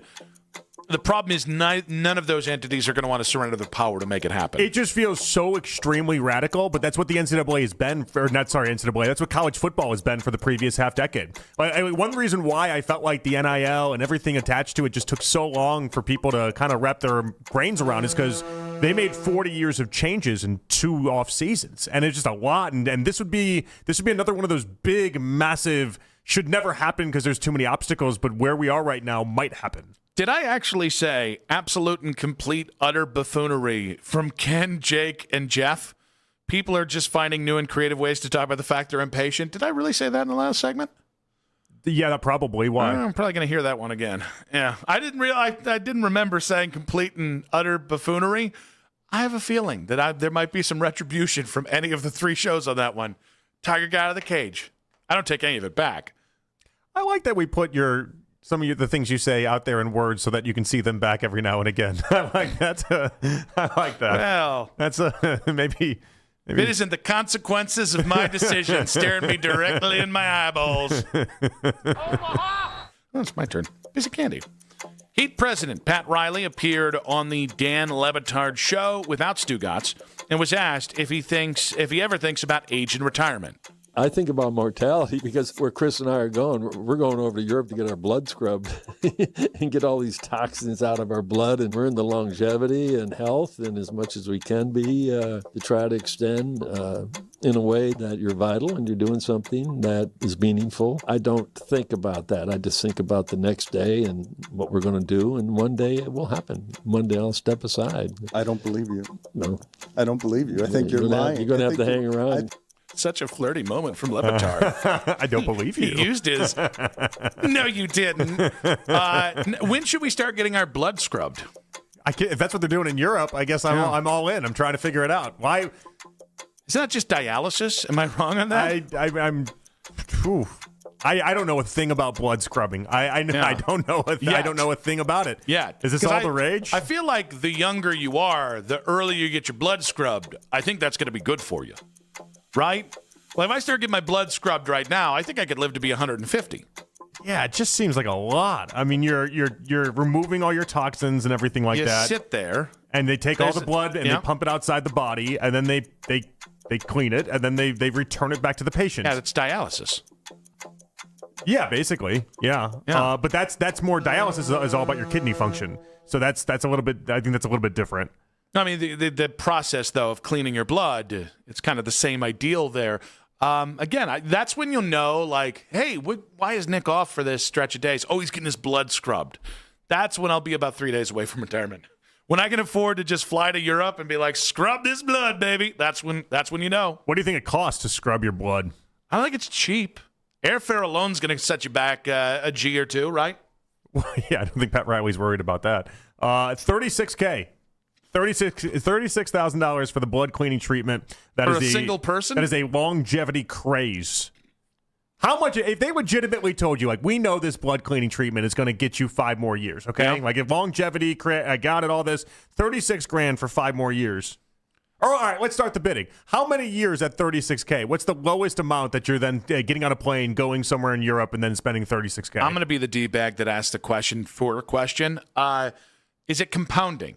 Meaning if, like, I start it now, like that 5 years turns into, like, every 5 years that you do it, you get an extra 5 years. I don't think it stacks. I don't know if that it doesn't stacks. stack, I'm probably not as interested right now. Once I get to about 60 and I've had maybe a health issue, that's when you start to think about blood scrubbing for 5 years. Because you're like, 5 years could be literally the next 5 years.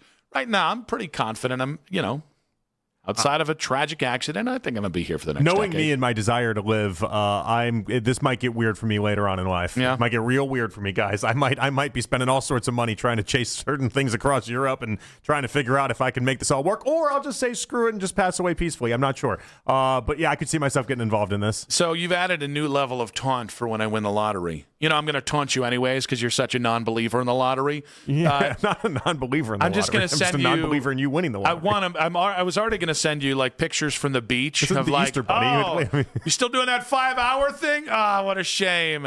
And then I'm going to send you from the blood scrubbing, just like getting the blood scrub, living another 5 to 100 years. I'm not sure you're aware mentally what it'll do to me if you do in fact win the lottery. Because it'll turn me into somebody that just I will just speak everything into existence from here until the end of time. I'll just be convinced that's the only answer in life, and it'll really mess with my head. And I'm really gonna turn the screws. It'll really mess with my head if you win the lottery after how much you talk about it. Might get you to start believing in the sports gods. No, that's just never gonna happen.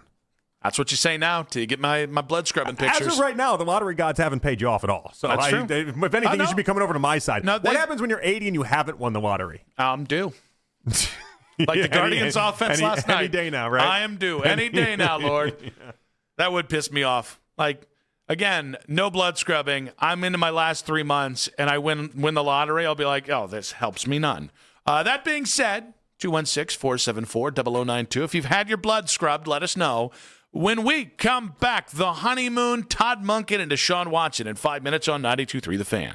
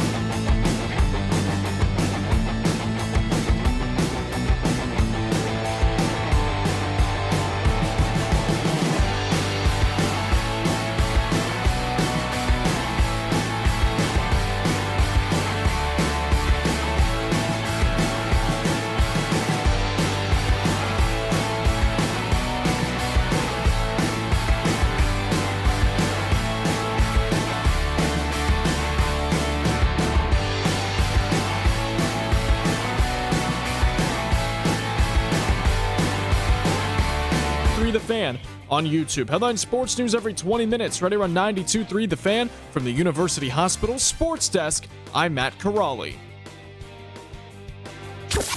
Count down the days until training camp and the trading deadline with the only show dedicated to Cleveland sports every morning. The Ken Carman Show with Anthony Lima. Weekday mornings starting at 6 a.m. 92.3 The Fan.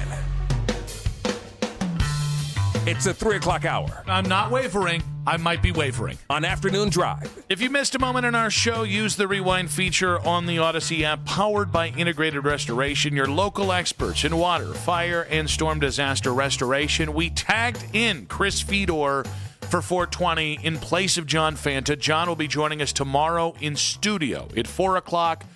So excited to have that done. I will tell you, if you guys missed a moment in the show, there was a moment where I called 3 of my coworkers, accused them of utter buffoonery.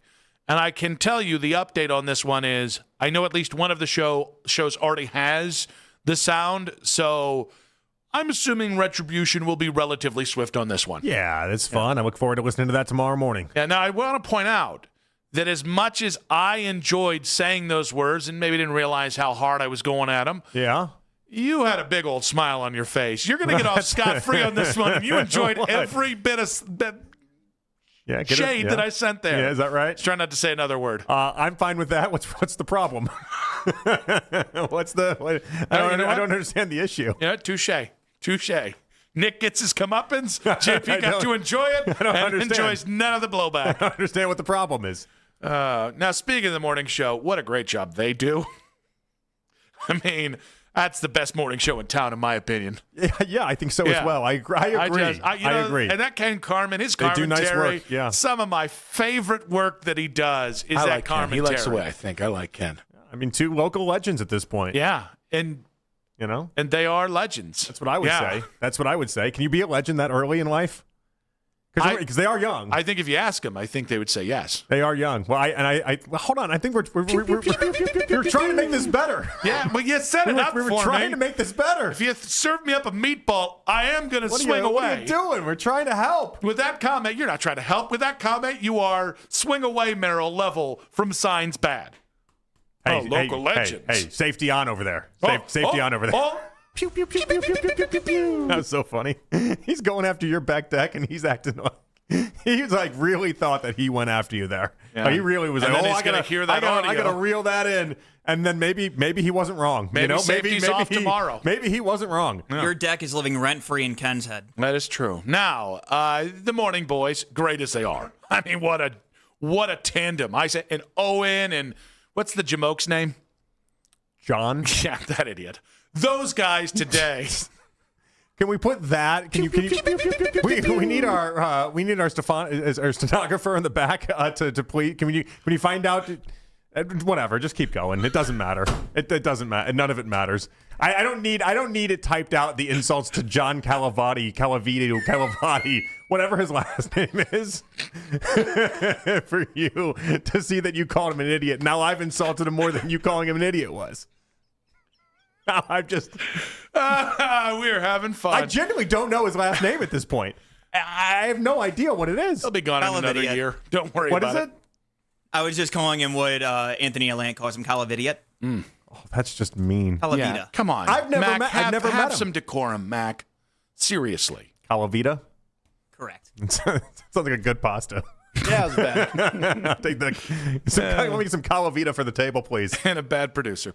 No. He'll be fired in a year. Don't worry about it. Now, this being said, they leave on their own accord. Okay, come on. Let's get talking. I don't know. Anyways, I don't those know. Legends in the morning. I know. I mean, real legends. princes of human beings. They're great people. Had what it murder? Doesn't work if we laugh after it. It doesn't work. It doesn't work when we try to be sincere and then we laugh after catching ourselves. I have not tried to be sincere in any of this. I've been trying. Like Ken. He likes the way I think. I like Ken. I'm trying to be nice. No, those princes in the morning, they had Mary Kay Cabot on today and talked about the honeymoon period with Todd Monken. Certainly, we all know, and we cannot shy away from the fact that the fan base is more excited about Shedeur than they are about Deshaun right now. That's just how it's been because of numerous factors. But I don't know if that's the end of the honeymoon period for Todd Monken if he chooses Deshaun Watson as his starter. I'm sure there will be plenty of backlash. There will be plenty of social media outrage. But if Deshaun goes out there and looks anything like the quarterback that the Browns thought they were getting when they traded for him, then I think all of that dies down. So I think it's interesting. I would agree. I expect a fair amount of outrage if Deshaun is named the starter. Yeah. I don't know that blowback is going to hit Monken necessarily. Okay, so there's a couple things here, right? Is Monken the one even making this decision? I think most football people would tell you the coaches always make this decision. I don't know with this organization, though. And so, like, if you tell me that he's 100% getting the call and getting to make the decision, then the blowback does have to fall on him. At least it will for me. I don't know, because here's where my head's at with it. It's like, okay, just for the record, I think Todd Monken's making the decision. I don't think Todd Monken would have just taken this job to be the next Kevin Stefanski. I think he heard all the scuttlebutt about Kevin Stefanski and his lack of power in saying things, and I think Todd knows that's. I know we disagreed on this, though, because I thought his entry point was he just didn't have enough leverage anyway, and he just had to take what he had to take. I mean, because he wanted in his obituary to be head coach of an NFL team. But so I think he is making the decision. And then second, like at some point, I have to go, can I blame the cook if the ingredients were what they are at the beginning, right? I can when the ingredients are a pile of steaming trash over here and then something that you can actually make a meal out of, at least in my opinion. Like I see so far the difference between Deshaun and what Shedeur can do and at least what they can offer up that, yeah, like I do blame you in that regard. Now, do I blame you? It's not about the outcome. Let's not get this confused. It's not about week 5 or week 7 or week 9. This is more about before you enter week 1, if Monken says Deshaun is the starting quarterback, that's what I've come to the conclusion of and I believe, then yeah, I'll have to say you're living too much in what he was in Houston and not enough of what he is right now, and you're going to pay for that. I just think with everybody around the NFL saying it's the worst quarterback situation in the NFL, I can't, like, there are a lot of things I think, if this team comes out and doesn't have any fight, I can put that on Todd Monken. Right there, if the team plays well and then has a December collapse, I can put that on Todd Monken. If they've given him Deshaun Watson, Shedeur Sanders, Dillon Gabriel, and Taylon Green, I don't know how much I can really punish the head coach for that quarterback room. Right? Like with Stefanski, it was a little different because that was I just don't know year that it's punishing 6. him. I don't know that being like you're out of the honeymoon phase is saying like we're punishing you. Well, maybe then maybe holding him accountable for that decision. It's like there is an element of this because he's a first-year coach and because I like what I've seen to this point where I would rather do just about anything than ever see Deshaun Watson play a game for the Cleveland Browns again. But if Monken thinks that's what gives you the best chance to win, I got to let it at least play out a little bit. I'm just going to have to question his decision-making if that's the conclusion that he comes to. Unless it's just painfully obvious and I'm just missing something with Deshaun and what we've heard and what people have told us has gone down at some of these camps. Because he's talked previously about the idea that he's looked at a lot of the Houston tape and he's looked at a lot of what he did back 6 years ago. And it's like, well, I look at what he did in a Browns uniform and how bad that was. And the worry I have is that he's going to live too much in 2020 Deshaun and not enough of what we've seen in a Browns uniform with Deshaun. And so if that's your process and that's how you get to the conclusion of it, then yeah, I do have to wonder how you ultimately get to your answers. Well, but that's why I think, like, if he names Deshaun the starter, he better be right about it.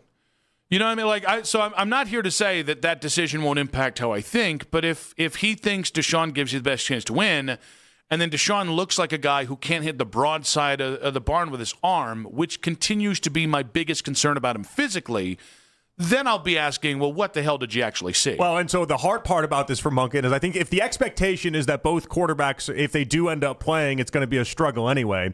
It's like the one thing we're supposed to put at Monken's feet is he's supposed to know what to do with these quarterbacks. So we're supposed to expect him to do something with these quarterbacks. While also, if we have a season where he doesn't do anything with these quarterbacks, what's the response going to be? Well, he didn't have the ingredients, as you put it. So is he in a can't lose situation? Is that what we're describing? For this year, yeah. When no one has any expectations for you, and when everybody thinks that's the worst quarterback room in the NFL, I don't want to say to me, it's not a can't lose. Well, I don't want to say maybe can't lose, but certainly I don't think the stakes should be as high for him given the perception of things are and what people's expectations for this team are. I think how you decide this order is a massive decision, and I will judge him off of that. Now, if he chooses Shedeur and Shedeur gets a first crack at it, and then 7-8 weeks down the line, Shedeur just stinks up the joint and can't play at all, then I'll have to walk back some of those comments about I'd be happy with that decision, so it wouldn't necessarily be anything. I guess I got to reverse this. If he chooses Deshaun first, and Deshaun 7 or 8 weeks in is awesome, then I'll have to walk back those comments and say I was wrong about that.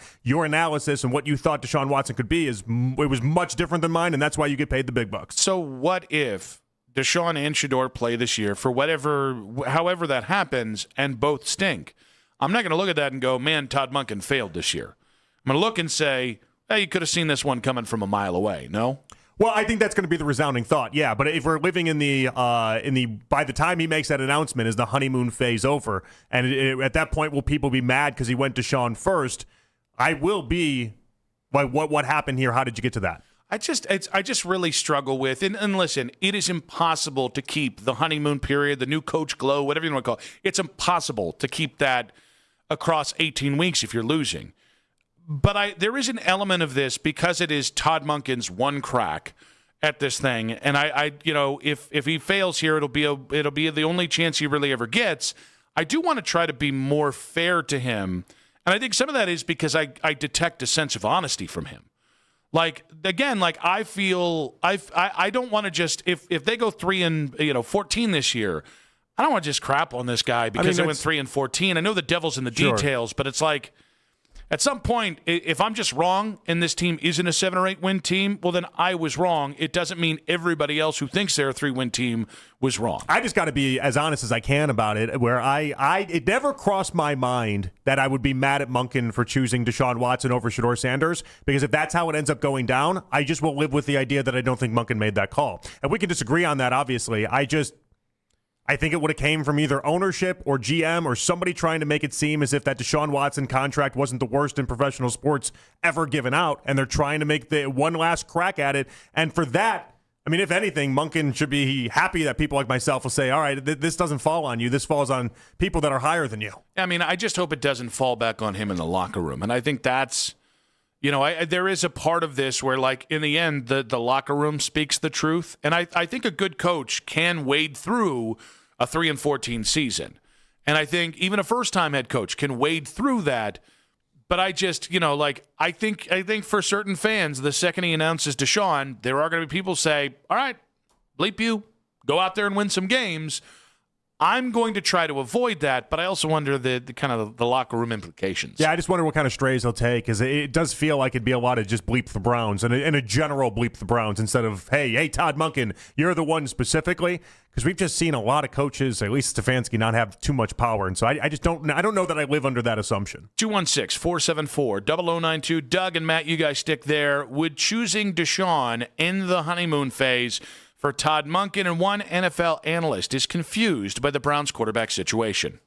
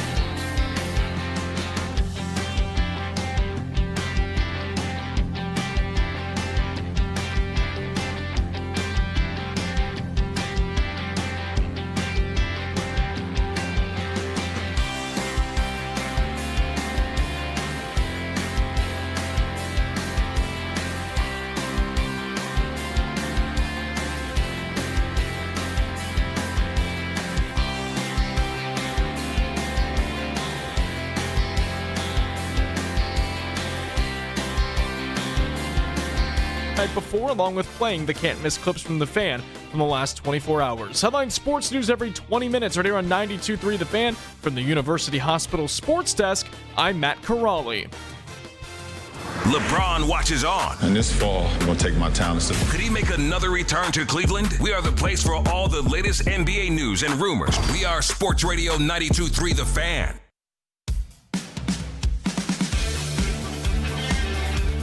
Chris Fedor, Cleveland.com, and the Plain Dealer coming up in 1 hour's time. Usually that is at a spot occupied by John Fanta. He'll actually be in studio tomorrow at 4, and I'm saying it multiple times on air to make sure that it happens. I'm putting him on the hot seat now. He's got a broadcasting camp. Yeah, he almost pulled what was that, WNBA commissioner? Yep. Almost pulled one of those. I would have had to go full Dan Patrick on him. Wouldn't have enjoyed it. But there's a very serious business we're in, and I will do that. I think he's going to bring you a burger tomorrow. I think that's the big. I don't think there's a shot in hell. I think that's the big deal. Nope, I don't hope think he does. Not even a chance in hell. That man has welched on that burger. Bet that burger is bye-bye.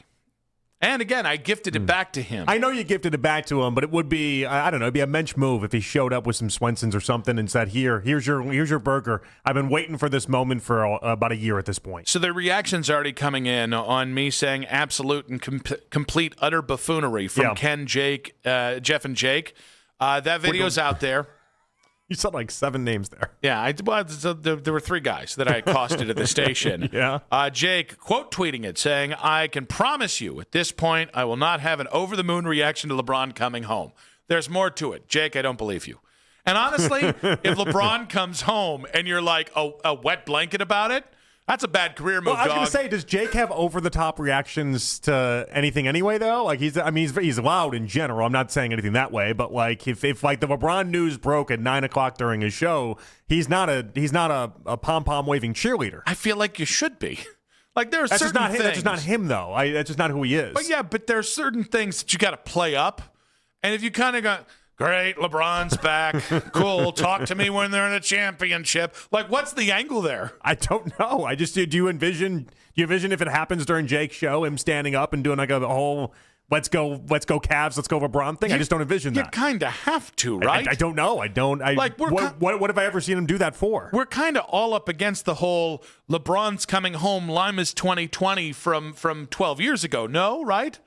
Like, give it to me! Give it to me! That was a day later when he hosted. But or it might have been the same day he hosted. But the point is, that's what we're going for here. It was during an update. If LeBron right now today said, I'm coming back, we would have to do the whoa thing, but actually mean it. Okay. Who let him out of the cage today? That was not to take a shot at the morning show. 47 shots at the morning show. Even I'm like, whoa, might be too much, Nick. It's because I know war is coming tomorrow. You're just getting it all out. It's kind of like you already feel like you might as well throw 75 bullets because you've already got one coming, and that's all that matters anyway. All right, everybody. It's Jake Volnick here. Now, LeBron James is back.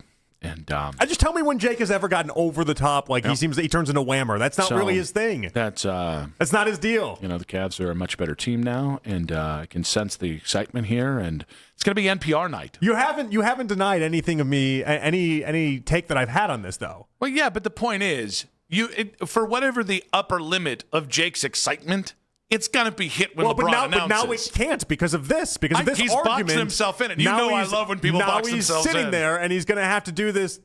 I don't know. It's going to be tepid. Maybe it actually is his full on like, let's go, here we go, and then we'll just look at it and be like, oh, so he couldn't get up for it. I guess he was being honest. Yeah, listen. Either way, I'm going to be there. Either way. We'll be playing something on the show. Now I kind of hope it happens more in his show than our show, just so we can get the reaction from Jake. Just the first call is me from Wadsworth. I want to see what happens. And just like, hey, I thought we weren't going to be excited about this. No? Yeah. No? Anybody? You seem to have a lot of excitement for somebody that said that it's a little bit of a movie that goes on for too long? Yeah.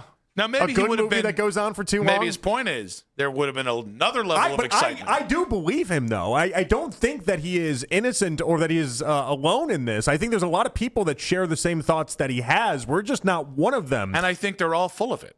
I think every single person that says, the response to LeBron should be muted because it's taken too long, they're all going to be proved to either be lying or just full of it or just completely there's a ignorant. lot of protecting their feelings that is happening right now. I think they look at the poly market. I think they look at Kalshi. I think they look at some of the trends and what you shouldn't read into, but they're reading too much into. And I feel like they're worried that he's not going to go. And so if he doesn't end up going, they've already built up a whole arsenal of, well, I don't care either way. I saw legitimate Cavs fans earlier. Our buddy Tyvus. You saw the clip of Tyvus going around? No. Tyvus was like, I don't think LeBron. I don't even want LeBron to come here anymore.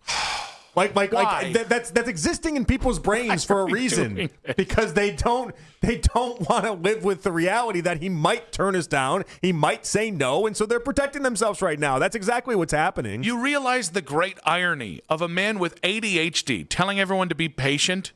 Do we understand that when I have the patience to handle this situation, we should all have the patience? I got patience for nothing and no one. If I am handling this in stride, and you don't have ADHD, but you're also taking this in stride, like, we don't have to say strong-handed stuff just because we're getting a little impatient. It is okay.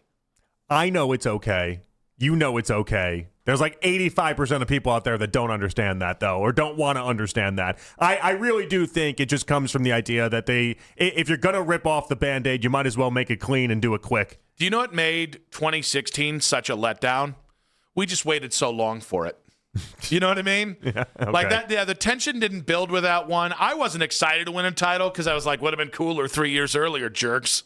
That was my take on the Cavs winning a title for the first time. Cleveland winning a title for the first time since 1964. Mm-hmm. It was like a movie that went on too long. A good movie, though. Yeah. It just went on for a little bit too long. Yeah. Honestly, it felt more like a post-credits scene. That's more like what it was. All right. I'm sure Phelps hasn't tweeted about this yet. I think you're right about that. I am right about that. Yeah, I'm right about that. That's the one I actually am a little concerned about upsetting. Dude, he does not care. He does not care. We're going to test that. We're going to test that with me saying utter buffoonery. He does not care in the slightest bit. He'd have more fun making fun of Baskin's Devo glasses than he would doing anything else. Yeah, that's all he really wants to do. In fairness, is a pretty good bit.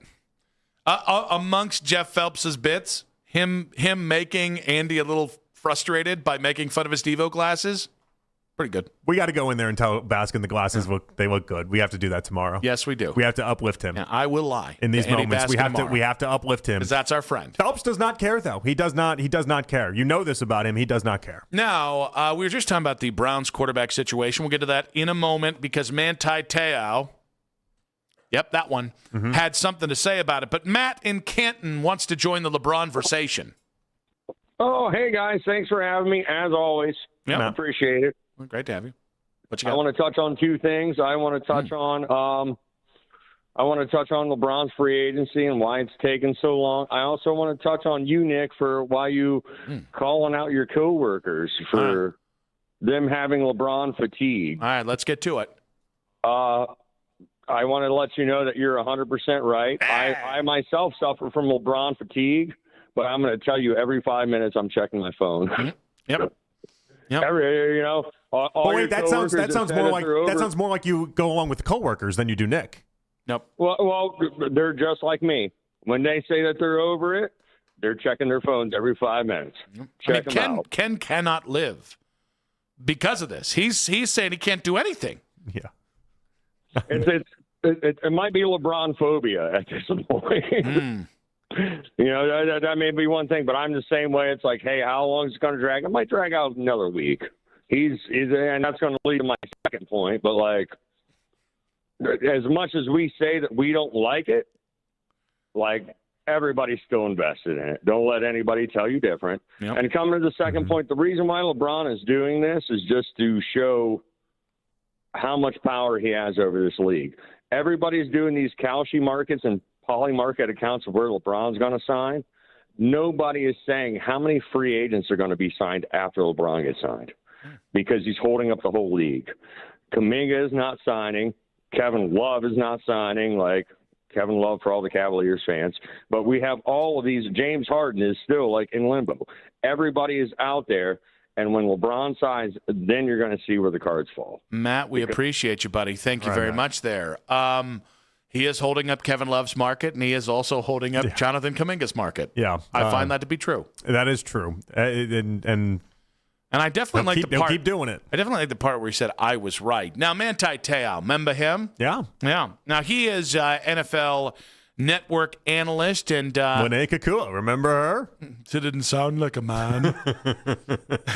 Which, by the way, I want to play that piece of sound because then when I heard him today, it was like listening to a completely different person. But Manti Te'o wonders, hey, you got Sean, you got Shedeur.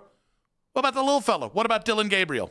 Well, it's funny that the guy that's behind you, Sherry, is not in this main picture, and it seems so fitting because it's like Dylan Gabriel is out of the picture. There's no conversation about the third-round pick, right? It's always a two-man race. Why isn't it a three-man race? You're talking about a competition between a quarterback that hasn't played a full season in 5 years, in over 5 years, and another one who was drafted after the guy that you're not including. So if you are looking for the best quarterback, Cleveland, include all of them. You drafted Dylan Gabriel for a reason. You drafted Shedeur Sanders for a reason. You signed Deshaun Watson hoping he'd be something, but obviously there's question marks everywhere. If you want a period somewhere, put all three of them up there and let them compete for the job.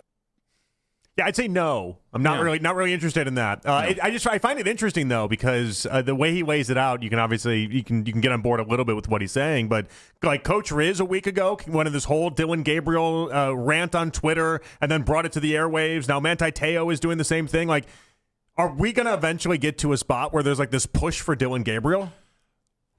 I can't possibly imagine that's the case. I would think I thought everyone was done with it. I thought we all kind of agreed that he was probably going to get traded at some point, or if he doesn't get traded, then he's just kind of, I don't know, go fetch footballs in the corner. Like Dylan Gabriel, every snap that he takes away from Deshaun Watson and Shedeur Sanders feels like a wasted snap to me. Yeah, and listen, do I think if Dylan makes this roster that there will be a point where maybe he's the starting quarterback? Yes, I do. If, for whatever reason, Deshaun gets hurt early and Dylan's a backup, I can conceive a scenario where they go, well, whatever we're doing to starting quarterback doesn't work. We got to go somewhere. We did draft Dylan. But, like, to answer Manti's question, it's pretty simple. The guy that wanted Dylan Gabriel here isn't here anymore. I don't think it's that hard, and it's so funny because every time we've mentioned about, like, Kevin Stefanski was one of the driving forces behind Dylan Gabriel, a couple people come out of the woodshed and be like, where's that been reported? It's like, you don't have to report it. It's common sense.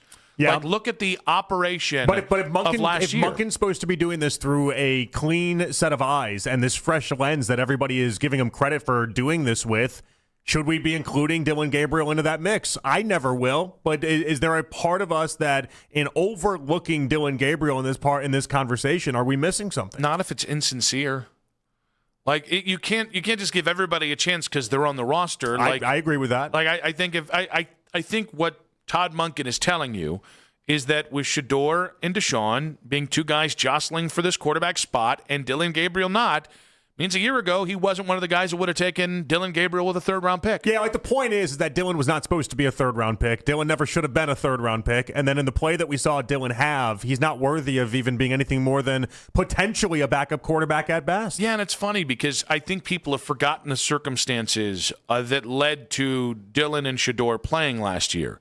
Shedeur didn't really get any significant reps, meaningful developmental reps, until they were preparing him to be the starter. Right. He had done a lot of installation stuff, a lot of the basic stuff, but none of the heavy prep work to get ready to play. Who did? Dylan Gabriel. And again, I'm not saying Dylan Gabriel got a fair shake. 5 games into his career, he was handed the job and said, go do something with it, with a offensive coordinator who was hamstringing him with a bunch of talent around him that wasn't doing their damn jobs. Well, yeah, with a bad offensive line, bad receivers, same things we can say for Shedeur, we can say for Dylan that way. And so, but like, Dylan got every opportunity to be ready for his audition last year, and Shedeur didn't. And those are two wildly different things. And by the way, I don't think Dylan played – I think Dylan played considerably worse than Shedeur because he didn't make any plays. So much of his stats are padded by the fact that when a play would break down, he'd make sure to throw it to the line of scrimmage and get a completion that gave him about half a yard of a completion? Yeah, like when they flash up the graphic and it's like 9 touchdowns and 2 interceptions, you're like, wait, why didn't he get a look? And it's like, oh, you have to remember what happened. You have to remember watching those games and seeing how nothing was going beyond 5 yards. Everything was a check down Charlie. There was just that offense wasn't going to do anything, wasn't going to score anything. Yeah, so I don't don't want to write Dylan off from the standpoint of if I'm here entertaining Deshaun versus Shedeur, well, I have to be open-minded to any quarterback on this roster. I can't do the quarterback snobbery bit. But if we talk about what I'm prioritizing, it's Deshaun versus Shedeur. Two guys who I've seen make plays, even if they're negative plays. I've seen them make plays. Dylan looked like a complete check down Charlie. He looked like a guy that was, and again, I'm willing to admit that if Kevin Stefanski and Tommy Rees did that to Joe Flacco, maybe they did that with Dylan Gabriel. But I'm still letting the other two guys take the precedence, and then we'll see if you're 11 games into this and you're 1-10. That's going to be the time where all of a sudden we have to take Dylan Gabriel seriously. I just didn't have it on the bingo card. I didn't have this being a discussion we were going to have. The idea that Coach Riz and now Manti Te'o are on this island just trying to prop up Dylan Gabriel as we get closer and closer to this thing getting underway. Ooh, this is a good point. Sean Pendergast, who's going to be joining us at 6:30 today for our Texans previews, listening to us on his walk. Hi, Sean. Hi, Sean. Saying his Hawaii is showing. Yeah, that's a large majority of this, I would I'm imagine. a little ashamed that we didn't say this one already, given Dylan Gabriel is the second best left-handed quarterback to ever come out of Hawaii. I thought that was the obvious assumption that existed there, but maybe we should have pointed that out. I'm not basic enough. Is that right? Wait, that sounded like a shot at you and Sean. No, that's not what I meant. 216-474-0092. No one's safe today. I'm sorry, guys. Why is there a push for Dylan Gabriel to be taken seriously and the Guardians partied like it was 1995 last night? That's in 5 minutes on 92.3 The Fan.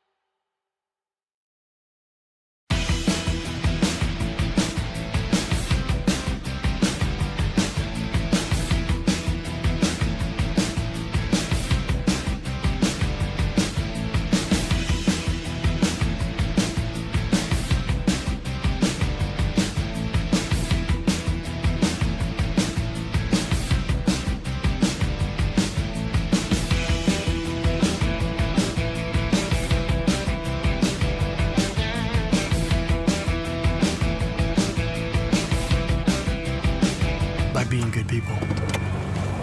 Find us at straighttalk.com and Walmart. Straight Talk Wireless. Straightforward. Always. Taxes and fees apply. Plan purchase required for free phone offers. Copyright 2026 Verizon. Deshaun Watson, Shedeur Sanders. The Browns QB battle is back. Starting July 28th. We're your home for training camp and preseason coverage. The radio home of the Cleveland Browns. 92.3 The Fan. You can listen to The Fan anytime, anywhere on the free Odyssey app or by telling your smart speaker to play 92.3 The Fan. And now you can find The Fan on YouTube, including The Ken Carman Show with Anthony Lima, 6 to 10 a.m. Baskin and Phelps, 10 a.m. to 2, afternoon drive. Nick Wilson, myself, Jonathan Peterlin. We go from 2 to 7 each and every weekday on The Fan's YouTube channel. Subscribe to our channel for free. Watch all the best content from your favorite shows in The Fan live and on demand now. Chris Fedor coming up in about 40 minutes in the Fanta spot. So the hot seat, as it were. We'll talk about the delay in LeBron's decision and whether that's going to mute some of the response that LeBron's going to get if he decides to come home. However, last night was fun. I forgot what it's like when a team with very little effort scores 13 runs. Yeah. I've decided I like baseball a lot more when you score 13 runs and hit 7 home runs. That's very bold of you to admit. That's a good stance. Not for a lot you of to people are take. going to say it, Yeah. but I'm one of those guys. I got the stones to say it. I've been here long enough. I feel like I have the clout to say that. There you go. Does he know his stuff? 7 home runs, tying the franchise record for a home game. 19 hits, 11 extra base hits. Petey Halpin getting a couple long. I thought he had one in the 8th inning, too. I thought it was going to be a 3-home-run game. Y'all are welcome, by the way. Yesterday, I called Petey Halpin a 4A player. Is that? Oh, so you did this. And with, 2 hours later, the guy hits 2 home runs. I think he had 2 home runs in his entire minor league career until Nick Wilson got his paws on him. To be fair, when they call up J-Ram, he might end up being a 4A player anyway. That's true. I mean, That's true. I actually wondered to myself today coming in, I'm like, if they decided to activate J-Ram today, would Halpin get demoted after a 2-home-run game? It has to be the first time in baseball history you have a 2-home-run game and they get demoted the next day. Now, he's not going to laugh about it in real time, but eventually he'll see the humor in that. I'd like to think. I don't think he'll ever find the humor in that. He might be right. He'll tell his grandkids, I was just seeing that the baseball was a beach ball. I finally had it, and then they demoted me. He's the next Moonlight Graham. All right, so while Joe Mays was serving up meatball after meatball, my first thought is Joe Mays trying to keep Reese Hoskins and Petey Halpin employed? No, so it's a long game? Did the rest of the AL Central go, Joe? Joe's a good pitcher, by the way. Joe, serve up a couple meatballs. Let's keep these dudes around because both of them are close to being former Cleveland Guardians very quickly. Yeah, Joe Ryan's going to be on. He's going to be on the trade block. There's no doubt about that. I don't know where you got the Mays thing from. I'm trying to figure it out in my head. What did I say? Oh, Joe Ryan. I was trying to figure out in my head. I'm like, do I address it? Do I not address it? Well, he said it like 3 times. There was a Joe Mays that pitched for the Twins 20 years ago. Okay, all right, that makes more sense. Yeah. I was like in my mind, but Joe Ryan is legitimately. I mean, he's going to be on the trade block. He's going to be somebody that. So is Joe Mays. And so, like, if the Guardians take the next 3 and just sweep Minnesota, this might be enough to make them the sellers that people wanted them to be. So while we are talking about it was just a lot of fun. That's all. I sometimes think if the Guardians were just as good of a team, meaning every year they're going out there, but they just couldn't. It was just the inverse. The offense was explosive. They were the offensive, juggernaut, and the pitching staff just stunk. I kind of feel like attendance numbers would be farther up. Right? Because I just think watching home runs and watching offense is typically more fun for fans. I mean, watching 90-win team that can hit 300 home runs in a season. You being down 3 runs, unlike what happened obviously on Saturday night, but being down 3 runs and thinking the game is over that's not a great way to exist as a fan. But here is Reese Hoskins from Hoskins. That was bound to happen. Did it to myself. That was bound to happen. Reese Hoskins on Guardians TV. Last night talking about the approach that led to the huge home run fest off of Joe Ryan. He's a familiar foe, right? Like facing him a lot. But I think it was just a great commitment on our part to really not be sold out, but be really confident about what we're trying to do with the fastball, knowing what he likes to do and where he makes a lot of his outs. And that obviously, that gives you some conviction to swing, but I also think it gives you some conviction on which ones are balls. Anytime a team lights up a good pitcher like Joe Ryan. Mm-hmm. To the degree that they lit him up, is he tipping his pitches? Did the Guardians see something that nobody else has seen? Because that is, again, it's not like Chase DeLauder and Travis Bazzana did this, although Bazzana did have a home run. 4 of the home runs came from Rhys Hoskins and, Petey Halpin. Again, 2 guys who might not be here in 3 weeks. It's interesting. It's a good point because when you have this type of offensive explosion, when you are last in baseball in home runs entering the day, and then that happens, it does make you wonder something had to be off just a little bit. And the way that they were hitting these baseballs, though, it extended beyond just Joe, Joe Ryan. It went to even when Minnesota went to their bullpen. It's just one of those days. And I heard some of the players after the game talking about how they desperately needed that. That was coming off of what happened on Sunday. They desperately needed that type of game, and maybe it just. It's hard to explain. I'm going to do a "that's baseball" Susan on you, but that's baseball sometimes. It's also going to be, so if that's true, just to what you were saying about the players, I agree. I think we all needed that. We all needed a 7 home run night and 13 runs and all that. Mm-hmm. But then you should see some residual fallout from that even before Hosey comes back. Like if you are seeing less mental errors, if you are seeing, better at bats, then maybe last night is the rubber band snapping back from the pressure of the last 5 weeks without Jose Ramirez. Maybe. We've seen them score. They had a 13-run game earlier in the year, so it's not like the first time they've done it this year. Like sometimes you just have these outlier games. It's why as much as I love getting too high and too low off of a baseball game, sometimes the stars just do kind of align for you for any given game. Yeah, and the problem is with this Guardians team, it's nights like this that I hold on to for like 3 weeks of being like, see, Jonathan? Don't you see what the offense can do? And you're probably right that it is just baseball. And I hate that because this maybe goes back to our conversation about, wouldn't it be great if we had an offensive team? Because there are so many other teams across baseball that if they have an 11, 12, 13 run output, they're not talking about it as if they just won the World Series like we do. This day, all day long, people are like, oh, an offensive juggernaut. Guardians are back. It's like, No, it was just one nice game. That's all that was. 216-474-0092. The Guardians partying like it's 1995 last night. And the worst part about it for myself, Nick, is yes, Rocchio's here and Bazzana's here to stay, and Bailey's here to stay, but you got 4 home runs from Hoskins and Halpin, and I don't know. We talk about all these things, what the offense looks like when J-Ram gets back and Angel gets back, and those are 2 players that probably aren't getting a lot of playing time once that does happen. I'll still come back to the idea of if Kwan's rolling, if Bazzana's rolling, if DeLauder's rolling, if Hosey's rolling. I mean, most years, in the last 5 years, it's been Hosey and one other player. It's been Hosey and Manzardo or Hosey and Kwan, right? Give me the last time we've had 4 or 5 hitters, if you want. Let's throw Rocchio in there because this has been really good, that we've had 5 guys that are legitimately really good Major League Baseball hitters. So, I think you're coming from it of they're not the Yankees. They're not what we typically get out of the Yankees when Judge and Stanton are healthy, or they're not the Dodgers, and that is fair to be said if it's just those 5 guys. I just am coming from it of I've watched Kwan and Hosey carry this offense for 4 years with a little help there, a little help there.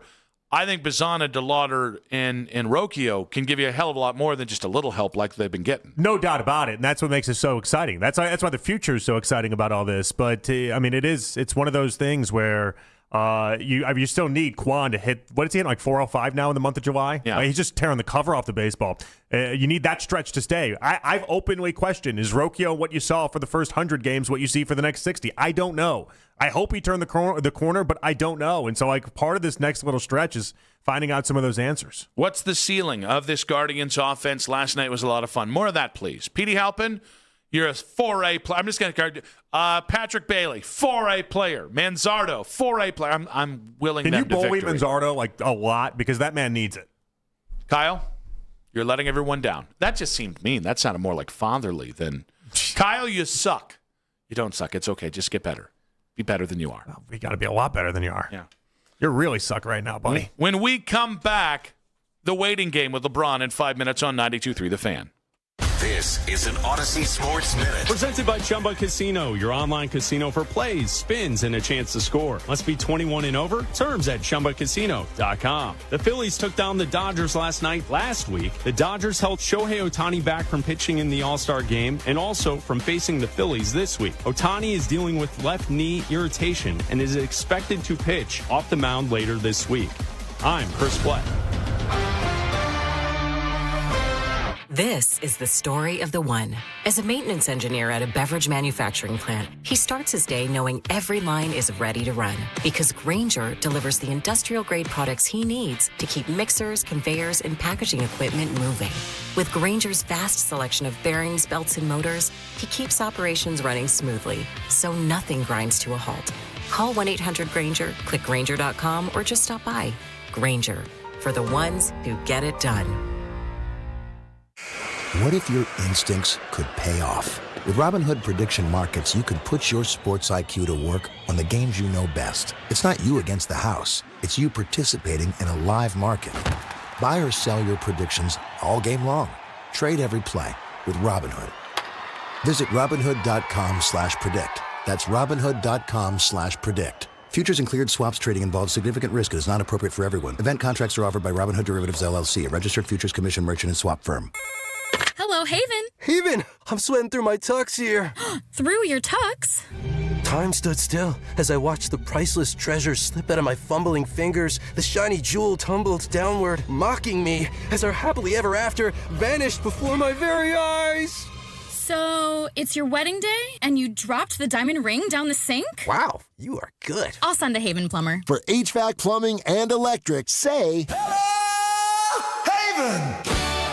A large one-topping pizza for $5 from Speedy Cafe? Yeah, you're not cooking tonight. Save time and money. Stop by Speedy Cafe for a $5 large one-topping pizza. Valid through 8/25/2026. Plus tax where applicable. 2026 7-Eleven Inc. All rights reserved.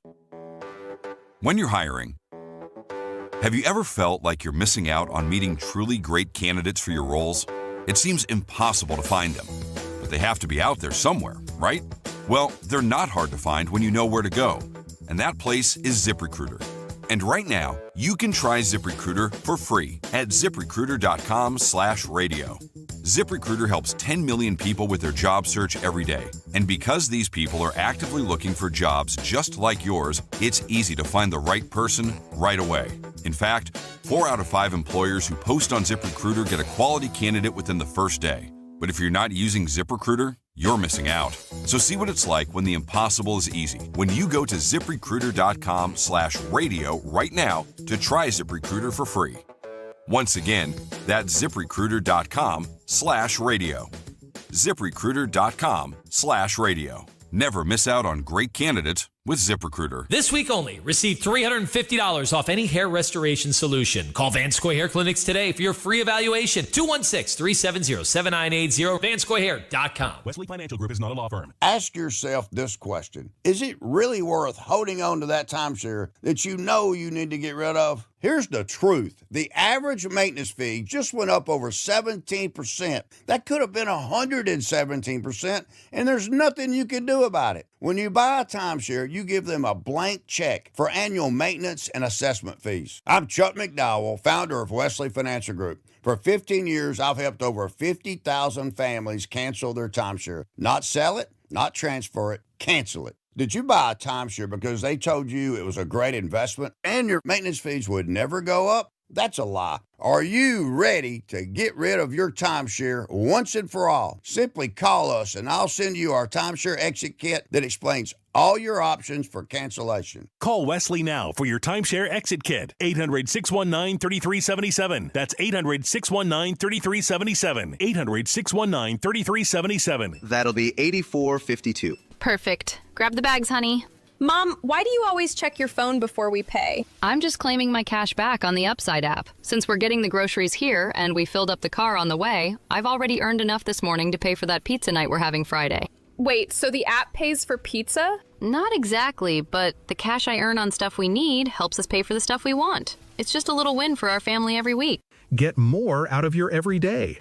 Upside is the free app that gets you cash back on routine purchases like gas, groceries, and dining out at more than 100,000 locations nationwide. No points, no rebates, just cash back straight to your wallet. Download the free Upside app and use promo code WINNER to get a $5 bonus on your first purchase. That's promo code WINNER to get a $5 bonus. Remember, use promo code WINNER.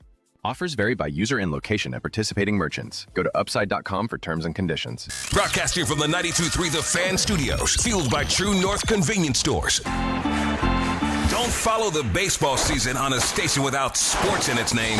Right to WKRK-FM and HD1 Cleveland Heights. We are Cleveland's sports radio, 92.3 The Fan. An Odyssey sports station. 92.3 The Fan, 2020 Sports. This 2020 Sports Update is brought to you by University Hospitals. With nationally recognized experts and compassionate care, University Hospitals is here for you. The Guardians will take on the Twins at 6:40 tonight. It's the second game of a 4-game series. Cleveland's still a game back of the White Sox in the AL Central standings. Two Southpaws will start in this one. Parker Messick will get the ball for Cleveland. Kendry Rojas will counter for Minnesota. Taking a look at the batting order, David Fry will head to right field after being over at first last night, with Rhys Hoskins taking over at first. Gabriel Arias is starting at third after having the night off last night. Still nothing doing on where LeBron James will play next year. The top 4 teams to land the King include the Cavs, Heat, 76ers, and Warriors. His agent, Rich Paul, saying on the Game Over podcast that even he doesn't know where James will land, but he knows that no team in the running can do anything else for James to sway his decision. Make sure to tune in to the Fan Warm-Up Show weekdays at 5 a.m. with Jeff Thomas, as he'll catch you up on the latest in the sports world from the night before, along with playing the can't-miss clips from the Fan from the last 24 hours. Headline sports news every 20 minutes, right here on 92.3 The Fan. From the University Hospital Sports Desk, I'm Matt Corrali. The countdown to Browns training camp is on, and the QB competition has just begun. Get ready for Cleveland Browns football. The radio home of the Cleveland Browns, 92.3 The Fan. It's the 4 o'clock hour on Afternoon Drive. My pride's never recovered. Chris Fedor, Cleveland.com, NBA reporter, joining us in about 20 minutes. We'll be talking about LeBron watch, the indecision, as it were.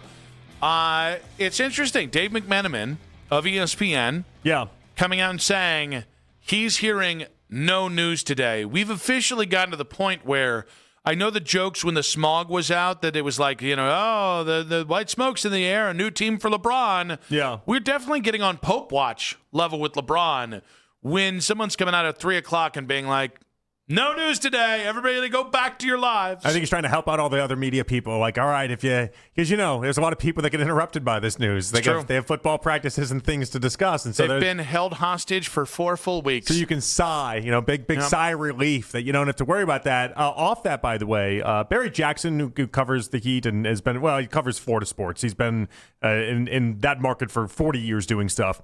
He said that Kendrick Perkins said that after talking to Rich Paul, Perkins' belief, now this is not what Paul told him, but Perkins' belief is that LeBron was leaning one way and changed his mind. Perkins said Paul said LeBron is not waiting on any team to make any trade or upgrade its roster, but the idea was that he thinks LeBron was leaning one way, going to go that way, and now has changed his mind.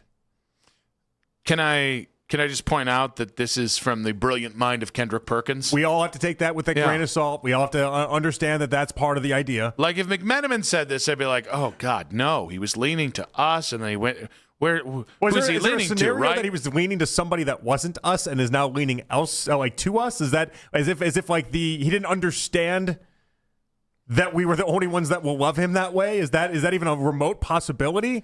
Or are you reading it the way that I think 99% of people read it, which is, he was going to choose the Cavs, and now he's not choosing the Cavs? I'm just curious what would change LeBron's mind. I think that's where, I've deliberated over changing jobs before, right? Mm-hmm. And in fairness, when it comes to the familial aspect, I knew I was going to Charlotte before anyone else did. I had to make sure Vanessa was okay with it, and that took a full week. Like that was it's a big decision. This is where I think I'm going, and here's why. Yeah. And certainly when we came home, it was another week of deliberation. It didn't take me a month, especially when I knew it was coming a mile away. And so there's a part of me that's like, what are the person, well, not persons necessarily, but what are the things that are pulling LeBron in different directions? Because is he paying attention to the media scuttlebutt? Is he paying attention to the love that's out there? Like, I know Rich Paul said on the podcast, one of the things I think you actually can put it into is it's like, no, we got what we need from teams. We've got enough players saying LeBron, stop the here. convos. We don't need any more pitches. So, like, we got everything we need. Is the fact that LeBron maybe underestimated how many people were going to try and basically he's trying to reprocess how he's thinking about all this? Or was he surprised at the backlash that Golden State was getting him? He didn't think that people would actually be angry. He thought that he was above criticism and could go anywhere and do anything. And then he learned that that's the one place that might piss off Cleveland because there's a lot of advantages to Golden State that we've talked about previously. But I continue to come back to it was Kendrick Perkins that said this. So I'm going to put a pin on that one. Sure, but it is fun just to kind of discuss, though, and try to figure out exactly what it would be that would have changed LeBron or is keeping him maybe second-guessing what his initial decision would be. You and I have said it in a myriad of different ways, right? But you said something earlier today. I think LeBron is enjoying the repositioning of his power. I think there were a lot of people who have said, you know what, he's not the LeBron of a decade ago. He's not this, he's not that. Mm-hmm. And I think, I don't want to say this is the comeuppance for that, but I think this is LeBron saying, who is the face of the league? Could Wemby do this? Could Kevin Durant at this point in his career do this with the way he's doing it? And I think that's a factor. And I think LeBron wants to feel the love. I think if LeBron is feeling any sort of way, or if he's conflicted about where he's going next, I guarantee you a guy who felt completely trampled on by LA, and there's no way he didn't feel that way, both by the organization and by their fans' refusal to really embrace him. There's no way this guy isn't just enjoying feeling the love, which he hasn't felt for at least 2 years in LA, if not longer. Well, this could be what that tug and pull is all about, too, though. He's like, oh, wait, I do want to feel the love. I want to feel the adulation, while acknowledging that for Savannah and Zuri, and then obviously, he still has kids. She's a volleyball star, apparently, in Los Angeles. I would imagine she wants to live in warm weather. His youngest son plays college basketball in Arizona. I imagine he doesn't want to miss too many of those games. Like, there's a lot of the family part of this that he's got to weigh versus that idea of, like, how much adulation do I need? How much do I want from Cavs fans, et cetera? So here was Rich Paul from the game. Is Game Over? I almost said Game On. Yeah. I almost went Wayne's World. Podcast talking about when LeBron will make his decision. People don't know anything, man. Well, all these reports, why I'm asking. It doesn't make sense. Like, I don't know when his choice is going to be made. It could be 48 seconds. It could be 48 minutes. I don't know. You can't make somebody know something that they don't know. That last line, for some reason, just made me giggle. You can't know what you don't know. You can't make somebody know what they don't know. Yeah. I think Rich is playing coy. And I think LeBron is too. And again, like, we've already started to speculate the why of this. Mm-hmm. I don't even think that's up for grabs anymore. Like, they're enjoying this process, and they're having fun with it. And by the way, as they should. It's the last time LeBron's going to be able to do this. I take no umbrage to it. But I think it's interesting that LeBron seems to be taking this more carefully than he did any of the other three decisions. Like, the Miami thing, I know he deliberated on that, but it was like, oh, Wade's in, Bosch is in, the decision, right? Coming home. I mean, granted, he waited long enough that the Cavs were about to sign Gordon Hayward to an offer sheet and had to be told not to do it. But, like, again, he waited 7 days, I think, right? That was the July 8th one? Yeah. But like, think about it, though. In the other decisions, the places he chose didn't have the road spikes that it seems like all the places that he could choose now do. If he chooses the Cavs, for instance, we've talked about how weird this roster is built up. We don't even know if Donovan is a best player on a championship squad. Like, there is a lot that goes against the Cavs. As many things go with it, there are roadblocks there. There are things that get in the way. Miami doesn't have enough shooting, doesn't have enough depth. I like Giannis and Bam. You're not winning a title with Miami. But isn't that the state of the NBA now? The state of the NBA is a lot of teams near the upper part of the NBA, certainly the Eastern Conference, are all kind of on similar Yeah, but I think that's the problem. Is I think he's looking for this golden parachute, this perfect landing for himself. And I think he's looking around, and he's obviously analyzed it the way we've all analyzed it and tried to figure it all out. And there's no sure thing in any of them. There isn't. Now you could argue, and Cavs fans would argue that the sure thing is just come back home, take the praise. But it doesn't seem like LeBron just wants to play out the basketball career for praise from Cavs fans. He wants to do a little bit more than that. And so, like the idea that each spot does come with some cons, like there's no perfect spot for him. And so while we're talking about LeBron and his decision, there is one thing that I feel like we kind of need to swat away, or you might not. You might not feel that way. Okay. But, I heard Danny Cunningham say something similar to this, and I think I've seen other people, and they put a lot of weight on LeBron's decision as if the Cavs' entire offseason hinges on LeBron's decision. And it does in this way. If LeBron makes his decision to come home, there's going to be a couple moves you might make to curtail this thing around him, right? Mm-hmm. And if he decides going elsewhere, maybe you retool this roster in a different way.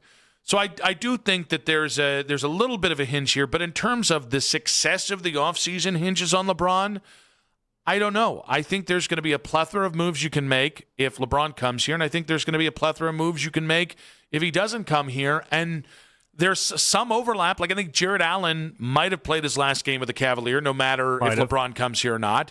But like beyond that, it's like I don't feel held hostage by LeBron, or that somehow it's boom or bust with LeBron and the Cavs offseason. It's not held hostage, but I do think it's massive. I think how I view this team and their championship odds it does vary greatly if LeBron's in this roster or isn't. If LeBron's on this roster with the pieces we've talked about, you could be anywhere at second, third, somewhere like that in the East. You got a real chance is the point. If it's not LeBron and LeBron doesn't come here, and let's even say you strike out with Kuminga and you're just kind of floating around, seeing what you can do. I don't know. Maybe you're fifth, sixth. Doesn't mean that all of a sudden next year's going to suck. That's not what I'm saying. You'll still be a playoff team. You'll still have to fight to get out of the first, second round, whatever that is. But yeah, I think it changes. Adding a top 20 player does matter. It definitely changes, and it definitely does matter. I just think, the idea of it's LeBron or bust. No, I don't. I'm a little leery of Kuminga because when you wash out with two really good head coaches, like Atlanta not wanting to bring him back after a half season there is telling. Steve Kerr, who's put up with Draymond Green for since 2013, saying, I don't think we really need Kuminga. I think those are telling things. It reminds me a little bit of DeAndre Hunter and why DeAndre was so readily available for second-round picks from the Cavaliers. But Kuminga is a very useful player, and there's a reason the guy was a lottery pick, 5 years ago. So, if that's – and by the way, he's also the position you need. So, if LeBron says no and you get Kuminga, I do think you've upgraded over Dean Wade. No, you've upgraded, but in my opinion, you haven't moved past all right, I think you're the fifth best team in the East, and I don't even know if that's true. Like the difference between Kuminga and LeBron is, and this is not even being disrespectful to LeBron, that difference is massive to me. Tom in Elyria, welcome to the show, buddy. What you got for us? Good afternoon, gentlemen. I wish they would finish this road construction in Ohio, or at least finish one project before they start another one. Anyway, I digress. I don't know why anybody in their right mind thinks he's going to Golden State. I know how he thinks. I know everything about LeBron's mind. He thinks. All right, wait, real quick, Tom. Tom, real quick, because I want to give you realize what a verbose statement that is, that you know exactly how LeBron thinks. Have you met LeBron? I don't have to. Okay. I have an analytical mind. I see how people think by what they do. He wants to get the most assured path to the finals. That is not in the Western Conference. He knows, based on his experience and his skill set, that he can affect at least two-game wins if he gets to the finals. His path to the finals is absolutely not in the West. Why does anybody think that Golden State is still a factor? He really thinks that he wants to go out west and have to battle. He's going to have to go through one of two or at least three teams. It's going to be OKC, San Antonio, or Minnesota. That's insanity. He's not going out west. If he gets to the finals are a crapshoot. We saw what happened this year. Nobody in their right mind thought a team from the East was going to win the finals. That's what he thinks. All right, Tom. He's coming to the East. It's going to be Philadelphia or us, you could forget Miami. That's it. All right. Why do we forget Tom. Miami? Well, actually, real quick. Yes, sir. I want you to know how LeBron thinks. You got an analytical mind. I need you to lock in one of those. You can't do Cavs or Philly. I need you to lock in one. He's coming home. Okay. All right. Now, why not Miami? Because they don't have the depth that we do. And this is the storybook ending. We're just a better team for him. It's going to be one of us.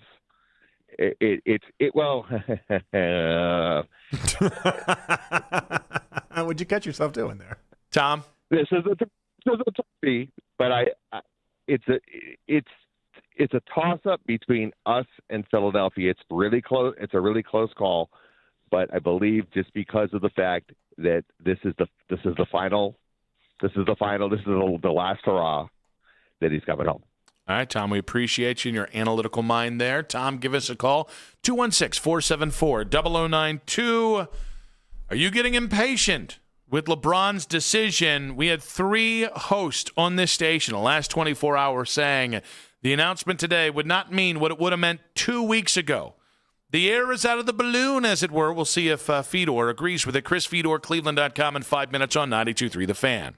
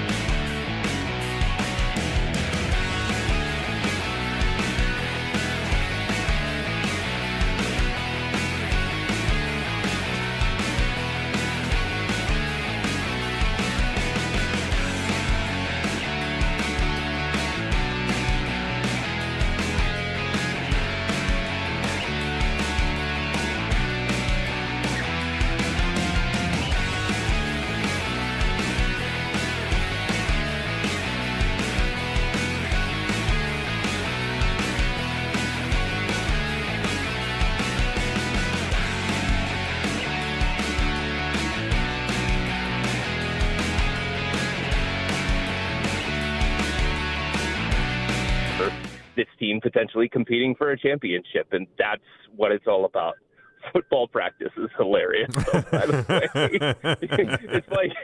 it's like football practice versus LeBron James returning to the Cavs and making them a championship contender is the difference in getting LeBron in free agency or getting Jonathan Kuminga in free agency.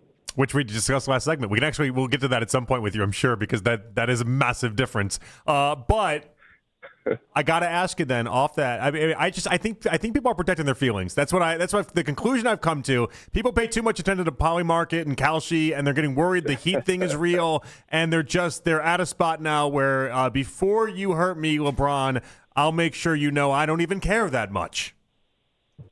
I mean, look, this is a difficult decision for LeBron. I think leaving the Lakers was a difficult decision for LeBron.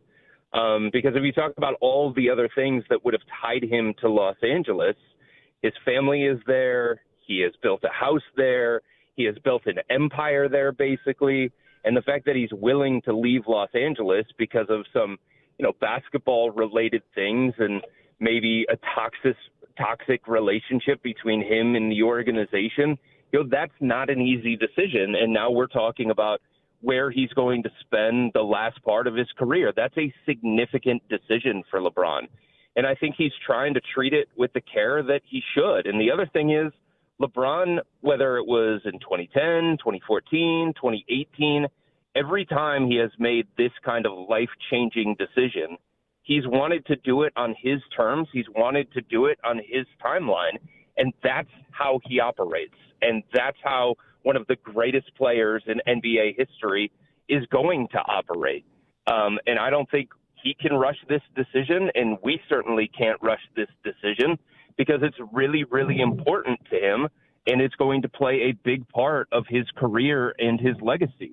And I think he has earned the right to do it his way on his terms, as much as it's making Steve in North Royalton and Bill in North Olmsted and Ed in Bay Village and all these other Cavs fans unhappy in the moment. Chris, what do you think is the biggest feather in the cap for the Cavs in the pursuit of LeBron, and what do you think is the biggest downside for LeBron with the Cavs? Well, look, the feather in the cap is the obvious one. It's home. It's the storybook ending to an illustrious career. And Philadelphia doesn't offer that to the same level, and Golden State doesn't offer that to the same level, and Minnesota and Miami. This is the place where he would be appreciated, loved, celebrated the way that he deserves to be celebrated going out in the final stage of his career. So that is the feather in their cap.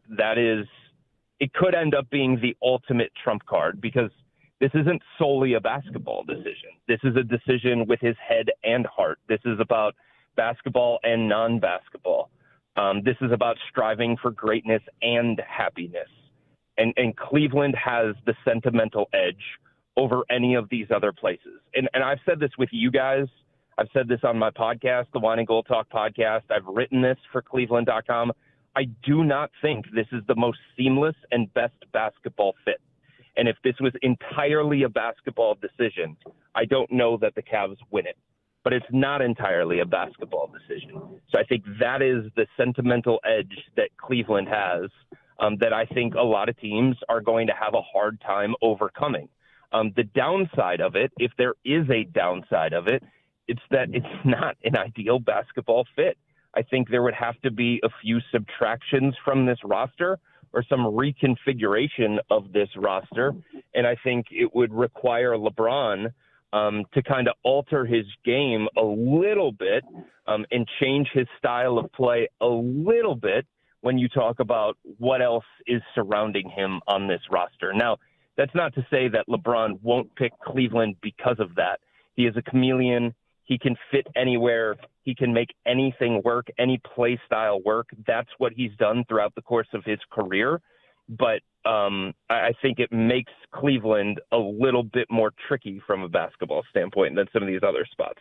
Who do you think are the subtractions or the most likely candidates for subtraction? I think part of it, guys, depends on how much LeBron wants and how much the Cavs are willing to give him financially. I know that it's been thrown out there by his agent, Rich Paul, kind of in passing that hey, LeBron could play on the minimum, I'll believe that when it actually happens. I would think that he would want more than that because he has spent 2 decades fighting for player empowerment, fighting for bigger salaries, and fighting for players to get the kind of financial stability and security that their value dictates them getting. And LeBron is still an all-NBA player. LeBron is still an all-star. Those guys don't get paid the veterans minimum. They just don't. So I think he's going to want more than that. And because the Cavs can't offer more than that, I think the logical subtractions potentially would be Dennis Schroeder, Max Strus, and maybe possibly Jared Allen. Because the fit with LeBron James, Jared Allen, Evan Mobley, it's pretty clunky. It's a pretty congested court. It's pretty paint-driven. And over history, we have seen the evidence that this works. LeBron surrounded by shooters. It's what Miami did. It's what Cleveland did. It's what the Lakers did. And the Cavs aren't built that kind of way. So maybe potentially Jared Allen, if the Cavs were to find the kind of deal that they would be willing to say yes to, and one that they could look at and say, that makes us a better fitting basketball team. Rich Paul made the case today that LeBron hasn't made up his mind. Do you believe that? I think he has an idea of where he wants to go and what he ultimately wants out of this decision. And I think he's waiting to see if something can sway him in a different kind of direction. All right, so with that, I'm interested because of the way you just answered that. There's not been a single thing that I've heard in the last 3 or 4 weeks that has changed my thoughts on where LeBron is going. I think LeBron is coming home, and I think it's a matter of time.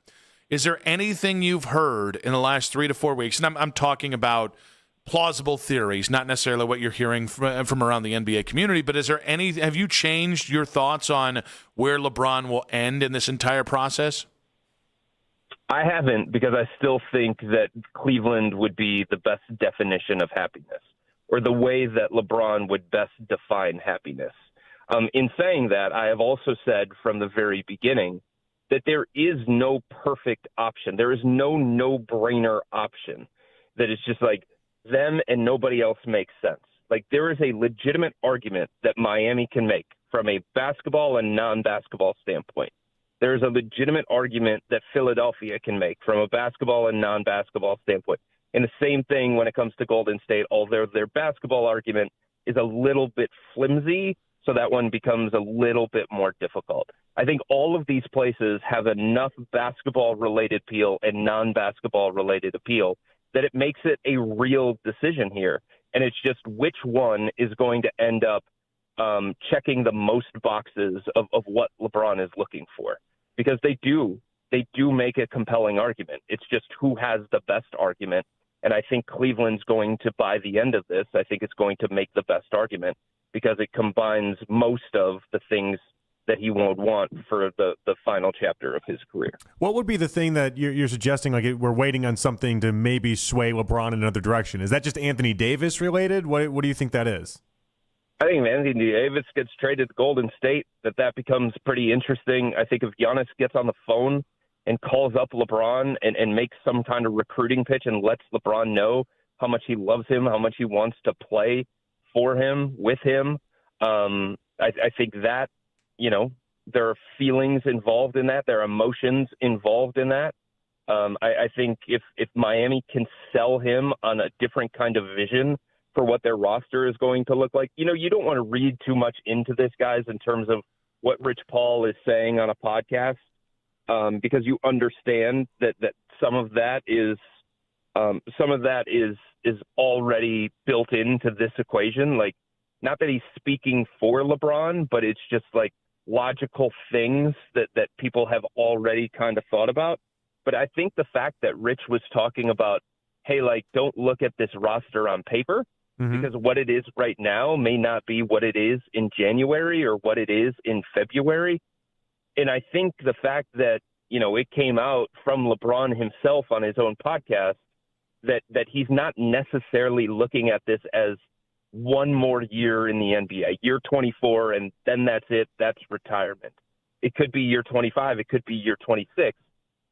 That speaks to him giving an organization like Miami, like Cleveland, like Philadelphia, although Philadelphia has, problems in terms of what they can do from a roster construction standpoint because of what they've already committed to a number of their guys. But the point is, it gives those organizations a little bit of freedom to kind of build out their roster and make it better as we continue to go on here than it currently is right now. And it could be a situation where Miami doesn't look as appealing right now from a basketball standpoint because they don't have enough shooting or they don't have enough playmaking. But I'm going to put my faith in their front office that has built, 2 champions in 4 years when I was in Miami, and they're the same people there. So I'm going to put my trust in them, or I'm going to put my trust in Kobe Bryant that he's going to make the necessary moves to make it a better basketball fit.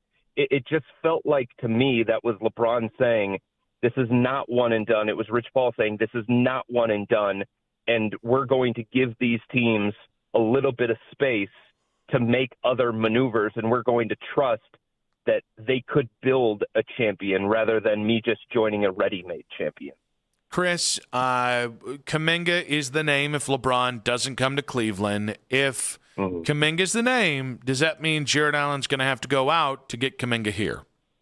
No, I don't think so. Everything that I have heard, and I talked about this on the Wine and Gold Talk podcast last week, and more people are starting to report it as well. The belief around the NBA is that Jonathan Kuminga wants a contract annual salary between 15 and 20 million. Now, you might laugh at that. You might say, what? He hasn't earned that. Nobody's going to give him that. And you may be right in that. But that's kind of the contract that he is looking for at this point in time.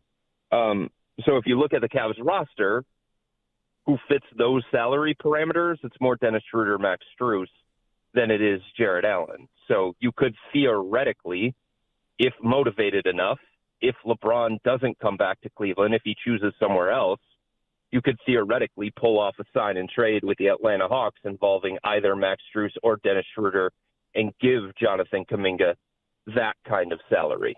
But again, we're talking about an all-NBA player and one of the best players of all time who just single-handedly won a playoff series for his franchise just a couple of months ago against the Houston Rockets, where he was clearly the best player in that series.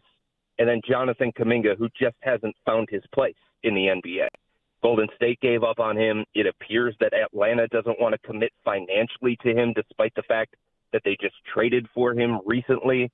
So that is a huge gap in terms of impact, in terms of caliber of player. So, yeah, I think it makes sense that Jonathan Kuminga, based on everything that else is left in free agency, I think it makes sense that Jonathan Kuminga is the Cavs' plan B, but there is a distinct difference between plan A, LeBron James, and plan B, Jonathan Kuminga. It's not something that I think would make a tangible difference in the Cavs competing for a championship this coming year. I mean, Chris, I know this has got to be a devastating time for you. You just want to spend time. It's the offseason. You just want to spend time with your family and your son. You want to get ready for football practice. The football practices are the big one. And, of course, baseball's going on. And for you to be able to make this sacrifice. Game 110 and 115 of the Major League Baseball Exactly. season. And, of course, you talk about it all the time. That's exactly right. I mean, what else moves the needle in Cleveland sports talk radio other than guards ball, baby? Chris, thank you for your sacrifice, buddy. Thanks, Chris. You got it. Anything I can do to help. A beleaguered Chris Fedor there on the Wise Heart Right. We make it right. Call Kyle Wright hotline. He's on watch the entire time. He can't live his life. Put those Petey Halpin numbers to the side. Chris has some basketball to discuss. He had an entire Petey Halpin thing, and he can't do it now. We'll react to what Fedor had to say about LeBron and no LeBron in 5 minutes on 92.3 The Fan.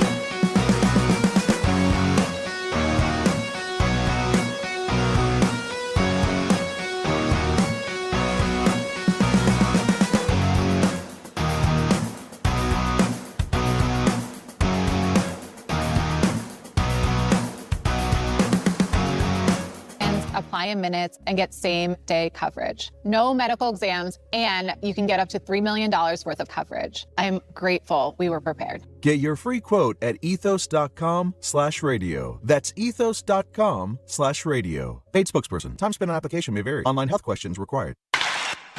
The first big baseball move in July could involve the Guardians, and this is the place to talk about it. Cleveland's Sports Radio, 92.3 The Fan. As always, you can listen to this show and all of our local shows on The Fan on Apple Podcasts, Spotify, or wherever you get your podcasts. I think if Anthony Davis gets traded to Golden State, that becomes pretty interesting. I think if Giannis gets on the phone and calls up LeBron and makes some kind of recruiting pitch and lets LeBron know how much he loves him, how much he wants to play for him, with him, there are feelings involved in that. There are emotions involved in that. I think if Miami can sell him on a different kind of vision for what their roster is going to look like.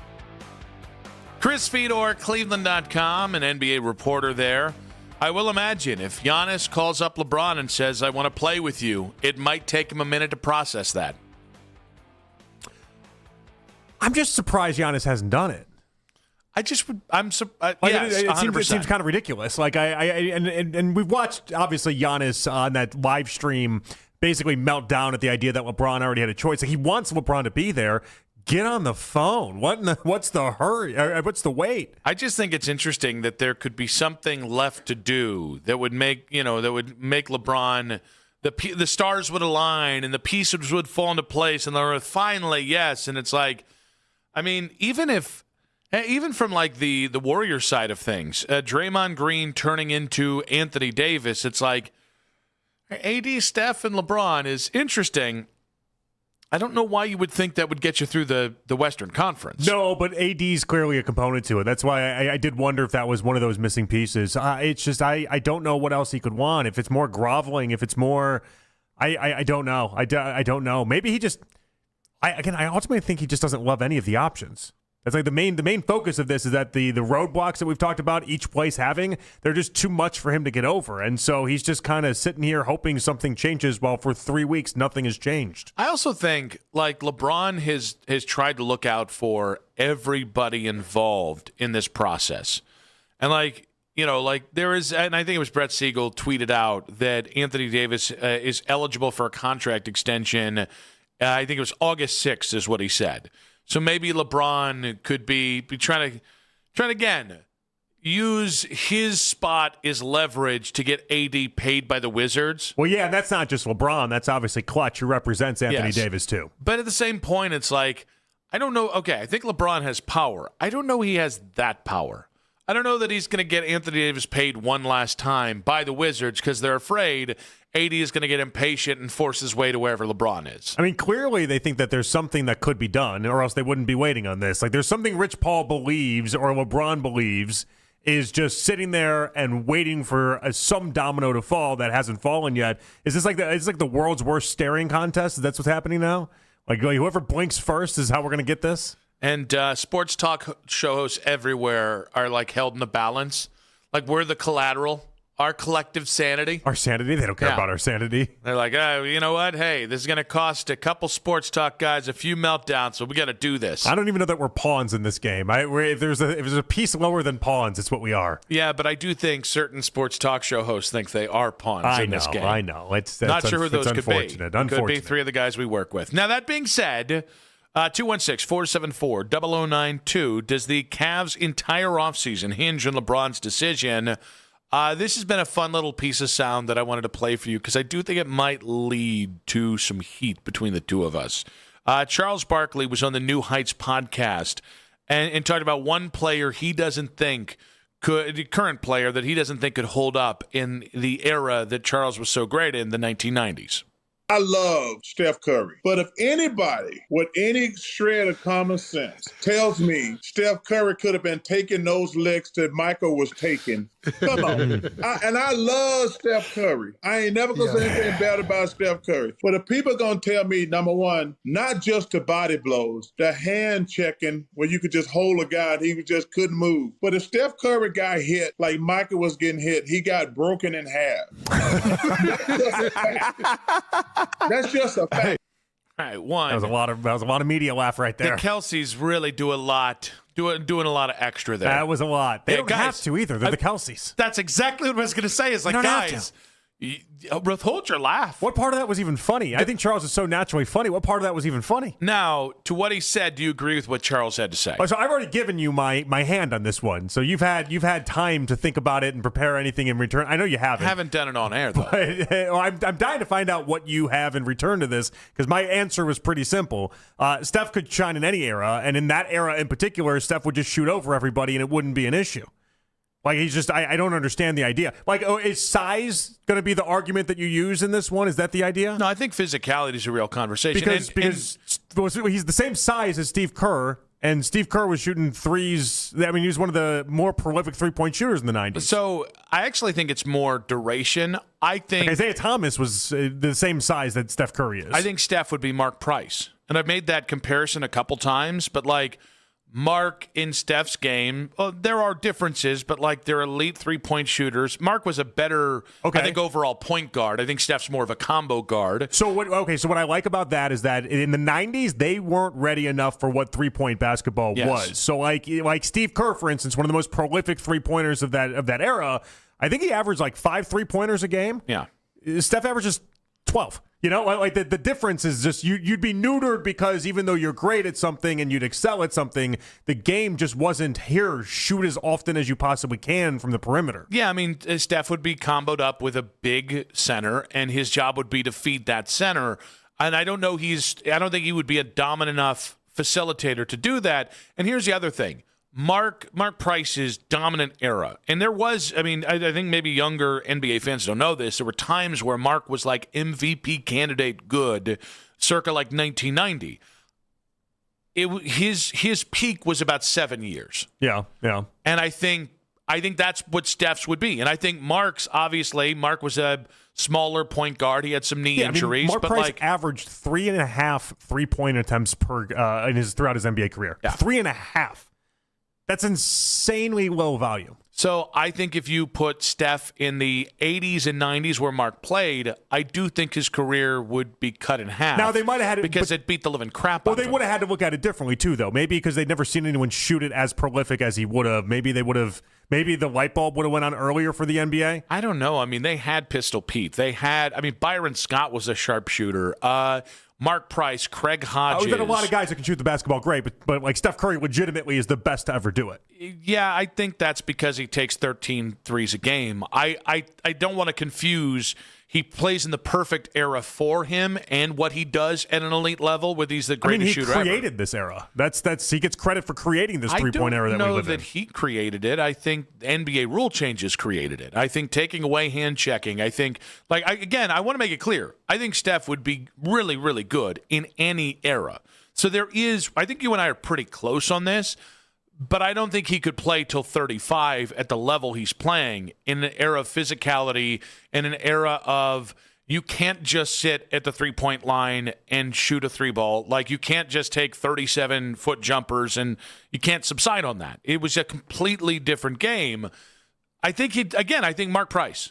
I really do think, and that I actually mean that as a compliment, because I think Mark in this era, I think Mark just would have been different in this era. Would completely eat in this era. I think Mark would also average 30 points a game in this era. Yeah, probably. I mean, if you're shooting 49% from three. Now, what makes Steph special is the idea that he's not doing it on 3.5 shots per game. He does it on 13 shots per game. Like, the idea that he can take as many threes as he can and have a 50% three-point shooting percentage is what makes him crazy. But the thing that's what makes him all time. What I don't love about what Charles is saying is I think most NBA players could play within a given era, because you got to figure they're coming up in that era, meaning they can adapt to the style of it. But I do think, do I think Steph would be the same Steph in 1990? No, but I don't. Do they play longer these days because the game is less physical? Or does everyone across the board play longer? Again, Larry Bird he stopped at 35 and they had no chance of playing beyond that, right? Everyone stopped around 33, 34, 35. You were just kind of done in the NBA. Now that's not the case. I think it's more because we got better conditioning. We got better understanding of what you have to do to get your body prepared. I think we're just better at overall body maintenance than we were in the 90s. Yeah, and but that leads to it more than the idea that they were just beating people up in the 90s. No, I think they were I think it's all true. I don't think it's owed to one more thing than the other. But I'll also say, like, you're also not getting away with load management on any night. If you were playing if you were healthy enough in 1992, you were playing. No, that's a big part of that conversation. I think a lot of guys playing 50 games or 60 games instead of 82 games. I think that's another big factor. And again, none of this is to disrespect Steph. It's just to say, I think he'd be really good in another era. I just don't think he'd be Steph Curry. The lead in 5 minutes on 92.3 The Fan.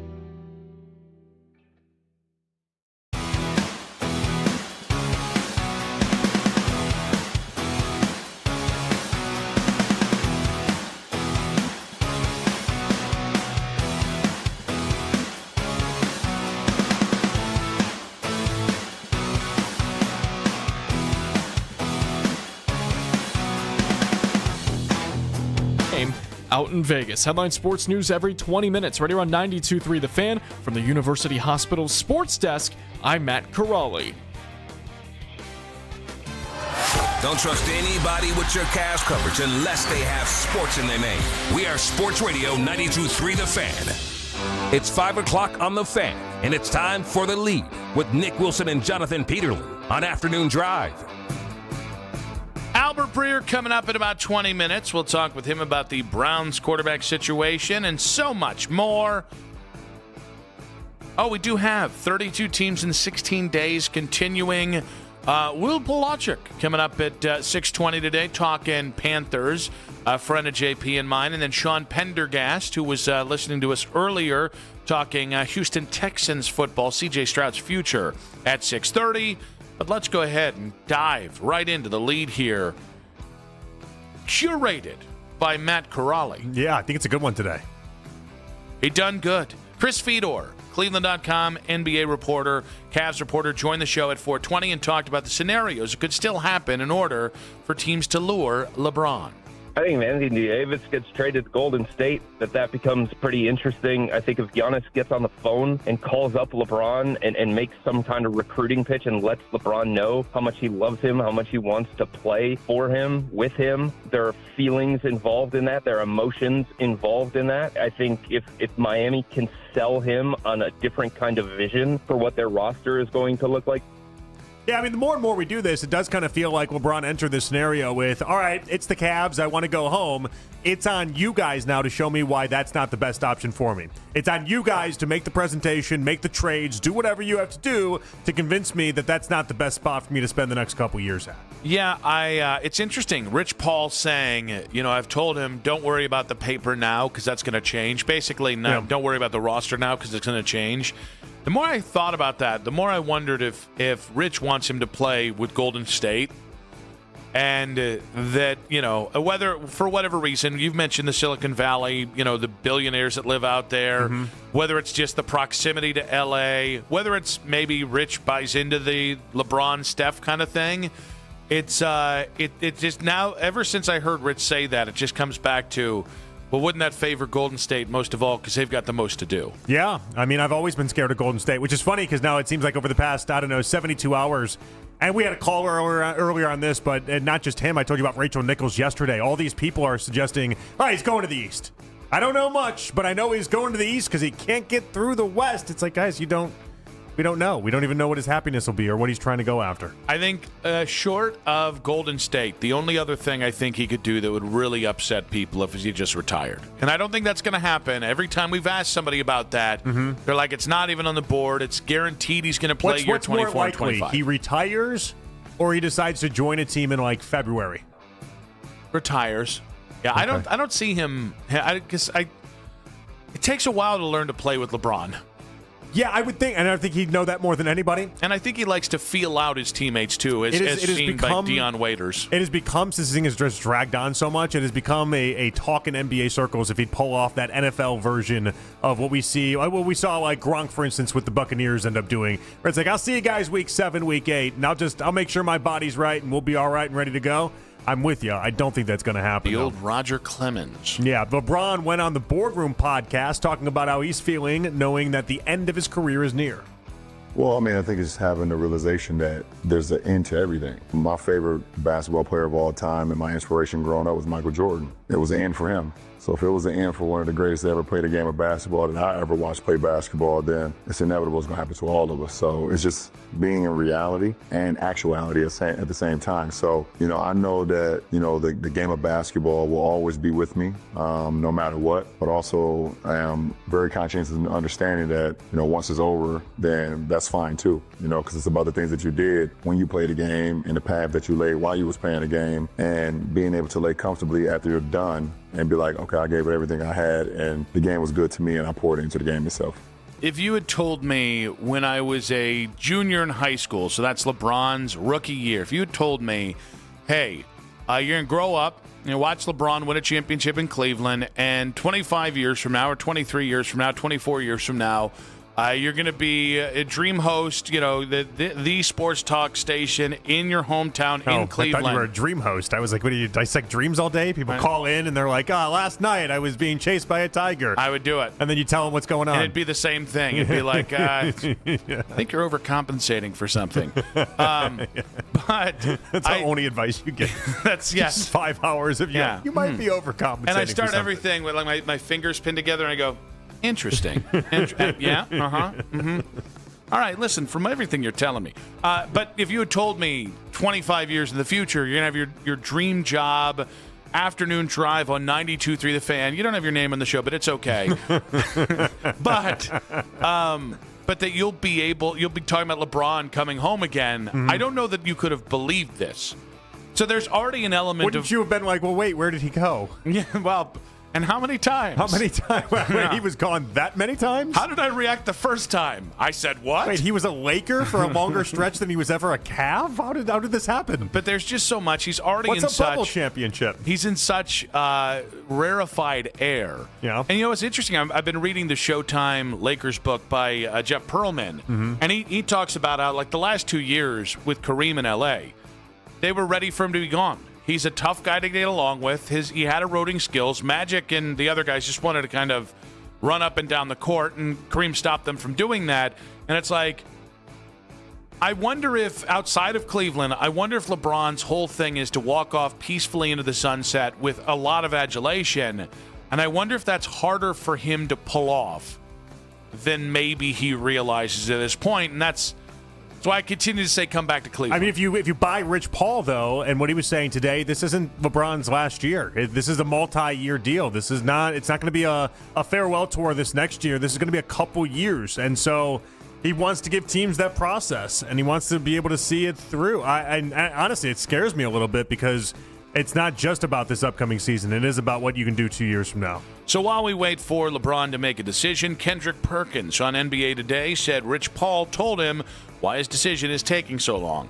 I had to call Rich Paul and I asked him, hey man, what is the holdup? I said, what is the holdup? Is it money? Does a team need to make a move? And you know what Rich Paul told me? He said, Perk, listen, man, this has nothing to do with money. Whatever LeBron James, the teams that are at the top of his list, they're all going to pay the same dollar amount. He's not asking a team to move anybody that's contradicting what they standing for. It's not about the money. It's about the fit. He's had his mind made up. Like, I believe that it's been a time where he had his mind made up and then all of a sudden he's changed his mind and he's back to the drawing board again.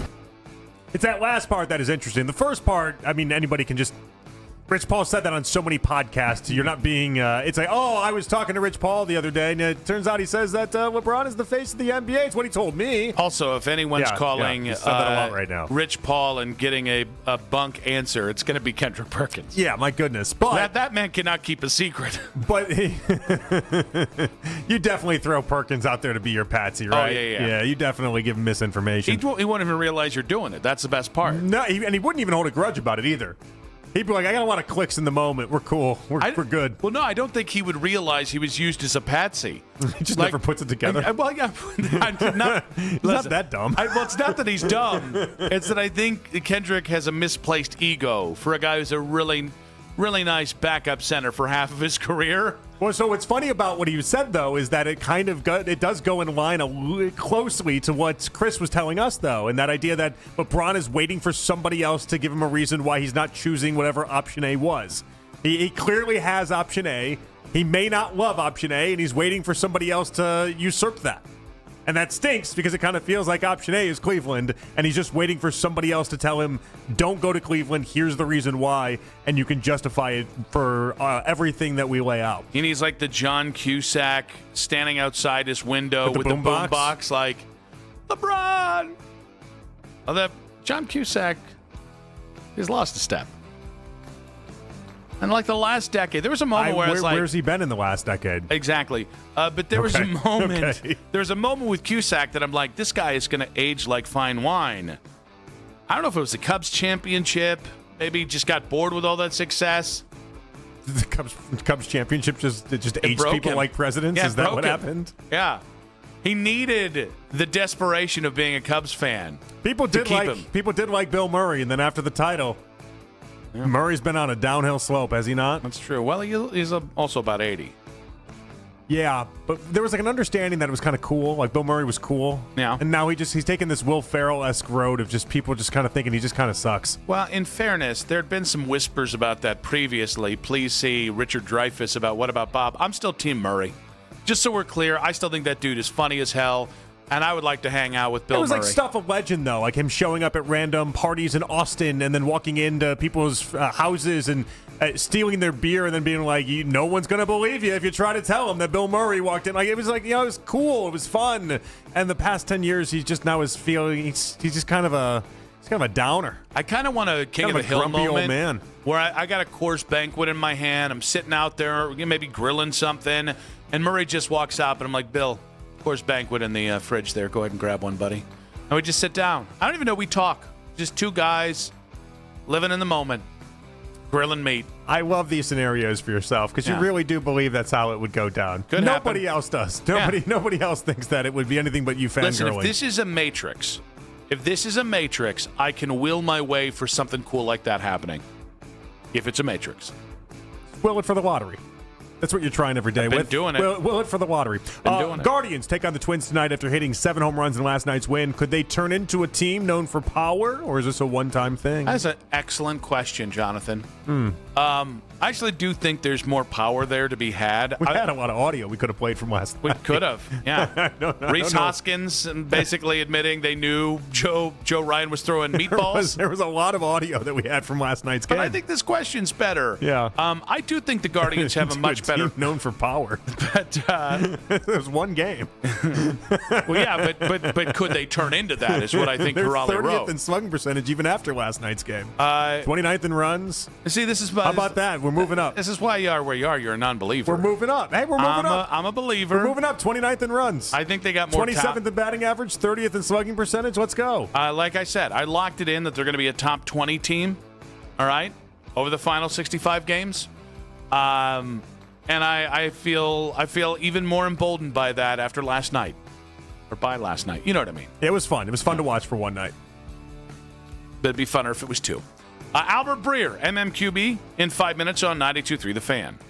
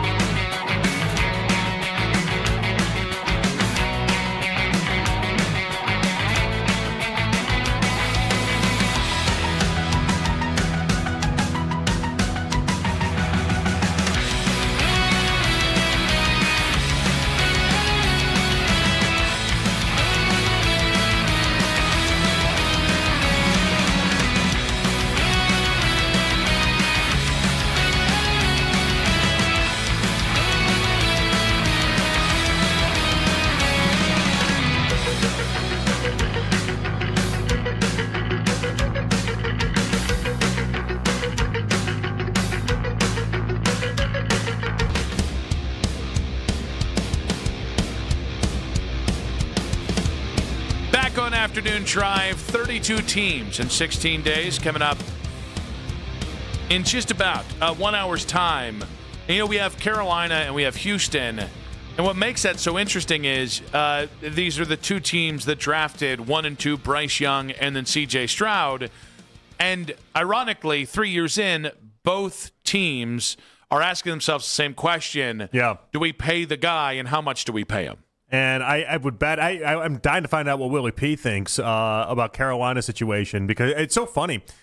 They had a pretty good year last year, all things considered. But if you talk to people in the national media, they might as well have gone, 4-13. I mean, it was kind of in spite of Bryce Young, and it's funny that they're treated the same way. I think C.J. Stroud is just night and day better than Bryce Young. I agree with that as well. But his defense, that Houston defense, is so good. Yeah.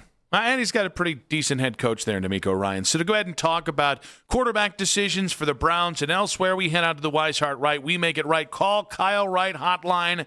His last hit before training camp is officially upon us, as he does every Tuesday at 5:20. Here is Albert Breer of the MMQB. Albert, welcome to the show. Hey, guys. What's up? Well, ironically, we usually talk football with you, but a lot of people in the media are getting frustrated with the duration of LeBron James's decision. Is Albert Breer getting tired of the amount of time it's taking LeBron to make his decision? Yeah, I don't know. I think he's kind of earned it.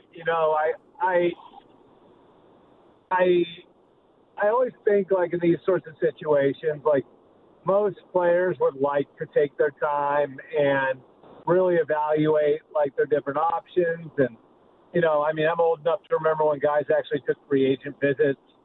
Obviously that's, like, far less a part of the process now than it was even, like, 10 or 15 years ago. But LeBron's, this is going to be his 23rd year, so I think he's earned the right to take his time on something like this. It's hard for me to begrudge a guy like that. I look at it similar to Aaron Rodgers. Like with Aaron Rodgers, it was, a lot of people were, I think, sick and tired of waiting on him too. But, the reality is he's still a good enough player to have a team waiting for him. And it's a huge decision whether or not to play football again for him, So I think for similar reasons, it's a big decision for LeBron. And I think there's guys who are in that category where, all right, like, as long as he's not, like, turning someone's team upside down doing it, I'm fine with it. You brought up Aaron Rodgers. I did want to ask you about him quickly. Today he posted that photo, or someone posted that photo of him and his parents, and they'd been, 10 years without talking and estranged, and now it seems like they're mending fences. I don't know if it's just Aaron Rodgers being married, allegedly, or what that is, but it does feel like he's had, I don't know if it's like a more mature offseason, just a different offseason than what we've seen with him recently. Do you feel that same way as well? Yeah, I think, look, I honestly think, like, over the last 3 or 4 years, I actually think there's been some of that in general with him. Look, I think there was a phase of his life where he was trying to prove to everybody he was everything but a football player. I remember having a conversation with him, this is 2-3 years ago now, about how, like, he wanted to just appreciate being a football player again. And he didn't want to have to convince anybody that he was more than that, because he knew it was fleeting, and I think, things changing in your life, like as you're going through different things, forces you to look bigger picture. And I think he's done that. And so, I think there's a reason why you didn't hear much, like, from a drama perspective at all in Pittsburgh last year, like anything being weird or whatever. Like, he was just sort of one of the guys. And I think that's really kind of what he aspired to be when he got there, strange as that sounds. And, I think that, like, the reconciliation with his family would be another indication of that, like, sort of growth and big picture perspective. And, look, like, I would say I'm a different person at 46 than I was at 36. And it's because I've seen and done more things. And you kind of take stock of everything around you as you experience those things, and I think that's sort of where he's at. Albert, we are on the precipice of training camp. By this time next week, we'll be ensconced in it. I'm curious, now that we're on, kind of the eaves of this quarterback battle between Shedeur and Deshaun, how long do you think this quarterback battle will take? Is this a 1 weekend thing? Should we get to the preseason games? How do you think this should play out? I mean, I didn't get any indication anyone's running away with it, which, I mean, you can take that however you want. But I didn't get the idea that, like, someone had just taken the baton and sprinted with it early on. Now, you're going to see some different things when they get to 11 on 11. They're both learning a new offense, and, so I think that piece of it, like, what coaches will tell you, like, a lot of times is that the spring's for learning, the summer's for competition. And, so like, I think the actual competitive part of it may not have even gotten off the ground yet. Now, as for when you have to make a decision, when that's coming, like, I think, like, the important thing is that you have a period of time before the regular season starts where the other 10 guys in the huddle know who their quarterback is, and you're able to coherently build an offense for that guy. And so at what point is that? I think for the coach in his first year, you're probably talking about maybe after the first preseason game. Like, maybe you want to get a look at them in the first preseason game and confirm some of the things you saw in camp. Some people will tell you want 2 preseason games because you want to give both guys a chance to start, both guys a chance to come off the bench. But I think it'd be right in that window there, somewhere in the first 2 preseason games you make the decision. Oh, because it's a competition, though, and you don't know what Deshaun is going to look like after now a million injuries, a million surgeries, and everything else. Like, it's been another 700 days since he's played a game. Would they be more? I don't know. I thought they were very cautious the first 700-day break that he had in getting him preseason action. Do you think they'll be more willing to be like, all right, we really need to see him in actual game action this time, or will the practices with the joint practices with the Bills just kind of be enough? Well, the joint practices are real quality reps. Like, I will say that. Like, and I think that piece of it is something that you can't. I wouldn't undersell that. Like, I think that is like, you can generate a lot of things. You might not see like the live action that you want to see where you're taking guys to the ground, but you can work with the other coaching staff to generate a certain amount of information on your players. And, I'd expect that Todd Monken would want to do that with Joe Brady. So I think that the joint practices are a very effective tool to get the answer that you want, but you do see some things that are a little bit different live game action that may be hard to generate in the joint practices. Albert, I'm not sure if you saw Rex Ryan's comments on social media about Shedeur Sanders, but Shedeur was at like a kids clinic, football clinic that he puts on, and there was a photo opportunity surrounded by his bunch of number 12 jerseys, and Rex Ryan kind of dressed Shedeur down, calling it like superstar mentality. To me, it came across as old school mentality. I don't know the younger NFL guys would have a problem with that, but how did you kind of read the kind of reaction to that moment from Shedeur?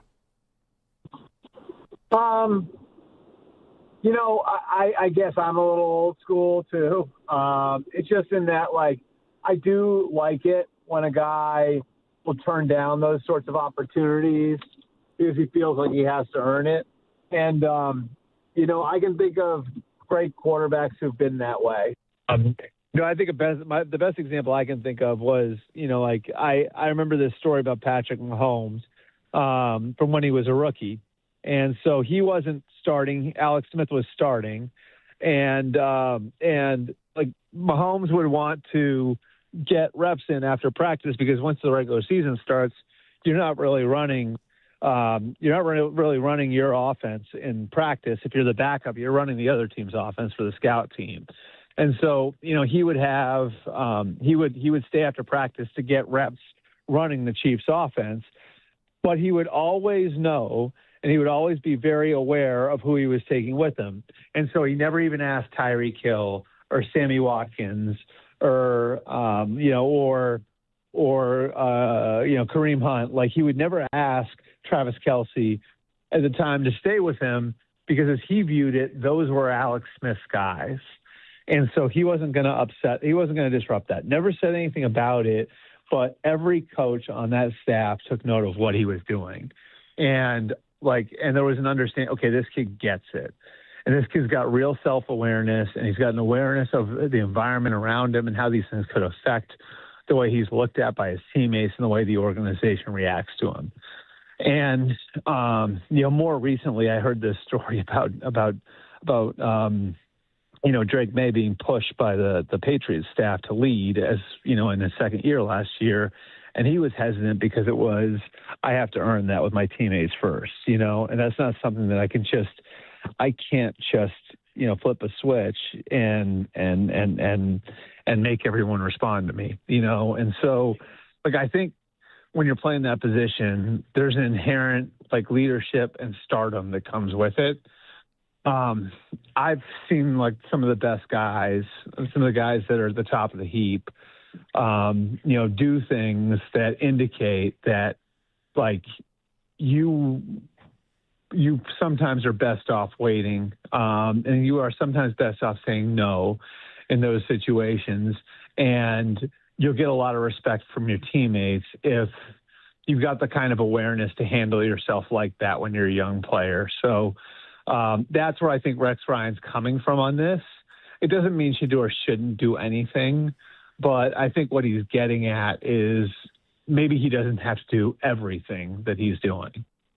Okay, yeah, I mean, I definitely understand that, and I guess it makes more sense if this was going on during training camp, but this is also that time in between, and he still is getting work done down in Florida. He went to Deshaun Watson's deal that we talked about previously, and maybe it's the defense from Shedeur's camp where they posted the 4 workouts he's doing every day that has gotten people. That's fine. I'm not saying any of trust me. What I'm saying, I'm not saying he's not working. It's not a zero-sum game here. You know what I mean? You can do both.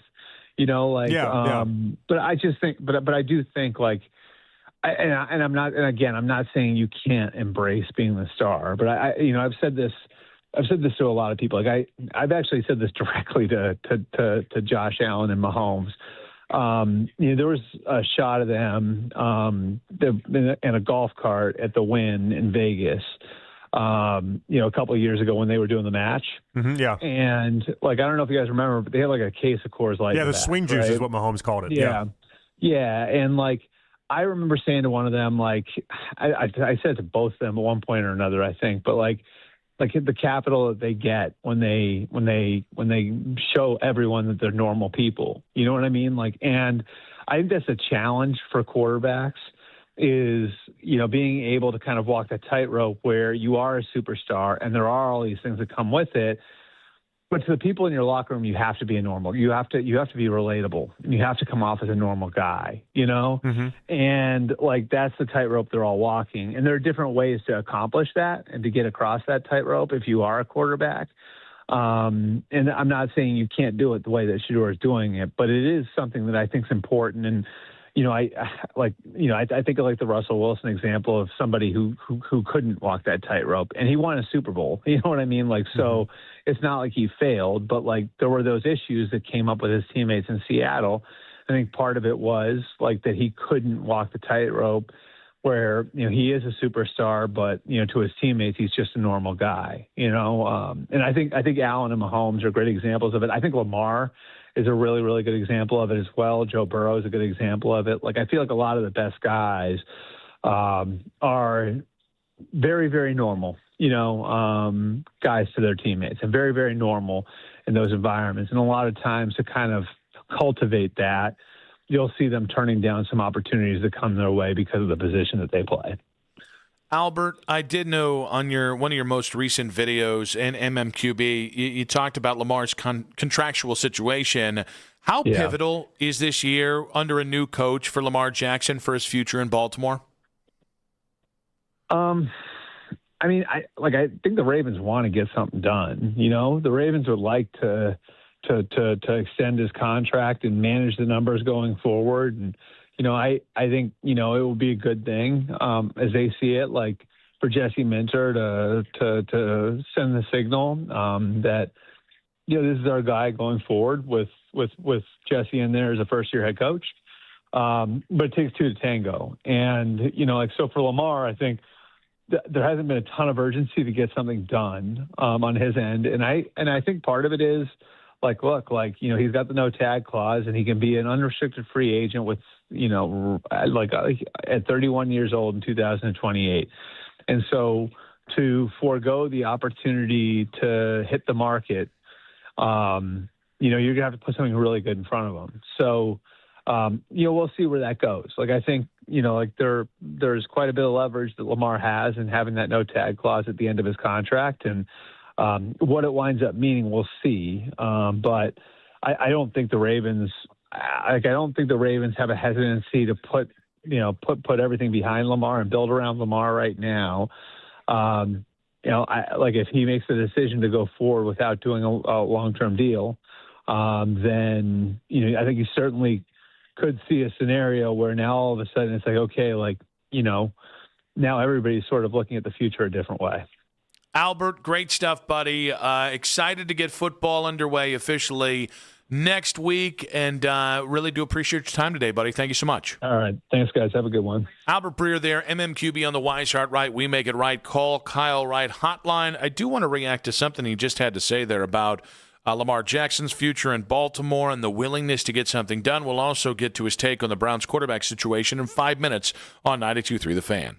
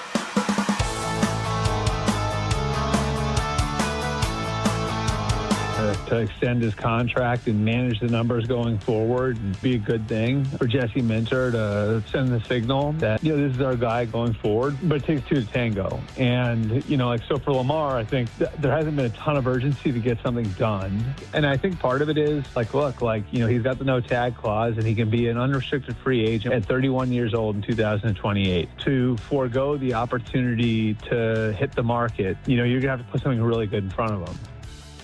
Albert Breer there of the MMQB joining us. The last summer hit with Albert there before camp kicks up next week. We do have 32 teams in 16 days with our guy Willie P. and Sean Pendergast coming up at 6:20 tonight. But the reason why I wanted that is a quick rejoin here is I just think the Ravens and Lamar are in a really, really interesting situation. It is apparent the Ravens chose Lamar over John Harbaugh. Yeah, that's not debatable. And so Lamar will be 30 this January. And while we are watching guys play till 37, 38, 39, the two contemporary quarterbacks that I would have some misgivings or some hesitation about paying $50 million a year for the rest of their career are Lamar and it's Josh Allen. Oh, it's interesting. I didn't know if you're going to put Josh Allen in that same category. They're very similar in the idea that they both run a ton, obviously, but they're built different. And I didn't know if you put Josh in there because Josh's arm is at such an extremely high level, and I think Lamar has gotten to a spot where it's also there as well. And so I think people believe that if Josh Allen became a paraplegic tomorrow, he could still throw for 4,000 yards. That sentiment doesn't exist for Lamar the same way. Yeah, I look at it like I actually think Lamar does a better job at protecting himself. I actually think he's gotten a little more reckless. Like Lamar used to be the best I've ever seen do it of stepping out 1 second before you get hit. And I mean, and he saved himself, I think, years on the back end of his career by doing that. Josh Allen, I think, is reckless. I thought he became. So he was reckless. He was, and then he had that shoulder injury. And that shoulder injury, then you started seeing him. Now he changed it, and he started giving up on plays, and he started basically doing. He has turned into what Tom Brady was in Tampa Bay, where third down plays, like he just lives to fight another day. But he was for the longest time. You're right. He was reckless. That shoulder injury changed him. But I just look at both guys, and again, inevitably, you still pay them because I would rather say, hey, I paid that guy 1 year, 2 years too many, and because we kept chasing championships, than not. But you see how the packaging is different for these convos, though? Yeah. Like with Lamar, I think a lot of people are like, oh, yeah, he runs a ton. I don't know that you want to extend him because you think he's going to get injured. Josh Allen is, as effective of a runner as you'll find at the quarterback spot in the NFL, but people don't talk about it that same way. So while we are talking about the tightrope with the Ravens and Lamar there, Albert was also talking about the quarterback tightrope, or the tightrope quarterbacks have to walk between fame and relatability. I said to both of them at one point or another, I think, but like the capital that they get when they show everyone that they're normal people. I think that's a challenge for quarterbacks, is being able to kind of walk that tightrope where you are a superstar and there are all these things that come with it. But to the people in your locker room, that you have to be relatable. You have to come off as a normal guy. That's the tightrope they're all walking. And there are different ways to accomplish that and to get across that tightrope if you are a quarterback. And I'm not saying you can't do it the way that Shedeur is doing it, but it is something that I think is important. I think of like the Russell Wilson example of somebody who couldn't walk that tightrope, and he won a Super Bowl. It's not like he failed, but like there were those issues that came up with his teammates in Seattle. I think part of it was that he couldn't walk the tightrope where, he is a superstar, but, to his teammates, he's just a normal guy. So what's interesting about this is I can understand if Shedeur maybe doesn't relate, or if the average fan doesn't relate to Shedeur, because the average fan can't relate to most millionaires. So I don't know that there's a lot of quarterbacks I actually think this side of Baker Mayfield that can relate to the millionaire quarterbacks, other than they're good at football and they like them. I think the teammate side of thing is fascinating, though. Yeah, because there has to be a buy-in from the teammates. I never thought about it from that perspective when it comes to Shedeur. Is he too much? I'm not gonna say high class, but is he too famous? Did he come from? He's Deion Sanders' kid. Like, is there too much attached to Shedeur to ever make him not relatable? I think when you're talking about Russell Wilson, I think you're talking about a goober. Yeah, I think you're talking about someone that doesn't know how to function as a human. And I think that's the part where maybe Russ I was would just fake. differ. Yeah, Russ was fake. Like, there's nothing fake about Shador to people, and the teammates do buy into it. And at the heart of it is just a real human, and he can connect with people. Whether he does photo shoots for GQ or not doesn't make the difference between being relatable or not. Yeah, I mean, ultimately, your teammates are going to love you as good as you are at football. Yeah. But I do think, like, I've never questioned Shador's relatability to other players. Now, coaches and executives might be different. Maybe that's what the Rex Ryan thing kind of that showcases. might have been even what happened within his draft profile and the combine and everything attached to that. He wasn't relatable to many people in those interviews. But I've just never really debated his ability to relate to other players because, again, it's tough for me to relate to like the second best defensive end who's probably still going to make $35 million in his career. Okay, so and is a generation younger than me. But here's the other thing on this. It's not as if he has to win most relatable quarterback award. Yeah. He doesn't have to. You just have to be more relatable than Deshaun Watson.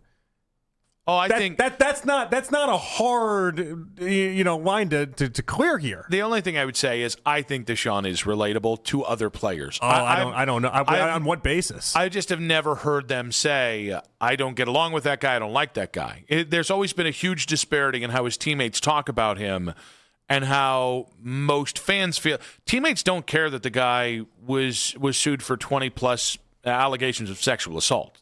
Football players don't care about that stuff, and most football players don't care about that same way in which you and I do. They tend to take guys as they meet them, right? And so I just have never gotten that. I mean, Deshaun was beloved in Houston. Even the early kind of consensus here when Deshaun first got here was, yeah, there's no problem in this locker room. Yeah, there might be a couple guys that have a problem with it, but they're going to get along. Yeah, but this is a different Deshaun than the Deshaun that was even in Houston, though. Like, he's different personality-wise. He's different mentally. Like, we've seen him become and kind of morph into this different, more guarded human. And he spends his vacations or spends his time overseas and talks about how he just wishes he could live there. Like, I don't know. Agree. I don't know. I only want to live in America. I don't want to live overseas. No, I meant him. Oh. I want him. I'm kidding. I just don't know. I don't wish him out of the country. Maybe he's roster. Incredibly relatable, and I'm just missing it. I think if the race is between Shador and Deshaun for who's more relatable, that's not the toughest race. And even then, I don't think it's like if you're a really, really good football player, as we saw with Russell Wilson, you can make do. Like, they'll give you a lot of crap, and there will be weird tension. I just don't worry about that with Deshaun or Shador. I just think it impacts so few amount of these quarterbacks in general anyway, though. And, like, the Russell Wilson example is a good one, but there's just too few and far between where we think, like, that person's just incredibly fake. Now, it's a great story he's got with Mahomes and Josh Allen, him telling both of them, like, hey, like, when you do the things like you did with the swing juice at the match a couple years ago, like, fans connect with that. There's a reason why I instantly was like, oh, yeah, I remember that spot. I remember it happening, and it is because it's a very relatable moment. Josh Allen, I think, is at the height of that stuff. All the different podcasts, all the different YouTube channels he goes on, like, he makes himself incredibly relatable to the common fan, but it's not about the common fan. It's about the locker room. Now, this is where we make it about the common fan. We're going to open the doors here. Shador, if you want to come on this show, we'll help you be more relatable. Let's go ahead and we're going to be selfless. How generous of us. We're very selfless with this. We're getting nothing out of this. What would we do to help him become more relatable? We just to hang. Do I need Shador come golfing with us, and then we'll videotape it, and then if that's all it takes, right? I'd like it to be on air, though. I'd like it to be on air. Well, we can do a post-round recap on the air, too. We can hit him from all angles. Yeah? We can hit it from all angles. Yeah, why not? I'd like Shador to lie about my swing. That's what I'd like him to do. I'd say we could have a couple brewskis together, but that doesn't happen for Shador, so I don't know what to do there, but we'll get there. I'll drink a beer. He'll drink sparkling water? Is that the liquid death, something like that? And then we'll go from there. I think that's fine. No. What's the most relatable thing a quarterback can do to win over teammates? If you're the PR guy for Shador, it's like, oh crap, we just heard Albert Breer. You got to be more relatable. What are you instructing Shador to do? Got to tell him about it. You just have no luck with women. That's just relatable to Mac Robinson. Oh, come on. That might be true, but that's not fair. Oh, yeah. I'm the one taking too many shots today. Hey, I've chilled out. I ran out of shot juice at about 3:40 today. You have chilled out. Yeah. I mean, I started the show by calling 3 of our coworkers utter buffoons. So, and I think you stand by it. I stand by it. Yeah, Volnick, when he gets his ass in here in the next couple minutes, we'll talk. If he's got something to say, he's got something to say. He's tweeting or texting everybody else at the station about us. He might as well find his way into the studio at some point. I mean, guys, I called John. What's his name? You almost called him Vicari. I did. We like John Vicari around here. I called Calavita. Yeah, Rocky Calavita. The old pasta sauce. The old impasta. I called him an idiot earlier today, and I don't even think he's an idiot. Now he is going to get. He won't last long there. The producers normally don't, but that's not the point. I don't think he's an idiot. No. I don't know. Very relatable. I have no idea. I've never met the guy. I'm like that Eminem in the Santa commercial. I've never met the guy. Rich Paul says this isn't about attention for LeBron. Do you believe it? That's in 5 minutes on 92.3 The Fan.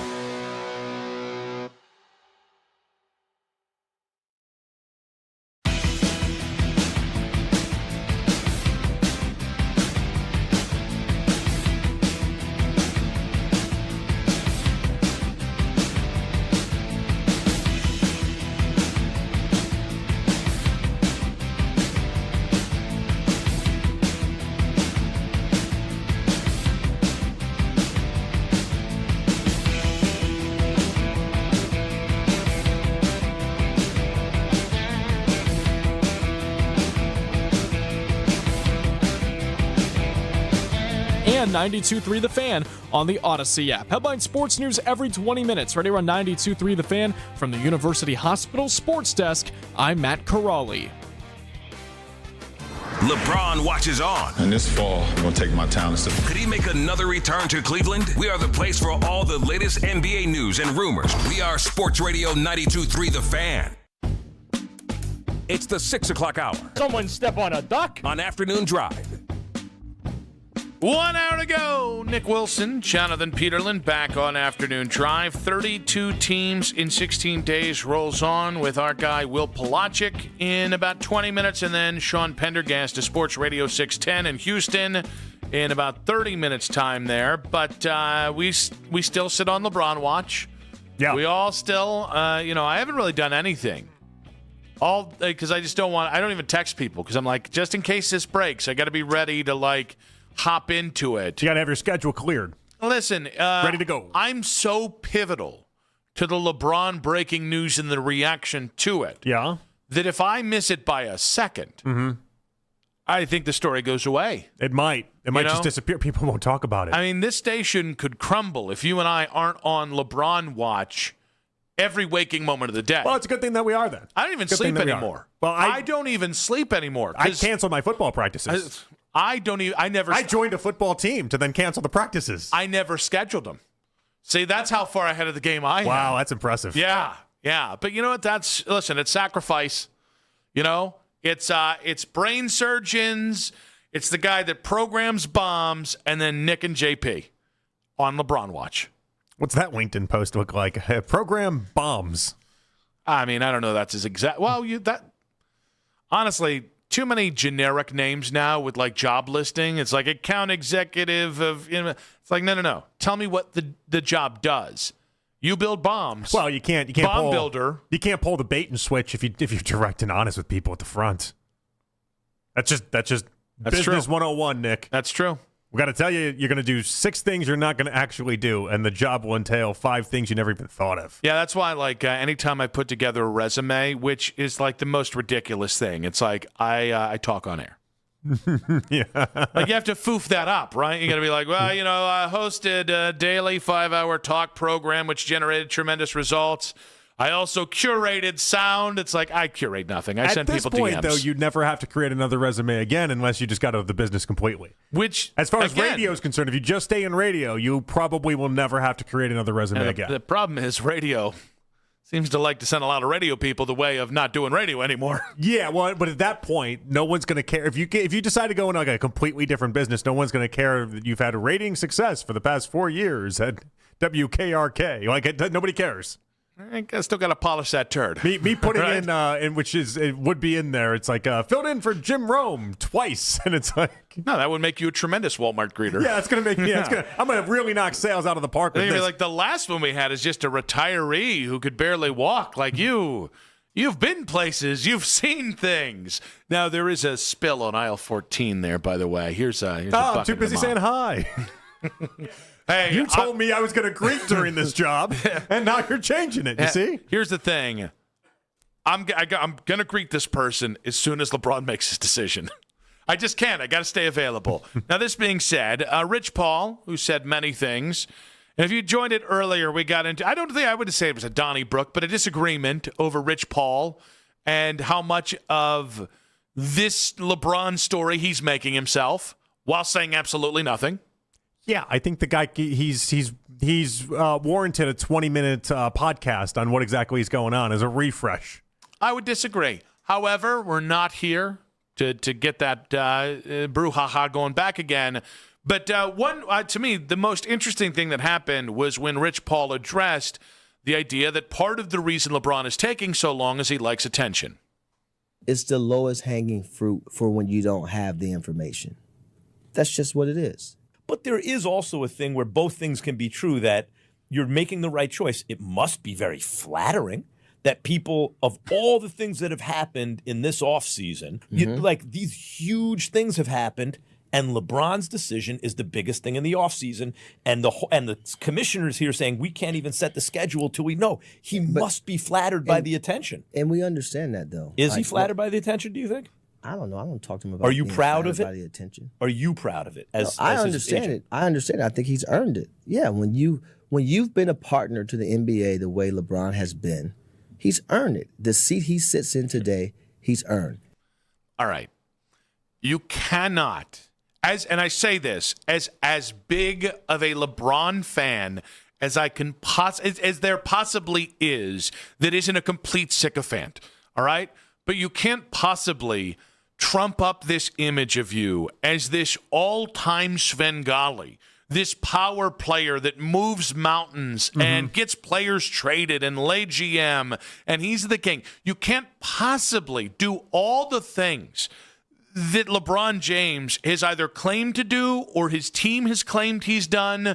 Like, they've encouraged this myth about him and be like, you know what? He's not really doing this for attention. I didn't even know. You just can't have it both ways. You can't. I just didn't even know it was debatable whether or not he was doing this for attention. I thought that was like the understood part of all of this was that he loves the attention, and this is part of why he's doing it is for the attention. I don't even know why you think you can slap down this narrative. It's just not even debatable. It's like, oh, the sun rose. Yeah, it does it every day. Like LeBron likes attention. Yeah, he always has. Yeah, and by the way, you know why he did the decision the way he did? Because he really just hates attention. That's not what that was about. You know, the I'm coming home letter. It was really to kind of be like, it was really kind of to tamp down the news. Well, you could hear, though, and this is where it's a little uncomfortable if you're Max Kellerman, you could hear where Rich Paul, he really turned that into an interview and did not want to give any, he forgot he was on his own podcast. Yeah. You know, I don't ask LeBron about that type of thing. Oh, okay. All right, great. Now again, maybe that's also playing with the understanding, and this is where Max is coming from, of like, I don't even have to press on this. We all know where LeBron is coming from. But you have to ask the question regardless. I wonder how much pressure he feels in that. I thought Max, and I've listened to a lot of these podcasts now. I think he does a good job of asking what we, the listener, when we're listening to this, is actually curious about.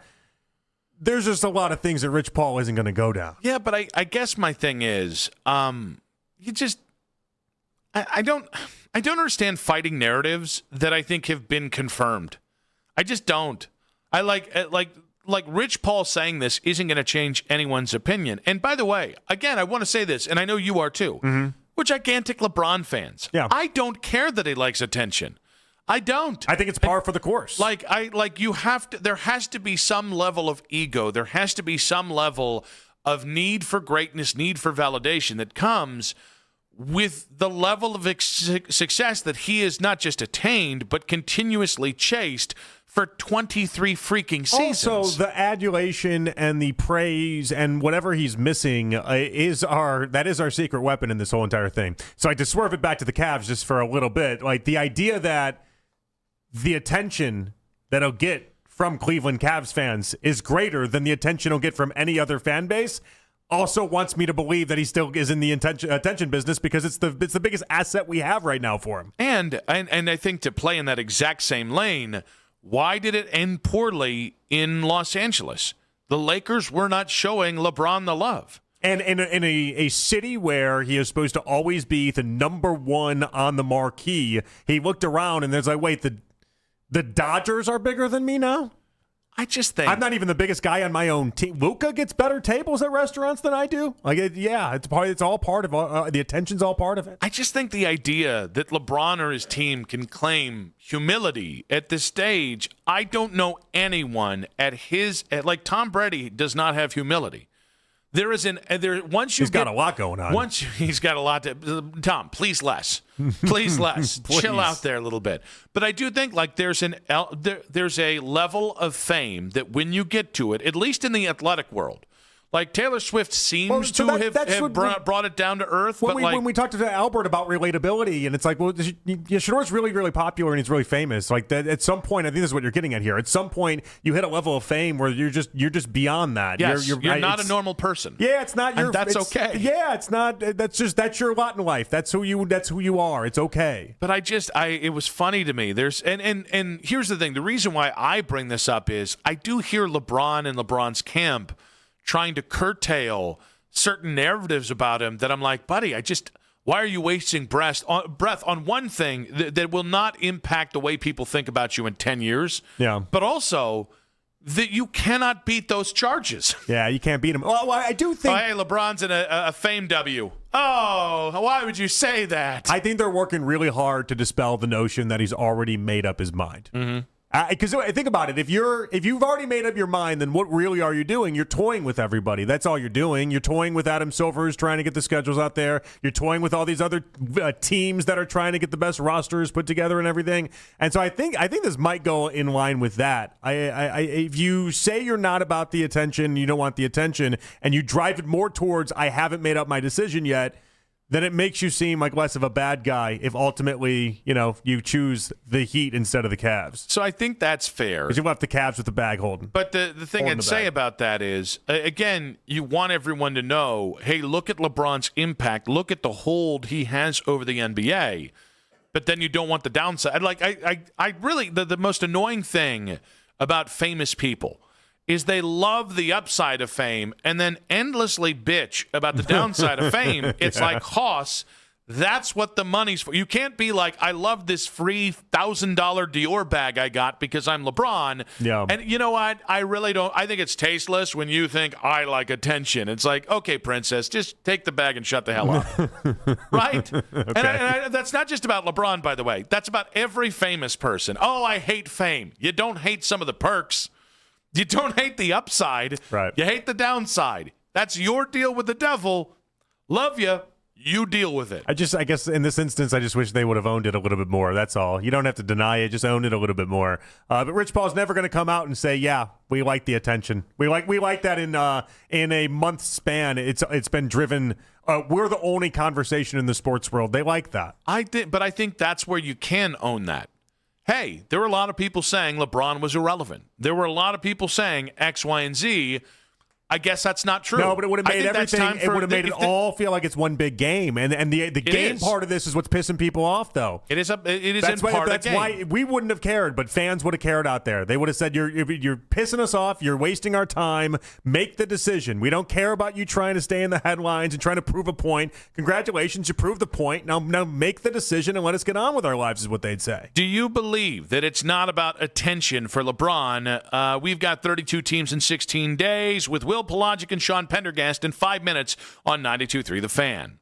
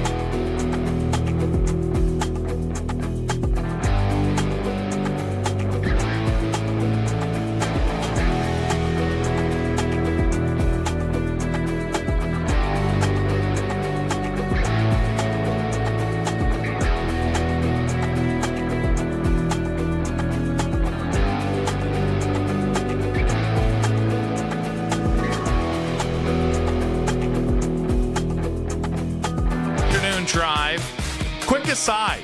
Yeah. Before we get to 32 teams in 16 days. So the A's placed Joshua Kuroda Grauer on the injured list with a ruptured testicle. That's tough. Now, if you guys haven't seen the video, don't.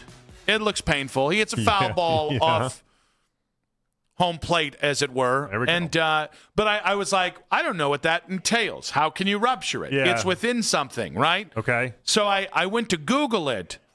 And here's what a bunch of sick bastards there are out on social media or out on the internet. Yeah. So I just rupture testicle. Yeah. And then like to finish the sentence, it goes anatomy pictures. Oh yeah, I just looked at the images. Why? What? Who goes? I need to know what this actually is, and then I need to see it to make sure that I know it when I see it in the future. I mean, it's like Evan Fournier, right? Never Google. There's certain things you know when you type into the Google search engine that you're going to regret looking at those images. I just think going the extra 2 words there didn't serve anyone. You don't need to see that. Come on now. Just I don't know about that. Now, we got to head out to the Wise Heart Right. We make it right. Call Kyle Wright hotline. We call that a transition. 32 teams in 16 days rolls on of WFNZ in Charlotte, my old station. He knows JP. He knows Nick Wilson. Will Pelagic, a.k.a. Willie P., joining us now. What's up, Willie P.? Hey, buddy. My friends, it's good to hear your voices. Well, it's good to hear your voice as well. It is interesting. JP and I were talking about this earlier, and JP made the point that, the Panthers took a step forward last year. Bryce Young took a step forward last year, but if you listen to any national media member talk about them, they talk about them like they were the 5-win Cleveland Browns last year. Have you guys detected that down yonder in Charlotte? Oh, we've definitely detected a modicum of disrespect from the national media and people trying to, for lack of a better term, crap on the season that they had this past season and write it off for a number of reasons, whether it was the schedule, whether it was, a couple of what they call lucky wins late and Bryce Young basically having a flair for the dramatic. And I even saw one pundit say that the Panthers got themselves a divisional win despite Bryce Young, which is laughable considering he had, as many game-winning drives as he had last year. I find that all very laughable, but I also think, too, again, it's something that this team will look at as a little bit of motivation because I think if you look at the team that they have coming back, you think really, really highly of them because of what they did on the defensive side of the football during the offseason to improve a unit that continues to ascend. They signed Jalen Phillips, who was probably the most sought-after edge rusher of anybody in the league. They sought a real great cover linebacker, which was a big position of need. Whether you feel that linebacker is still a position of importance in the year of our Lord 2026 still remains to be seen, but they definitely needed one, and they got it with Devin Lloyd. They drafted well in getting a guy like Lee Hunter to also bolster that defense as well. It will be very, very big and impactful with the injury to Turk Wharton. And they also brought more pieces on the side of the football that they needed to the most when it came to helping out Bryce Young and getting a guy like Chris Brazzell out of the draft at the wide receiver position. They've also fortified the offensive line with the drafting of Monroe Freeling, who they will need, which I'm sure you'll get to at some point with the injury news we found out today regarding Taylor Moton. We might not, Will. We might not. Not big Taylor Moton show. That doesn't drive a lot of meters here in Cleveland, buddy. But I am interested about Bryce Young. Like you mentioned, the fourth quarter comebacks. He had 4 of them. The game-winning drives. He had 6 of them. Like he did have a lot of late heroics, but he didn't throw for 200 yards a game as far as his average was concerned. He didn't light up passer rating. He did have double-digit interceptions. Like, do more Panthers fans than not feel like he is the long-term answer? I think there's a pretty healthy split, JP, just because I think a lot of people look at his numbers and say they are lesser than desired, but also knowing the fact that he did contribute to winning. It's a really hard balance because I think there are a lot of people who want him to put up the kind of, video game numbers we see, a guy like Pat Mahomes or Josh Allen put up. I don't know if he's ever going to be that guy who plays in a dominant fashion and affects winning the way that he does in that fashion. I think he's always going to need a solid running game around him. He's always going to need receivers who can get themselves out and make plays. And I also think he's always going to need something of a little bit of help when it comes to defense alongside of him. So that part of it, I think, is still part of his narrative. But it's a very, very big year when it comes to going into year number 4. They already have the 5th-year option secured. And I think this will be the season, I think, that determines and or informs whether or not he becomes somebody the Panthers look at for the future. I still think that there are some things he still needs to prove for me personally in order to give him a long-term extension. I think he's going to be a heck of a lot more consistent because it's only really been the last halves of the last 2 seasons where you've seen consistent enough quarterback play from him, and it hasn't been in every game, and it hasn't been in even some moments of these games. People still have concerns about the height and the durability, but I will say, when it comes to durability, he's definitely proven that he can stay healthy. It's just a matter of whether or not he can be consistent over a 17-game schedule in order to be effective. Well, this is incredible Panthers analysis, and we're going to resume that in a minute. But the people that don't know Will is a devout Catholic, so much so that he has met the last 2 popes. He's traveled to Rome, to Vatican City, to meet both popes. So I do want to know, Will, which one did you like more? Well, it's interesting. I wouldn't say I liked one over the other. Don't ride the fence on this. Come on. Give us an The answer. Lord knows if you're lying, Willie. That's true. I will say it does hit different when you see the Pope speaking fluent English as a native English speaker with Pope Leo. I think that definitely hits a little bit different with it. It's something that gives me a real sense of pride as an American and as American Catholic to see that happen. And I know that people will look there and say, oh, well, Pope Francis did a lot of good things as well. And he did. And meeting Pope Francis while I was in, my wedding suit and Julianne was in her wedding dress is a moment that's indelible in our minds and will be there for all eternity. Wait, did you guys get married in front of the Pope, or did you guys just wear the wedding dress and the suit? And there's a bit of a procedure you have to go to meet the Pope after your wedding. You get a little bit of a wedding blessing, and you have to wear your wedding stuff in order to get into this special line. It's a whole big procedure that takes place. This is not the Willie. This is not the Will Pelagic that I knew. I'm just going to be honest. I knew a different I've known Will. the devout Catholic Willie Will P. was an all-time great opener when it came to meeting women at the bars. All-time great. He would walk up to anybody. He'd approach anybody. Apparently, it's the same way with popes. And what was great is just give him 5-10 minutes, and then he'd lose him, and then you'd just be right there. But opener, as far as openers are concerned, he was all-time. Yeah, and then still you met a lovely woman without help, which is great. I know. What are the odds, right? All right, Will. Very, very, very crazy. All right, who has more wins this year, the Browns or the Panthers? I still think the Panthers, because I think it's one of those things where they'll probably get themselves to 8 or 9. I don't know how many the Browns will get to. You guys know the schedule for them a lot better than I do. Do you think the Browns have 9 wins in them? They could. Probably not, but they could. They could get close to 8, though. I think this is definitely a 9 to 10 win Panther team. Definitely, I think it's one of those things where while the division does, I think stack up a little bit more competitive than it might have been last year.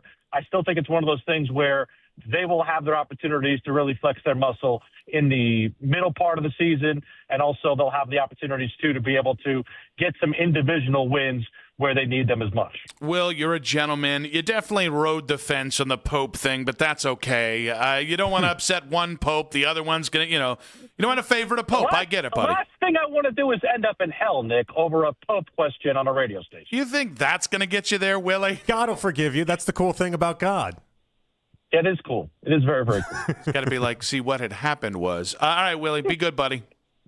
Always good to talk to you guys, even no matter how sideways the conversations get. It always goes sideways. Willie P. there on the Wise Heart Right, Will Pelagic, the We Make It Right, Call Kyle Right hotline, WFNZ in Charlotte, my old station, one of our good buddies. And now we go to another one of our good buddies of Sports Radio 610 in Houston, Sean Pendergast. What's up, Sean? Hey, how you guys doing? Well, listen, we got to do this, something about fair practices or something like that. Do you have a favorite Pope? No, I don't. I went to the University of Notre Dame, so all the popes are tied for first with me. I'm good. I don't want to get on the bad side of any popes, dead or alive. I don't want to get on the bad side. Can't get a square answer out of a Catholic about popes on this show. He's just a touchdown Jesus guy. It's okay. That's all right. That's it, man. That's who I worship, the side of the library at Notre Dame. Yeah. All right, Sean. We were just talking about Bryce Young with our guy Willie P. C.J. Stroud. There's some criticism of him for maybe not taking this galactic leap after his rookie season there. What do you think is the fair assessment of C.J. Stroud this many years in? Yeah, it's interesting. I think it's somewhere in between the over-the-top praise that he got after his rookie year, where he was Offensive Rookie of the Year in 2023, and just the skull-dragging that he got after the Patriots' playoff loss, where he threw 4 interceptions in the first half. He actually had, if you look at some of the stats last year, he had a decent third season last year in some of the, EPA and DVOA and all the stuff that's kind of boring if you dig into it, but he was actually okay. He was like top third, top half of the league, not terrible, like a lot of people I think he is right now based on that playoff game. So I will tell you the temperature with CJ here in Houston is lukewarm at best. If I were to kind of, take the fan base as a whole here and combine it all together, very much wait and see. And I think it's very much wait and see with the Texans. Otherwise, they'd have a contract right now.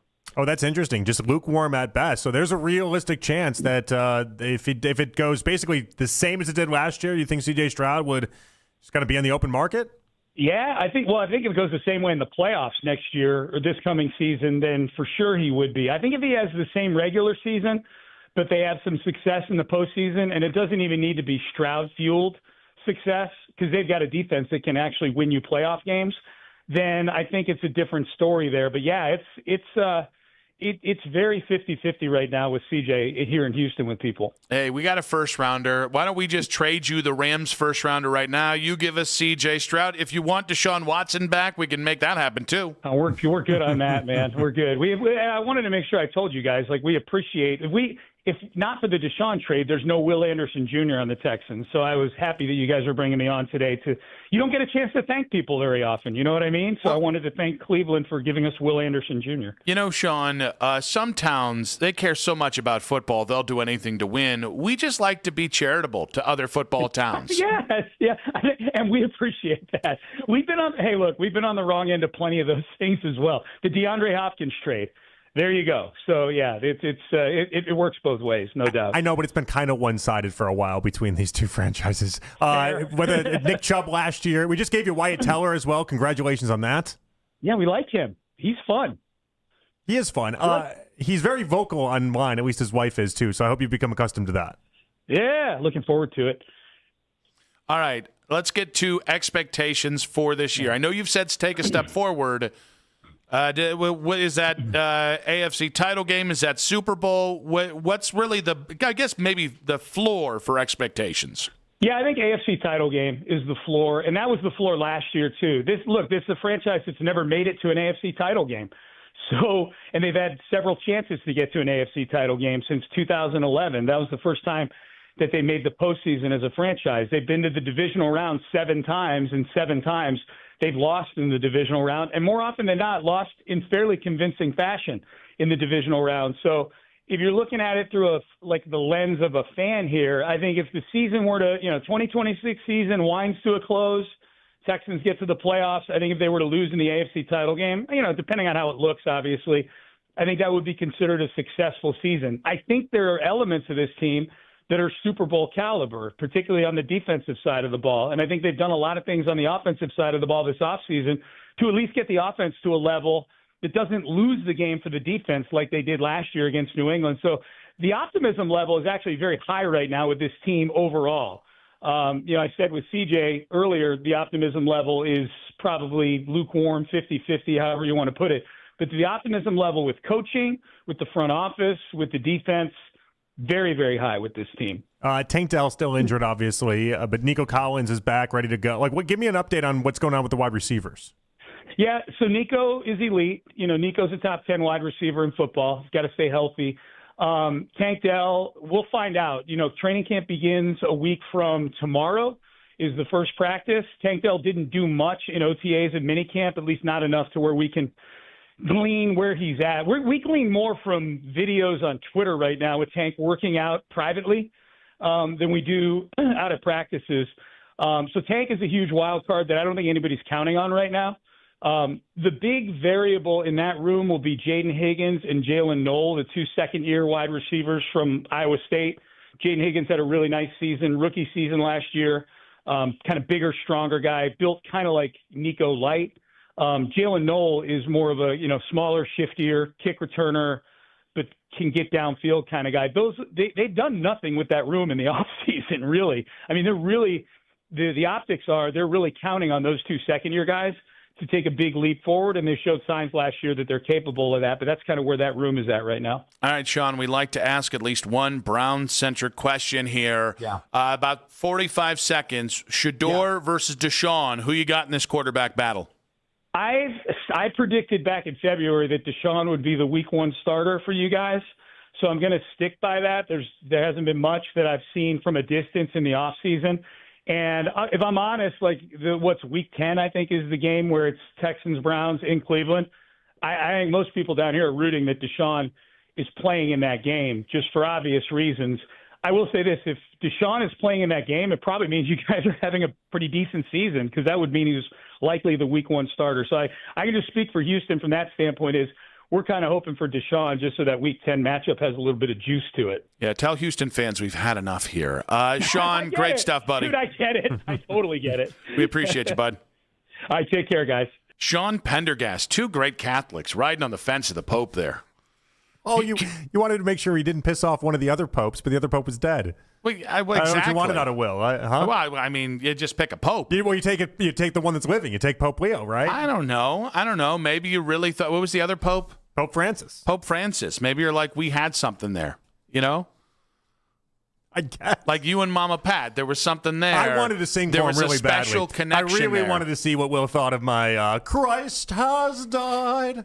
Christ has risen. Christ will come again. Willie P is so competitive. He probably would have sung back to you. I would have loved it. We would have had a Christ is risen off. I would have loved it. What kind of wild card is that though? You take your wedding dress, and then obviously he wears his wedding suit, and then you put that back on in front of the Pope to give some sort of blessing. I've never heard of such a thing. Yeah, I mean, what a pain in the ass that seems. Could have been you, buddy. You couldn't have just. I'm going to take my Jewish wife to go meet the Pope. I'm going to tell you. What do you mean? Could have been me. It would have been a power move.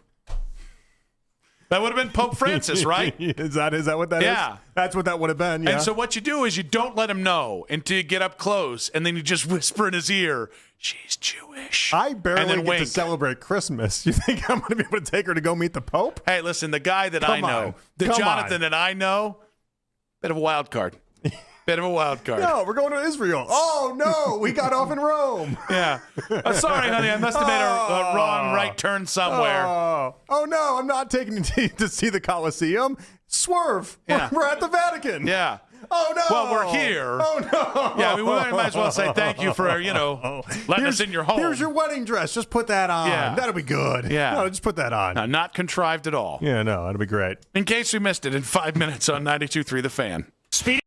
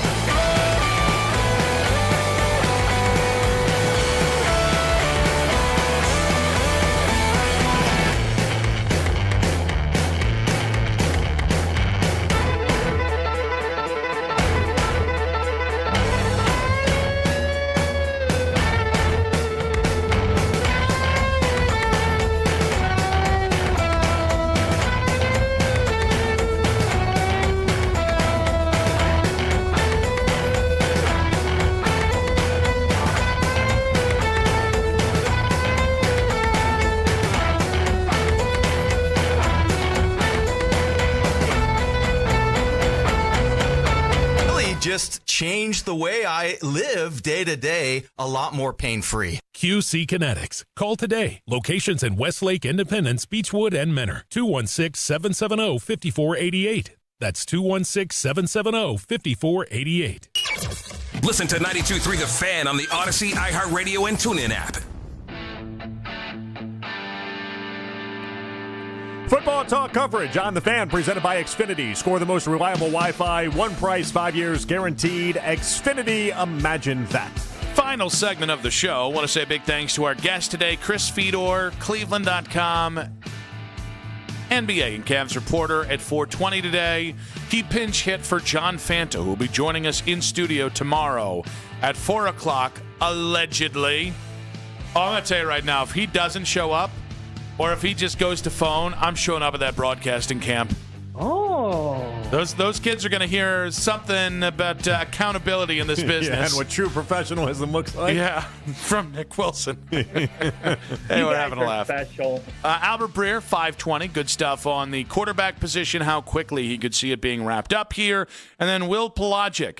Sat on the fence about Popes, but good stuff on the Panthers there. Sean Pendergast also sat on the fence about Popes, but great stuff there with him about C.J. Stroud in Houston.